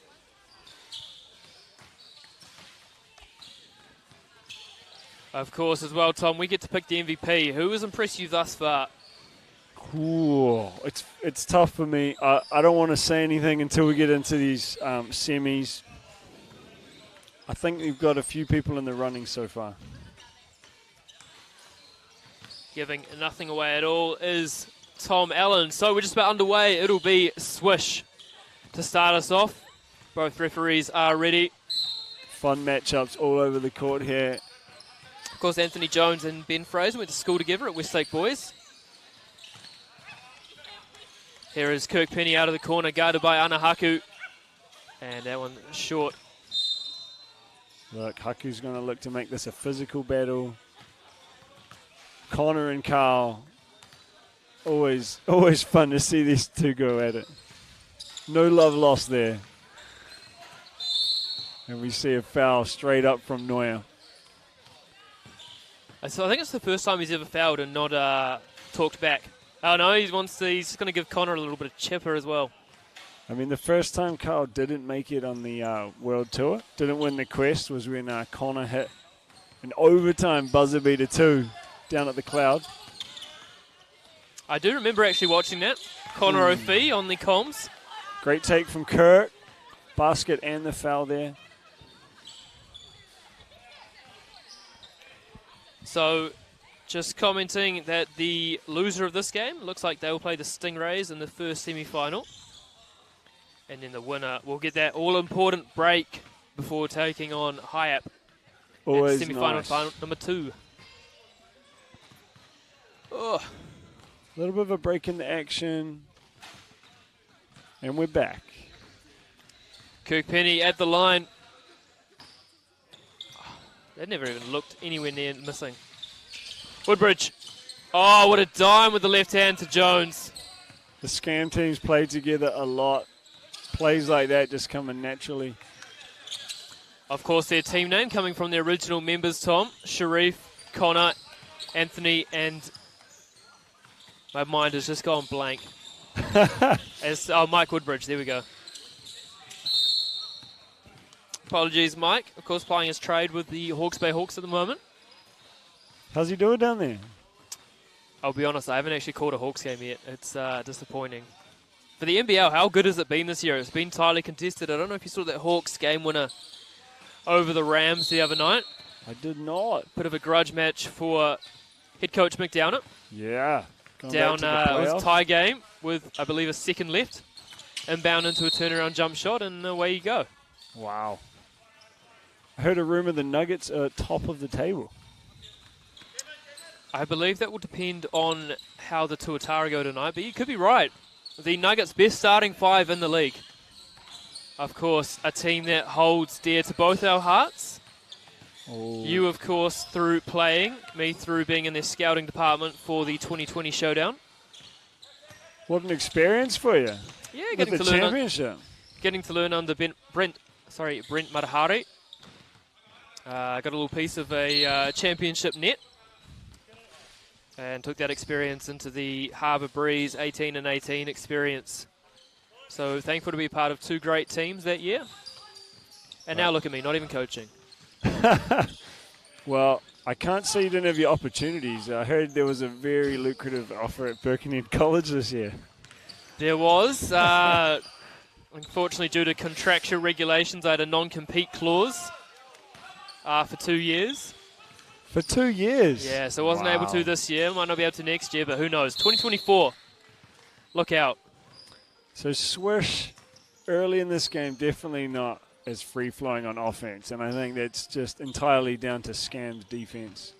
Playing solid, they know these players' strengths, and taking them away. As Kirkpenny takes the layup. I think Scam's going to be happy with that, to be honest. You know, if Kirk's taking 1s and not 2s. Jones trying to take a tough look over Kirkpenny. Leaves him wide open as well for 2. And 9-4 here, Swish showing their experience. Kirkpenny almost with the steal. Jones short on the layup attempt. Rebound, bald Mamba. Penny for 2. You can't give him any space. No. As I said before, if there's an elephant in a phone booth, he'd still find a way to get out. Oh, nice step back from Connor Woodbridge. Lovely finish there from Connor. Oh, they leave him open in the corner. Are we missing something here, Andrew? Was Kirk hot? Kirk is seriously hot. Of course, the former Miami Heat player. Carl's even looking surprised on the bench. I don't know why. Kirk, doesn't miss. As I said, if we can find a sponsor for that 3-point shootout between Kirk and Phil, I will happily watch that all day long. Ball still in. He's going to pull it from deep here. One-footed step back. Still gets his own rebound. Ben Fraser for 2. Woodbridge stuck like a statue there. Not sure what was going on. Woodbridge to the rim. No rim protected at the moment for Swish. Bald Mamba to Ben Fraser for 2 short. Benny not shooting a lot so far tonight. He's looking a little bit hampered in those XL shorts. Strong D from Ants. It's great to see Ants back on the court, to be honest. I know this guy's dealt with a lot of injuries. So it's fun to see him out there. It's a hard time, when you can't play. So I'd love to see guys making a comeback. Without question, one of my favourite players to watch. First time I ever played against Ant Jones was in 4th form. I don't think a single one of his shots hit the rim. Everything was just straight swish. It was intimidating. I thought he was a lot older than us, and it turned out he was the same age. Wow. Another finish there from Kirkpenny, making an early plight for his MVP case. Woodbridge loves that step back to the left. Neuer again, still yet to find a shot he doesn't like. Connor heating up here, keeping Scam in the game with his 3rd 2. 17-14 Swish over Scam. This is anything but done. You got to wonder, Tom, you got to keep the ball out of Kirkpenny's hands. Definitely. I feel like these teams, this could potentially be a finals preview. Well, yeah, they won't meet each other in the semis, that's for sure, as Jones up against Fraser. Oh, Benny. Fouled, and a lot of ball for both sides there. Struggling a little bit. But again, Jones makes this, and suddenly 3-point game, it's all on.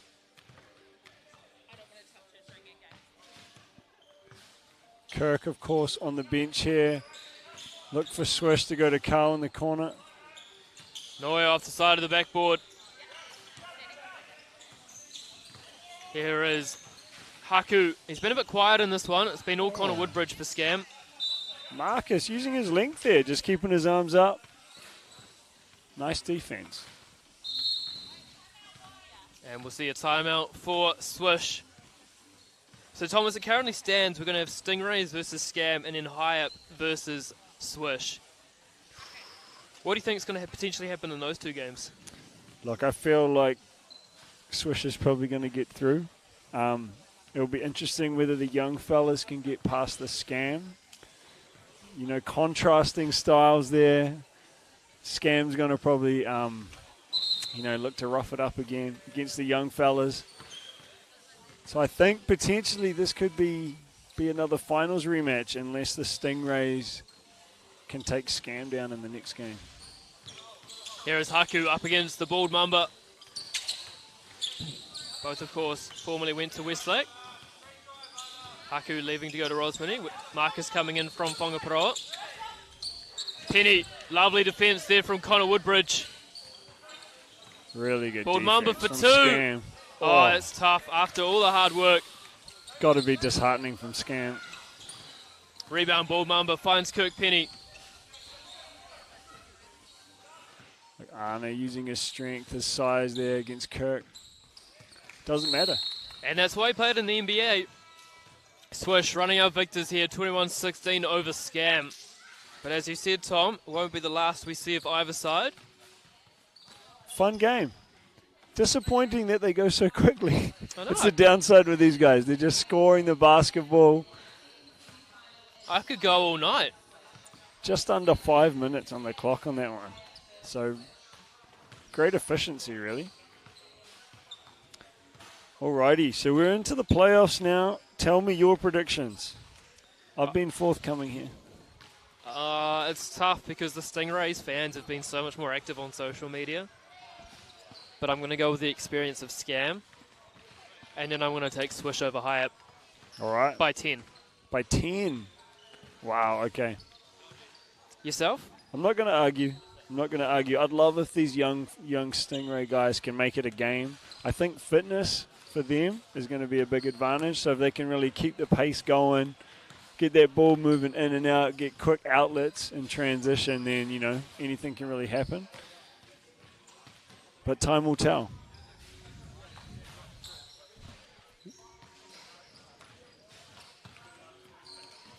Take a quick break to thank our sponsors for tonight. 3x3.EXE Premier, Super Zebio Sports, RYZ Apparel, Aquarius, Coca-Cola Victoria, Wilson Golf Partner, and of course, our fantastic venue, the Swish Factory.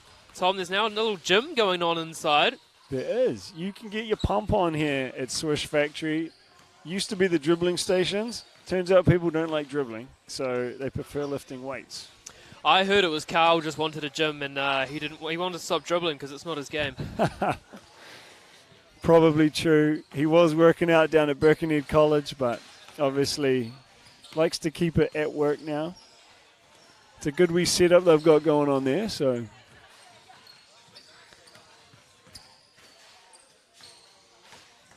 How's the comments coming on the old social, mate? Mate, it's busy, I tell you what.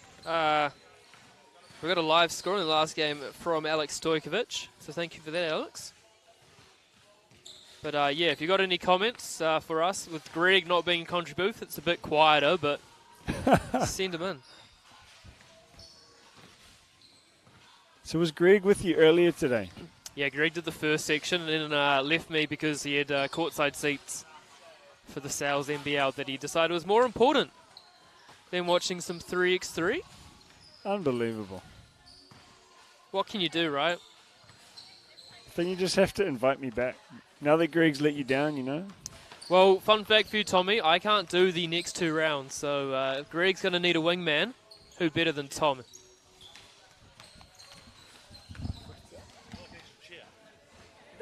Oh, do you want to sit down?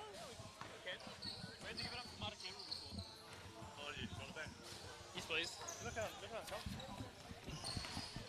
Carl Neuer just looking out for us. Of course, we've had no chairs in this commentary booth the entire time, so finally we can take a seat. The host with the most. Andrew was We've he's been looking working a bit hard in the shaky. commentary booth, I'll tell you that much. Andrew's going to eat the rest of his cookie here. Replenish his energy, replenish those sugars. Thanks, Tom. Before I the will do that, playoffs. actually. as the players warm up here, crowd's excited for the semifinals. Bit of a different element when we've got knockout basketball. A little bit more intensity, a little bit more on the line for these teams.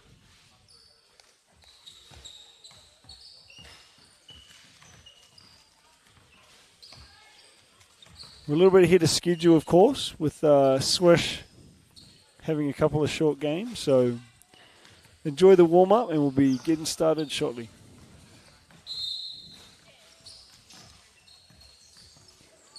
Just an update for the fans. I'm a little intrigued with Andrew's choice of snacks tonight. So he's working a chocolate sprinkled donut protein bar.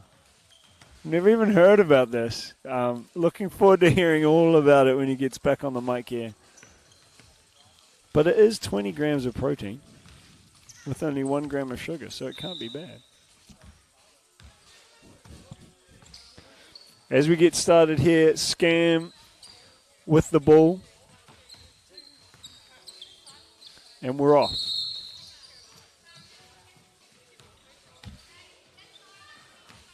Warning here from Jilly. Need to check the ball properly. Of course, 3x3 refs very strict with this. You know, if you have 2 slip-ups, they're going to tee you up straight away. Players need to know the rules. Good to be back here with you, Tom, as Connor, straight off the check, scores. Of course, the story behind that protein bar, it's actually a gift from Greg Elliott. I'm not surprised. And as you can see, I haven't actually touched it yet. I'm saving that for a special occasion. Here is Woodbridge to Jones. Oh, a little behind the back around Dobson. Gets his own rebound, though. And that should be a shot clock violation with no rim hit. And it is. Stingray ball at the top. Let's see what the young fellas do with their first possession here. It's got a nice saying that, isn't it? Stingray ball. I like it. Well, the Stingray's going to be in the NBL, Andrew. They will 2024. It's exciting. As Dobson there for 2. Really like Dobson's stroke here. Nice balance on his jumper. Done a very good job. Here is KC. Early Foul by foul. Woodbridge. Fans not happy there. Looking for the unsportsmanlike. I think a good solid foul. What's what happens? You get into the semi-final stage and it gets physical. It certainly does. You don't want to give anything up, even a layup here. Dobson for 2. Lovely little fake off right iron. KC trying to check that. Oh. And Izzy got it back. Green ball at the top. Woodbridge. Not believing it. Lovely play there from KC.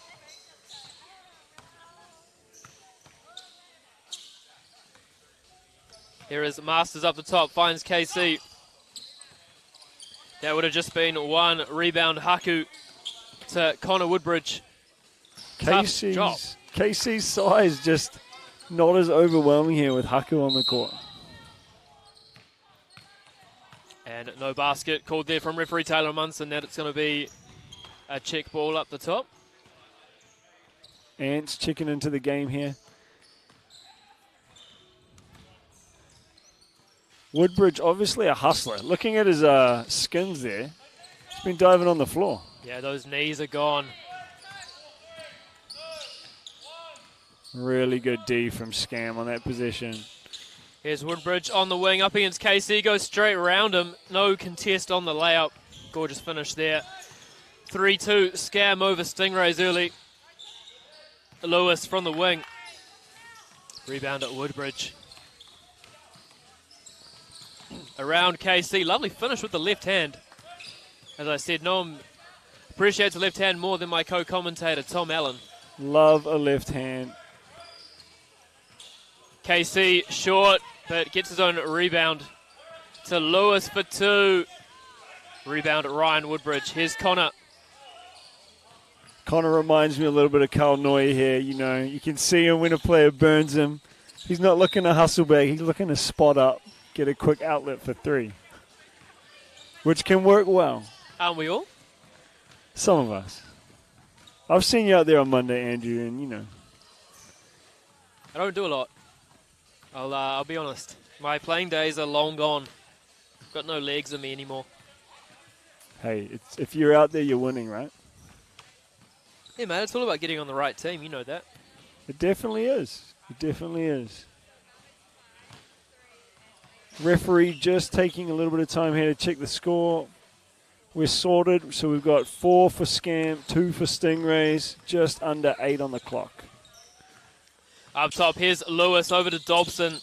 Nice little off-ball action there as well from the Stingrays. Oh, nice drop And off from Masters, Dobson. gorgeous assist there from Dobson. Would love to see another replay of that one. Would also love to see a replay sponsor. That would be cool. Let's What get are that our happening. options? I'm looking at donut protein bars. Replay. Sponsored by Greg Elliott. Greg's already sponsoring, of course, anyone that goes to overtime. No one yet. Oh. And lovely hustle there from Lewis, but just sipped it a bit too far away from him. Young fellas playing hard here.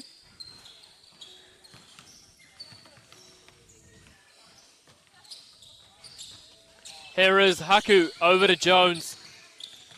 Oh, step back over Casey. That's tipped. Tough shot. Straight to Haku, though, and hits rim. Back to Haku.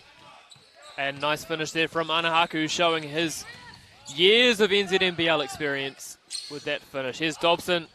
Oh. And it's Off the always money. tough to criticize someone making the right play. And he made the right play. It's just couldn't quite get it to KC. Right So- idea. It's the execution, isn't it, Andrew? And you know better than most with youth players, if they're trying to do the right thing, You're happy. yeah.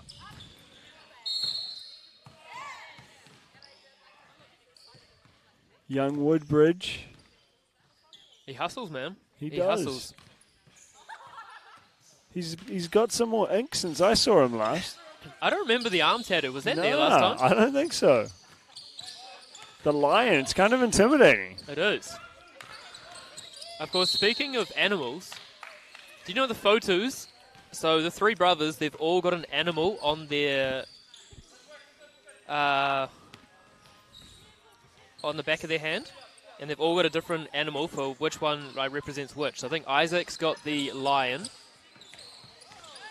Do they get to pick their own animal? Or is this like Mama Fotu comes in and says... I think they've picked their own one, but it's like a consultation process.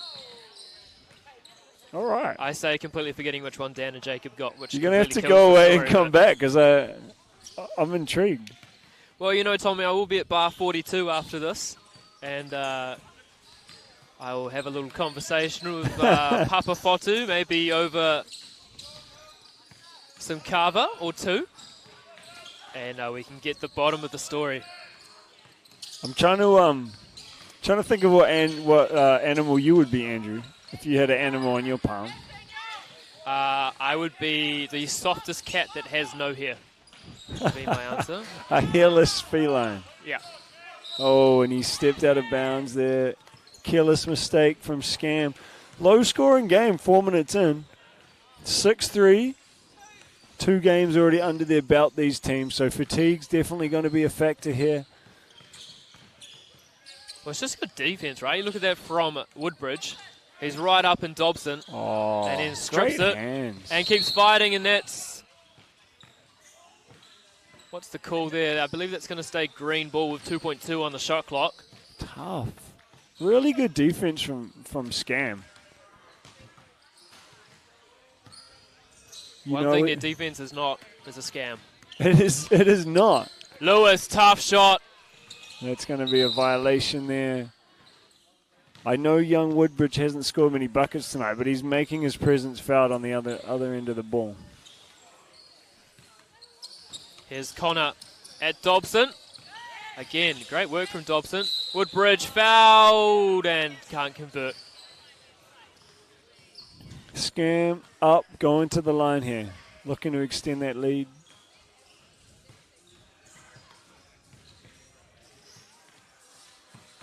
Woodbridge converts off the second softest rims on the Southern Hemisphere. Here is Masters round Jones. Left hand, Oh. gorgeous stuff. Nice finish there from Masters.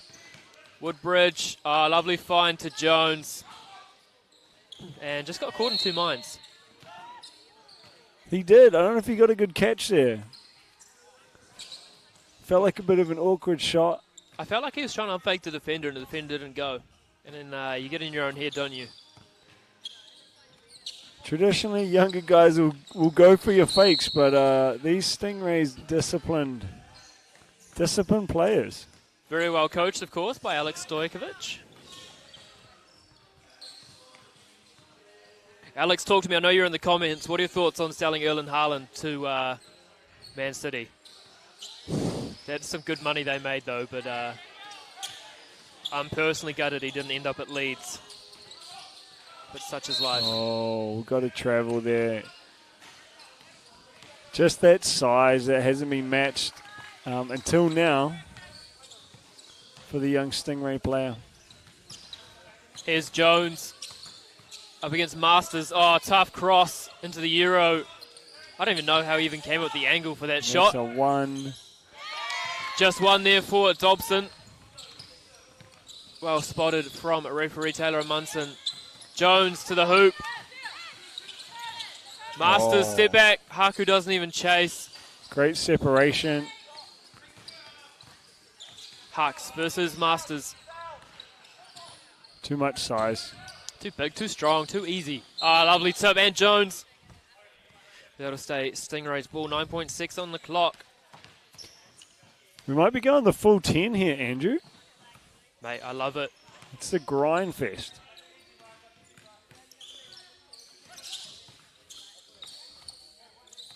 Oh. Here's Lewis up top. Thought he was going to sky there. Flat Here's tire Haku. on takeoff. Looking for Woodbridge. Oh, what a find. Gorge reverse with the left. Just in time. Dobson to the hoop. Oh. Needed the left on that one. Potentially a foul there on the head of Dobson, but And travel called there on Dobson. young fellas obviously love watching James Harden today with the triple step back there. Right, Haku up top. 4 minutes to play. Scam up 3. Woodbridge stripped. Rebound Jones for 2. No good. And that is he going to stay saved it. Scam ball.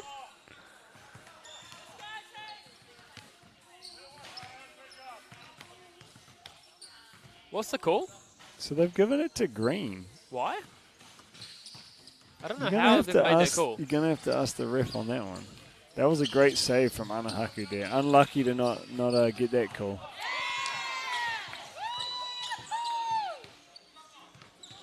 Insult to injury. What's the call here?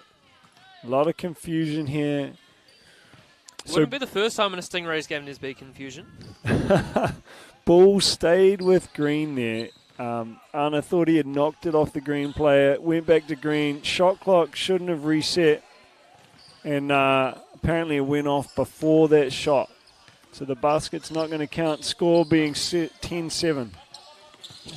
Here is Jones, step back for 1. No good rebound at KC. Masters round Jones, kick out to KC. Oh, nice He's D so there. quick with his hands, eh? It's ridiculous. And we'll see a timeout for Stingrays. Don't put the ball on the floor around that guy. Good chance to plug some sponsors here, Tommy. 3x3.EXE Premier. Super ZBO Sports, RYZ Apparel, Aquarius, Victoria, Wilson, Golf Partner. And of course, Greg Elliott's favourite, Coca-Cola. Tommy, if you had to pick a favourite flavour of Coca-Cola, what would you go with? It's always vanilla for me, Andrew. Great call, mate. I will join you on that one. Maybe we can have a couple of vanilla Cokes after this.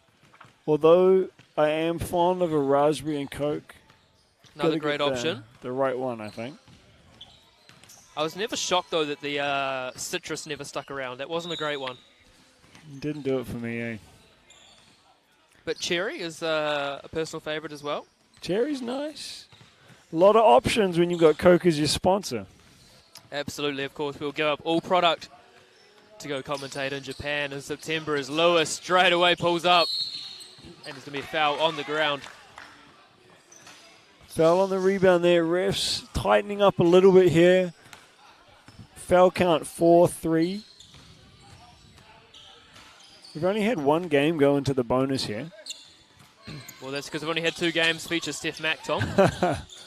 Haku to the rim. Oh. I tell you what, 6 years ago, he's dunking that on someone. I agree. miss Super Athlete Anna. Jones. Oh, that was such a gorgeous finish over Lewis. KC. Oh, Tough what a finish. shot. And I tell you what, we're in Auckland, but there's a serious pro Stingrays crowd here in the Switch Factory. They've bought fans. Have they bought a bus? What's going on? We'll have to find out the intimate details of that affair. Oh. Tough look there from Masters, just slightly ahead of KC. Green wanting a hold. Not enough to call it there. Well, Tom, I tell you one thing we can call this game is going to go the distance. 11-9 here. Scam over Stingrays as Haku's fouled. I think the early predictions that this will be our best semi playing out here. We're on the money. I feel like we're watching a 70s NBA game with the score. However, it is enjoyable. Haku short. And he left Green early. ball. So you should always just have confidence in your stroke. Yeah. Lewis. Lovely kick out to Dobson. Gorgeous shot, and it never looked like missing. Nice. Lewis has that quick first step. Tough to keep up.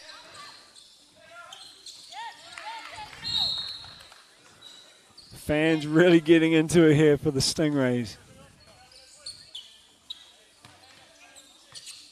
As Woodbridge checks back in. Tough look there from Woodbridge. Jones trying to get in there, but can't. It's tied up here, Tom. 11-all. KC. Oh, foul. And it's going to be on the floor. Again, the young fellas, the fitness is really a big advantage for them. You know, Scam's looking tired. Young fellas look like they could go all night. Well, big game for Stingrays, of course, with Coasties. We wouldn't say bombing out because, you know, their top guys are not here this week, but they got a chance to move into that top 2 place and, you know, try and secure their place. Of course, 2 teams going over to Japan. And 2 commentators, of course. I'd hope so.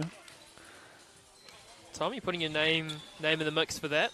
I mean, if it's going to come down to a death match with me and Greg, well, what do you reckon? His biceps are huge. He's got no power in his legs, though. So I feel feel like like you could get him there. Just go for the knees, you reckon? Sweep the leg. If we had a one-on-one for it, I feel good. Oh, 1,000%. Even with an injured neck. Of course, one of the great social media moments of Greg was him shooting an air ball at Swiss Factory on a Monday night, of which he didn't realise was being filmed until he looked around and saw Caitlin Noyer holding up her phone. But love Greg. He is, we need more people like that in the basketball community. Oh my goodness. High flying.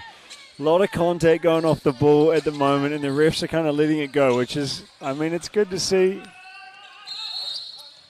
Good call there from Jilly Harris and Jones defending there in the restricted zone. It's the second time she's already warned them, so that's why you're seeing a technical foul. But my question for you, Tom, she warned Stingrays first time. There'd been no warning for Scam. So does that one warning count for everyone? It shouldn't. But don't tell Julie that. No, I think it needs to be for the same offense. So, you know, if you do a bad check, it should be that Check to check. you need to do another bad check to get a T. Or, you know, if you mess around in the restricted circle, same thing. Oh, needed that one. Still plenty of time on the shot clock for Jones. Oh, spin cycle. Lovely finish around KC. He's just so tricky. There's that footwork again. Oh, finish from Lewis. Stingray's still hanging around. Oh, tough bucket. Scam up 2 here. Still a minute left. And that's huge, that 2-point buffer at the moment with just a minute to play. Intensity really picking up, and, you know, with the knockout format, this is why it's fun. You don't get this with round robin, Andrew. No, as we get the towel out, a bit of moisture on the court. Look for the Tuataras to use their speed here. The Tuataras, mate, they're playing at NSEC. I know there's a wet floor, so you were transported, but the Stingrays, of course. Here we Forgive go. me on that one, team. bit of a mishap. It's the smell of the protein bar. It's really distracting me.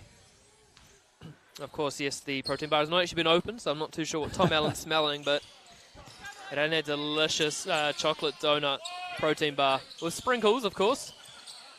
Oh, what a finish from Masters, and we've got a tie ball game. But out of bound there from Just Lewis? explosive speed from Lewis. He's everywhere out there tonight.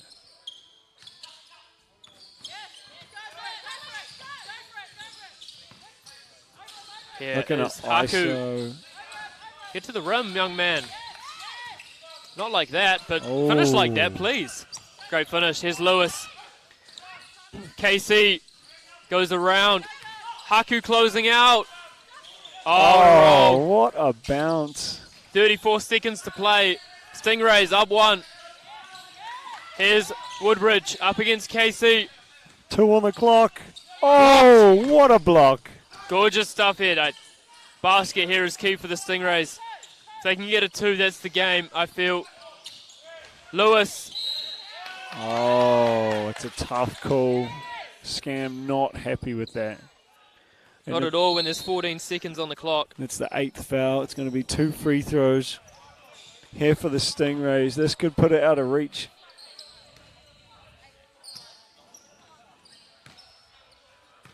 They have deserved it. They played extremely well, have the Stingrays thus far, and with the more vocal fans. Feels like a home game, like you said before, Andrew. Absolutely. Looking forward to going down to Tauranga in 2024, taking in some live Stingrays games. Need a 2 here, Scam. Oh, and that's a foul.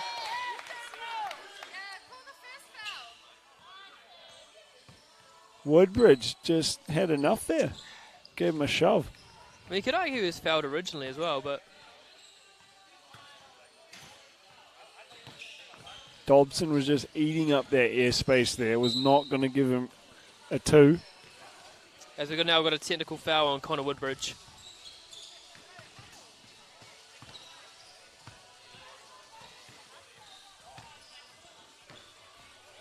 And it's going to be a technical foul on Connor Woodbridge, Sato. You're up to 9 fouls. Jelly's saying 1 foul. Bit of a sad ending in my mind for what has been a great advertisement for the 3x3 game. It's been good. The scoring's really picked up here in the last 3 minutes.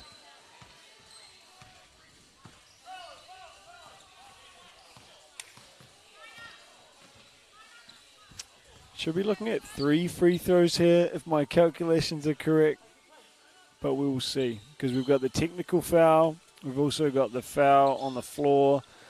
And that puts Scam over the bonus, which is another 2 free throws. Oh no, Jelly's just said 1 shot, I think. So I don't know, yeah, a lot of calculations I'm not sure about. Here's Woodbridge for 2. And not sure why they didn't shoot more free throws there. there's just, I've got a lot of questions about what has happened, but at the end of the day, Tom, the victors, and nothing should be taken away from them, the Stingrays, have booked themselves a minimum of 80 points here in round 2. And they will look to take in the victors of this. I'm predicting Swish. Tom, what about yourself? I'm not going to argue with you, Andrew. This is a little bit of the master versus the apprentice. Yang versus Carl Neuer. Employee versus employer. It's going to be interesting. Swish, of course, a little bit older, and they have had to sit down for a while, so you never know how that plays into things here. But those creaky joints. I don't see them having trouble here. Score prediction. 21-11. Alrighty. Going big.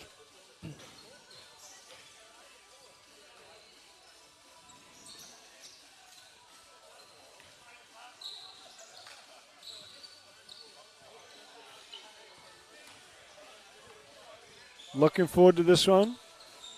And of course, we'll be into the final after this game, with our final game of the night at 8:30.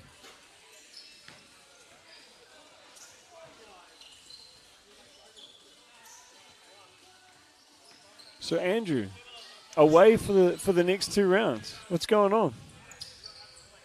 Well, it depends entirely on whether or not the Blues win their quarterfinal and semi-final. Contractually, I am, as a Ticketmaster employee, have to be there on game day, and it clashes with round 3 and 4 of the EXE. You have to be at these games. I have to be there to make sure everything goes it's a tough smoothly. contract. It's dumb. I just want to play golf, mate. That's all I want to do is play golf and commentate basketball with you. Benny Fraser excited for this one. Giving a wee nod to the commentary bench there. And shout out to, of course, Catherine with 2 N's, doing a fantastic job for BBNZ tonight. I don't think we need David here anymore. She can do it all herself. Giving Dave a run for his money. Seriously giving him a run for his money. Love Dave Huxford, though. Good guy.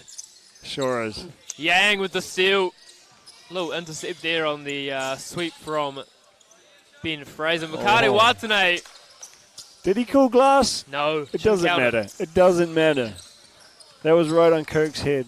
Funny story about bank shots. I got in a massive, almost fight with Jet Thompson once. I had a pretty dubious bank 3 to win, and he claimed I wasn't allowed to win because I hadn't called glass for the win. Then ended up with a call to Kevin Braswell, who was in the States at the time, to adjudicate. But, yeah, friendship was tested that night. I mean, is it an ethical win? Probably no, but I think it counts regardless. I'm claiming I beat an NBL player. Take that, Jet. Watane fouled by Fraser. Quick start from both teams. Higher, really just coming out the gates early. I feel like defense probably not the strength of either of these teams, you know, compared with the last game that we saw. These teams really like to score the ball, so the final is going to be contrasting styles. As Watane. Someone opened the door of Swish Factory and a breeze came through the building.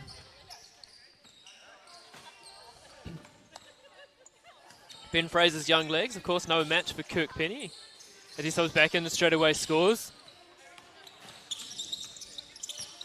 McIntosh dribbles around everyone and gorgeous finish. Damn. And then Kirk Penny just says, well, you can have 1 and I'll take 2, thank you. I feel like he's on the MVP list for me. He's played very well tonight. Oh, 100% of Swish when Kirk Penny is MVP. But we were saying it last week. Does he even care if he gets MVP with us? I don't know. I don't know if he has enough room in the trophy cabinet, to be honest. And it's a pretty big award, as you've seen. It's Kamete to the hoop. Good finish. Kyle Anderson Jr. once again. Bald Mamba to the hoop. And is fouled. I love these slow steps. So effective. Well, it's hard to defend because it's so slow. You're used to going one speed and then through they come. Change of pace, an underrated skill in the game today, eh? Unfortunately, I've only got one pace in my game, and that is slow. Kirk, all over him. You know, one thing Kirk does get away with is a lot of contact. You can't call a foul on Kirk Penny. No, you can't. Even on Monday night, I don't think I've ever called a foul on Kirk Penny. I don't think anyone's ever called a foul on a Monday night. That's probably why. I got the cleanest block of my life, probably block number 3 of my career, and I got called for a foul.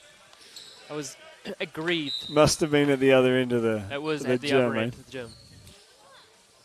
Because what happened was, he was coming up with his hand, so I came down, went ball, and then got his wrist after I got the ball. So I reckon that's a clean block, right? Look, I'm going to have to go to the rule book on that one. No, you don't need to. Ball don't lie.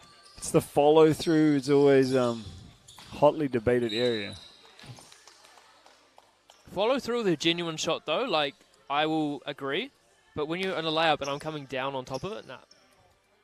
I disagree. Look, I'm not going to argue if you got a block, Andrew, you know. I want you to have your moment. McIntosh up top. Let's see a replay, please, Ash. Second dunk already for McIntosh.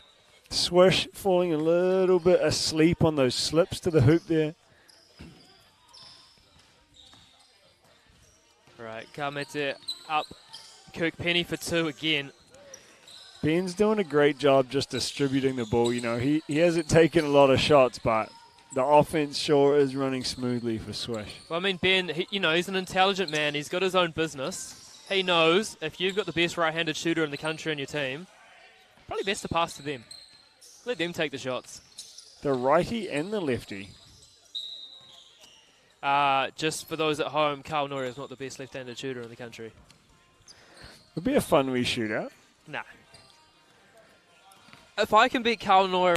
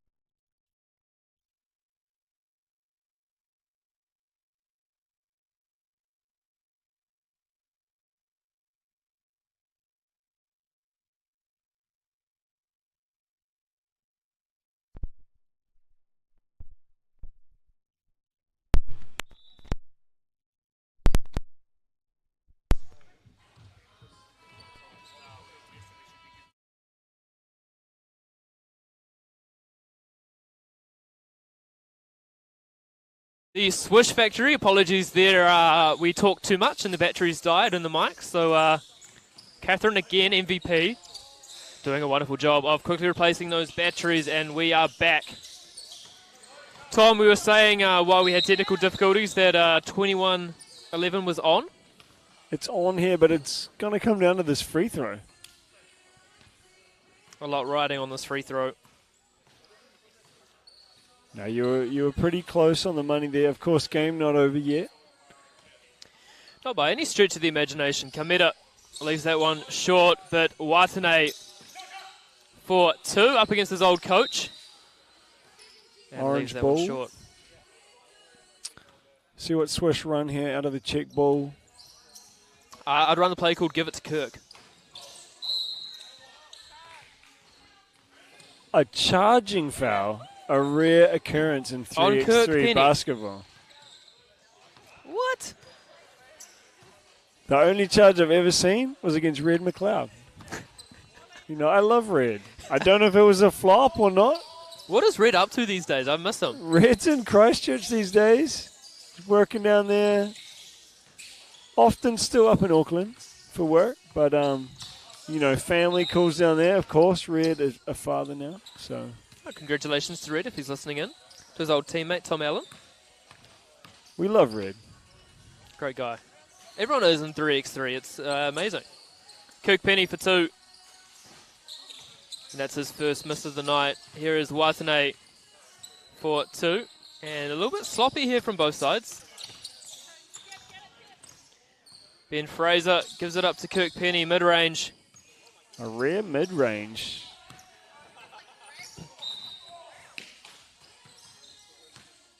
Is Cumbetter trying to claim that Kirk Penny just tried to trip him up? I'm not sure what's going on there. Kirk, a pretty nice guy. I don't think Nicest guy in basketball. I don't think there's anything intentional going on out there. He's smiling in disbelief here. Smiling assassin. Neuer for 2, no good. And we thought this was only over quickly, but there's a bit of life left in this game yet. Here's Yang. Ooh. Tough look over Neuer. Neuer realizing where he was inside the 2-point line. Smartly kicks it out and gets the ball to Kirk Penny, and that's a pretty high percentage play. Nice movement from Swish. Yang. Interesting shots here. Fraser for the win. Long rebound to Yang. Up against Neuer. Oh, bye. There's the 11 points we all wanted. Neuer for 2, that's short. And Fraser puts that in to make it 20 now. And you could hear the slap from here. Foul here, high at ball at the top. They need some twos and they need them fast.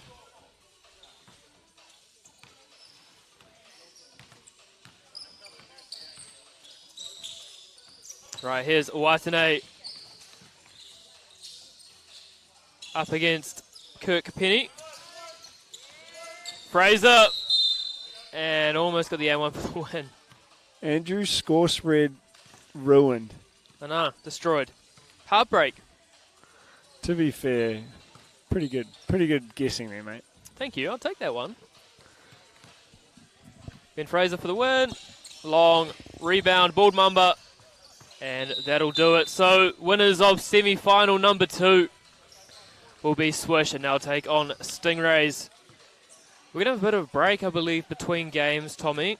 So talk to me. You've seen both teams play 3 times now. What stuck out to you for both teams?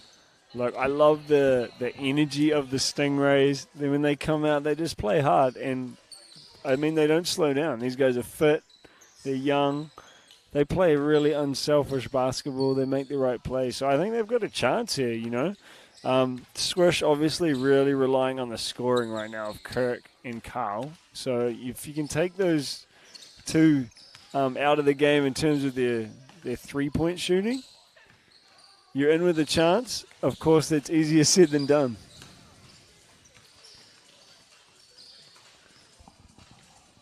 And MVP watch. Both teams have played a semi-final. Who stands out to you from both teams? Ooh, well, I mean, for Swish, Kirk was definitely going to be MVP until he got a charge. Kirk's just walking past there. Look, for me, for Swish, it's probably Kirk Penny. For the Stingrays, I think Dobson's played really well tonight. He's probably the standout for me. Although, sorry, forgive me for the names here. Number 13. Lewis. I love Lewis's energy, you know. Like, he's not getting the points that maybe Dobson is, but in terms of overall game, I think he's really contributing. You know, he's had some key defensive plays at the end of the game versus Scam. You need a guy like that on your team. Yes, Tui Lewis has been very impressive. But I'm with you. I'm probably going to go Daniel Dobson if Stingrays win. It's going to be a fun game. Absolutely. Score prediction. I didn't want you to do that to me. 21-18 Swish. Ooh. Kirk Penny top scorer. Alrighty. We'll see if it happens. you jumping on the wagon of that, or are you going to go the other way? I'm jumping on the wagon. I was actually going to say 15, but I feel like it's a bit low. I feel like these Stingrays can get some buckets. So I like what you're saying. I'm just to see how these young guns defend Kirkpenny. Yep. There's definitely a discrepancy with not giving space. And giving an inch. You can't give anything versus Kirk. KC over the bald Mamba. And leaves that one short early doors. Swish starting strong on defense. Nice little off-ball screen there for Kirkpenny. Oh, what a find to the ball Mamba. And that's long rebound to Dobson. Nice pass there out of the turnout from Kirk. Oh, what a lovely little find there from KC. And Ben Fraser fouls him. Even though we're playing at Swish, I feel like it's not a home game for Swish. Once again, the crowd for these Stingrays, very vocal. Love to see it, though. With all these restrictions because of certain global viruses, we've missed our home crowds, but lovely finish. Oh, bald Mamba. Great defense again from Dobson. Lewis for 2. Rebound, Kirkpenny. Just tell, Swish, just slowing the pace down. What happened there? Dobson for 2. Yes. Stingrays 3-0 early on. Ben Fraser for 2. Yes, that's a confident stroke from that man. He needed to get going in this one. It's a good sign for Swish.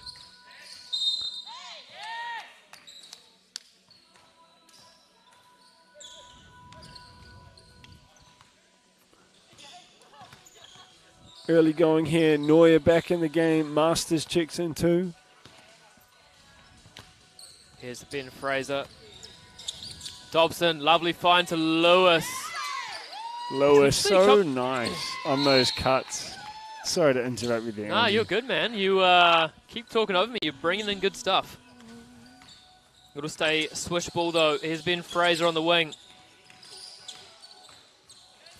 I tell you what I really like here from the Stingrays is they're just letting it be one-on-one and they're not giving any off-ball help, which is making it tough for Kirkpenny.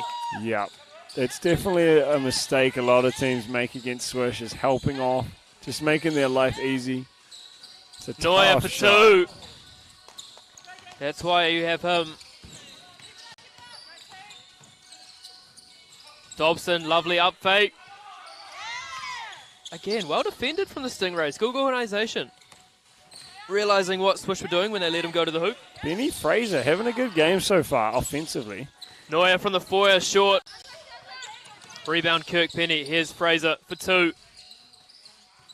And the game plan here from Stingrays, Tom, is that Swish, if you want to win, it's got to be through Ben Fraser. It's not going to be Kirkpenny or Carl Neuer. It's not a bad strategy so far. And saying that, you give him an inch and he's going to take a mile. It's just so hard with a game like this to be completely locked in for the full 10. You know, you just slip up a couple of times and suddenly, you know, you're down 4, 5, 6 points. It's a long way back. Well, it's weird. If I didn't know what the score was, I would have thought the Stingrays were up 5 points. And that is a pass, I've decided, to KC. Neuer for 2. In and out. Never shy. He's getting up his looks here. Oh, Marcus Logan getting ready to meet KC at the rim. 7 minutes on the clock. 7-0. 7-7. It's all happening. Right, here we go. Neuer up top. They're going to look for Kirkpenny. They find him. Looks off Marcus Logan. And that's a layup. How many turnouts has Kirk come off in his life? Over, under, 100,000? Too many. Nice shot from Lewis. Kirk, oh my God. Kirk's heating up. These are not easy looks, people. 100% if Swish win, it's MVP Kirkpenny. It's not even close this week. He doesn't look like he's sweating. He's not. He doesn't sweat. Does he sweat? Nah, he's too fit. Right, here we go. KC. Lovely little flare screen there for Lewis. Oh, gorgeous move there from the Stingrays. Lewis is trying to put his name in there for the MVP. He's definitely clouded the judgment, hasn't he? Oh, okay. He's hot. Okay. I mean, he's cutting to the hoop. He's hitting threes. His third three already. Sorry, 2. Apologies. We've got 12 all. It's a fun game. It's a great little exponent of 3x3 tonight, Tom, and makes the Saturdays worth it, doesn't it? Absolutely. Neuer, 2. That's deep. Dobson, lovely spin to find KC up against the bald Mamba. Great defense from both sides at the moment. Marcus just shutting down the easy looks for the big fella. But that's the toughest thing. Carl's. It's a warning inside the circle there. Next time will be a technical foul. Stingrays down 1. 6:03 on the clock. Neuer up top finds Ben Fraser. Oh, nice cut. You don't often see that from Carl Neuer. And that's why it's such a good... you were talking before about the... was it Prahan? Yeah, Paran, yes. Paran, that move. It's like Carl Neuer going to the hoop. You can only use it once a game, and it's extremely effective. But it works. Kirkpenny defending Lewis. And this is seriously ratcheted up. Masters, turnaround, no good. Oh, Rebound, unlucky. Neuer. Penny. Neuer for 2, short. Oh, Benny Fraser. That shouldn't be a reset clock either. That should be 2 seconds on it. I think Jelly's mentioning 2 on the clock here. Look for Neuer to shoot this off the check. Up to here, swish over Stingrays. And that's going to be a technical foul. Wow, it's a tough call. You know, if he gives him space there, he's obviously shooting the ball. I don't know what you do there if you're Lewis. Well, that's the issue, right? He's done it, and then they're going to get a shot and then the ball back. I thought that check ball was, wasn't a bad check ball. I've seen worse. I've seen far worse. And no basket, so Once again, gets away with one as there. Rasheed Wallace would say. Ball don't lie. Exactly. Just a little bit louder. And in a referee's face. It's how many T's would Rasheed get these days? He's almost. He must watch Draymond and get so angry. He's like Draymond though. The threshold is just higher. Oh, Ben Fraser, Ash, We've get a got replay right now. broken ankles Get a out replay there. up. Lovely finish there from Lewis. Lewis answers. Lewis is absolutely on fire. I'm changing my MVP vote, I reckon. He's scored 10 or 11 of their points here. Neuer to Ben Fraser, Kirkpenny. Too much space. In and out. Dobson, this is huge if he converts this, and it's well long. He's too open on that one. Neuer. Whoa. Is that on Benny Fraser? That was on Benny Fraser. Wow. He's not impressed. I didn't like that call. I respect the call. I don't like the call. I'm with you. I like letting the players play, especially in the final. Lewis. Good D here from Swish. Oh my God. I'm pretty sure Kirk tipped that as well. Kirk could not have been closer on that. And look, Stingrays got a real shot at this game here. Up 2. Oh, and they've called it unsportsmanlike. Obviously making up for that second round robin game when Stingrays had to score about 27 points to win. You know, a play like that, an intentional foul, you often see that on the World Tour. Players will do that to get just a sub, get a whistle. If the whistle's not handling, they'll just grab on a blow-by, and then the referees kind of play it. This ref's obviously called that as an unsportsmanlike. Swish not impressed at all. Makes the first. It's going to be a hard road back here, but do not count them out with shooters like Carl and Kirk. Kirk actually sitting on the bench at the moment. Right, so Stingrays now just 1 point away. Noya, what a shot. 1 foot fadeaway from the corner makes it a 2-point game. If Swish can get a stop here, there is a serious road. If they don't, well, it's game over. Swish taking a timeout here. One stop.